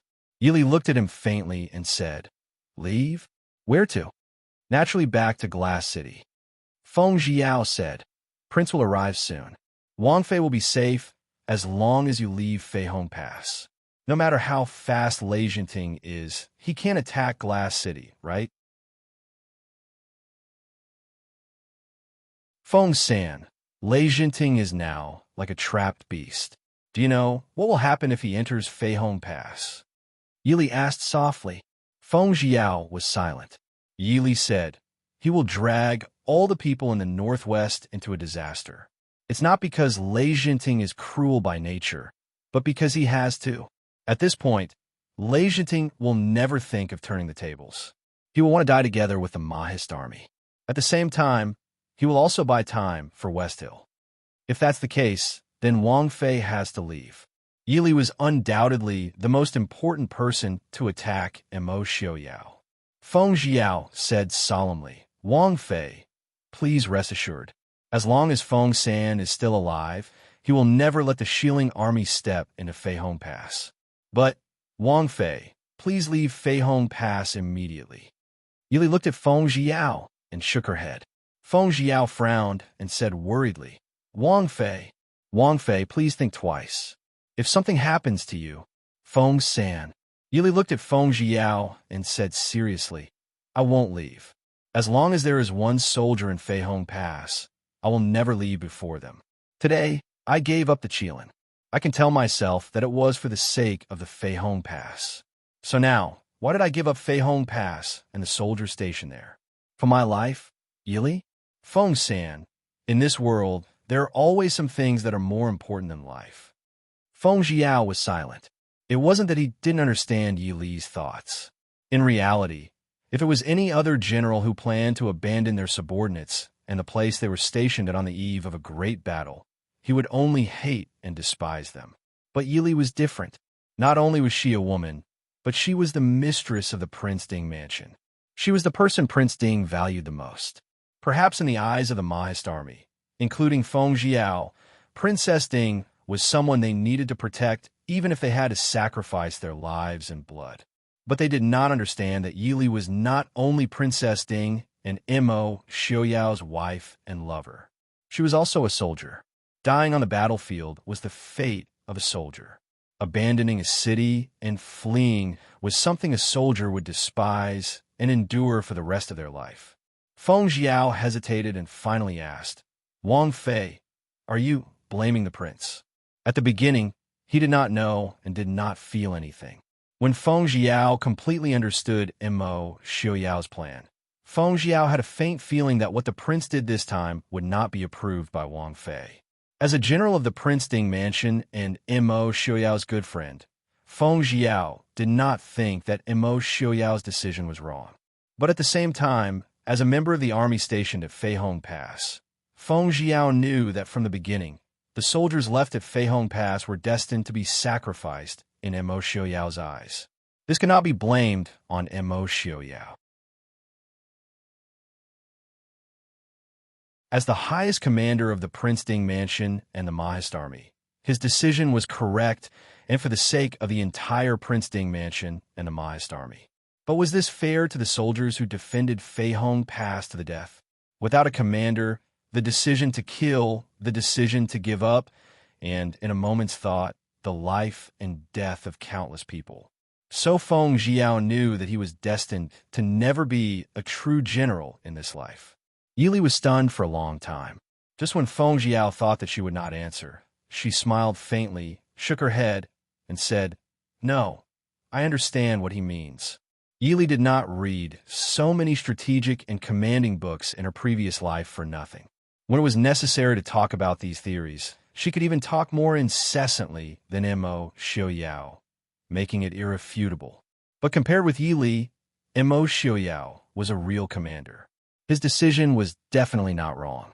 The war, which was originally expected to last for at least a few years, would soon end under Mo Xiaoyao's operation. Then the people of the entire Central Plains would be able to enjoy peace again. Even if the number of people sacrificed was calculated, under the current situation, even if all the soldiers in Feihong Pass were killed, the number of people sacrificed was much smaller than if the war continued. But some things could be understood, but it was hard to accept. Even if it could be accepted, it was hard to do when it really happened. At least, Yili cannot do it. When the hundreds of thousands of soldiers of the Mo family were fighting a bloody battle for Fei Hong Pass, Yili could not bring herself to escape alone. Then after the war was over, she would come out to enjoy the glory of the sacrifice. At the end of the day, Yili was still a soldier, not a politician.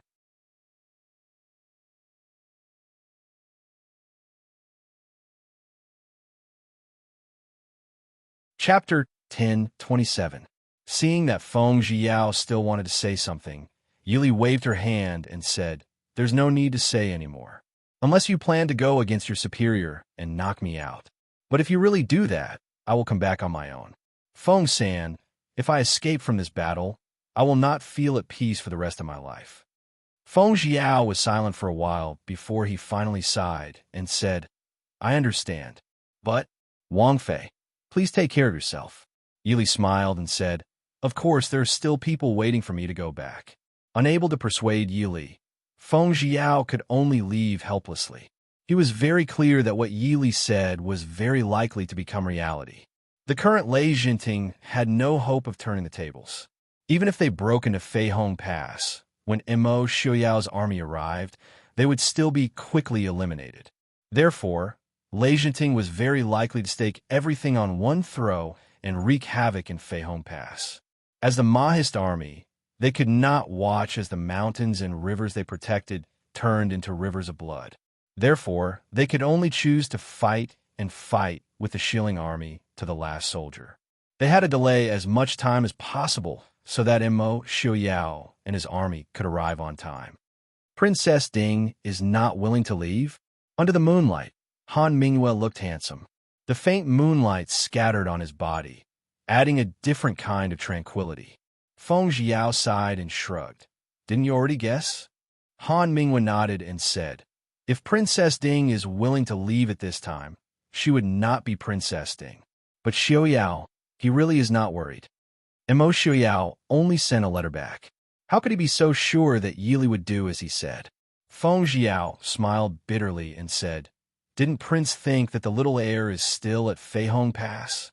Even if it's not for herself, Princess Consort will leave Fei Hong Pass for the little heir." Han Mingyue smiled and said, "Unfortunately, he doesn't know that Princess Ding will send the little heir away in advance. Isn't that so?" Feng Zhiyao frowned worriedly. He looked at Han Mingyue and asked, "Why aren't you leaving?" Han Mingyue smiled indifferently and said, "I'm all alone in this world. Isn't it the same wherever I go? Tomorrow, I'll leave the princess's safety to you," Feng Zhiyao said solemnly. Han Mingyue raised her eyebrows and asked, "Do you trust me?" Feng Zhiyao raised his eyebrows and rolled his eyes at him, saying, "If I don't trust you, why would I talk nonsense with you?" Han Mingyue nodded solemnly and said, "I trust you. Thank you, Princess Consort." In the study, Qin Feng and Lin Han stood in front of the desk and said in a low voice. Both of them were injured. Qin Feng's left shoulder was still wrapped in white cloth. Lin Han didn't have any external injuries, but his pale face showed that he wasn't completely unharmed. Yili put down her brush and looked at the two with a frown, saying, "Why aren't you going to rest?" Qin Feng said in a low voice, "This subordinate requests to accompany Princess Consort to battle tomorrow." Lin Han followed and said, "This subordinate also wishes to—" "Nonsense," Yili coldly reprimanded. "If you're injured, then go and recover. Do you think that you have more lives than others, or that the world won't turn without you?" Qin Feng and Lin Han looked at each other. Qin Feng stepped forward and said, "This subordinate requests Princess Consort's permission. This is not only the request of the two of us, but also the request of the 100 or so Qi Lin brothers who have just returned." Yili sneered and asked, "And then? You drag your injured bodies to the battlefield, and then let Qi Lin be exterminated? The order was given by me. Even if you want to be buried with them, it's not your turn. This subordinate doesn't dare." Qin Feng and Lin Han hurriedly knelt down. Yili looked at the two quietly. After a while, she sighed faintly and said, "Get up. I understand how you feel, but I hope that you also understand. The Qi Lin brothers who have sacrificed themselves definitely don't want to see you die with them. Instead, They hope that you and all the other survivors can live well and live with them. Yili really understood how they felt. The relationship between the Qi-Lin soldiers was deeper than that between the Mahist army and the Black Cloud cavalry. They were all elites selected from various armies.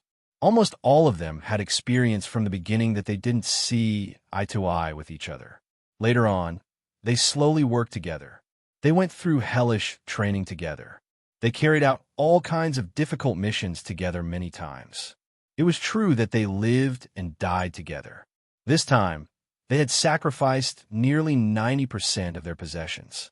Those who survived would not feel the so-called feeling of surviving a calamity, nor would they feel as if they had escaped death. Most of them would only blame themselves for being alive. They would only feel guilty. Yili had seen a lot of examples like this. Many soldiers had experienced cruel battles. They didn't die under the enemy's swords and spears. In the end, they ended their own lives. Princess Qin Feng and Lin Han's eyes were a little red. These Qi-Lin soldiers were carefully selected and personally trained by them. For them, these soldiers were more like their brothers, students, and nephews. Seeing so many people die in front of them, but they couldn't do anything about it.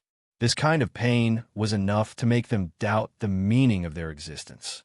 Yili stood up and looked at the two seriously. Go back and tell them that as long as I'm alive, I will personally bring Lei Jinting's head back to pay tribute to the dead soldiers. But I hope that they will all live well and continue Qi-Lin. We obey.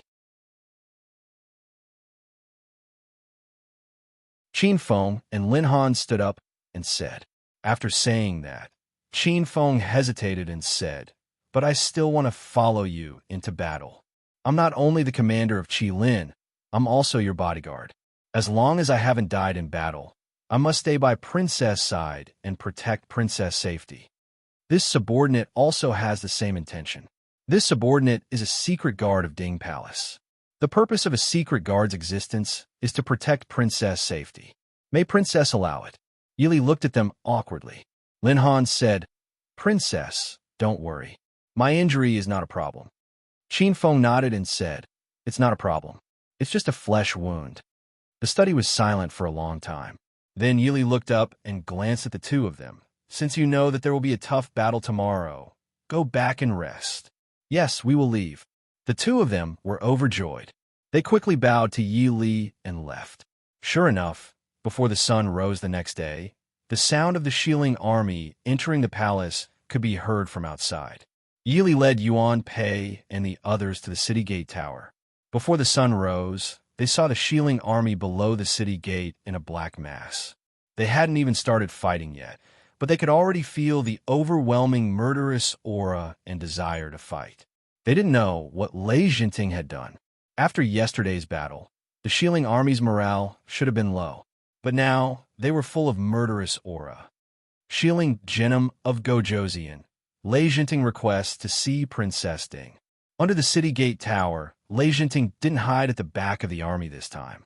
Instead, he rode his horse and stood at the front. He looked up at the people on the city gate tower. Even the bodyguards he usually had with him were nowhere to be seen. It was as if Lei Jinting didn't care about his life at all. Even if the Mahist army on the city gate tower suddenly shot arrows at him, he didn't care.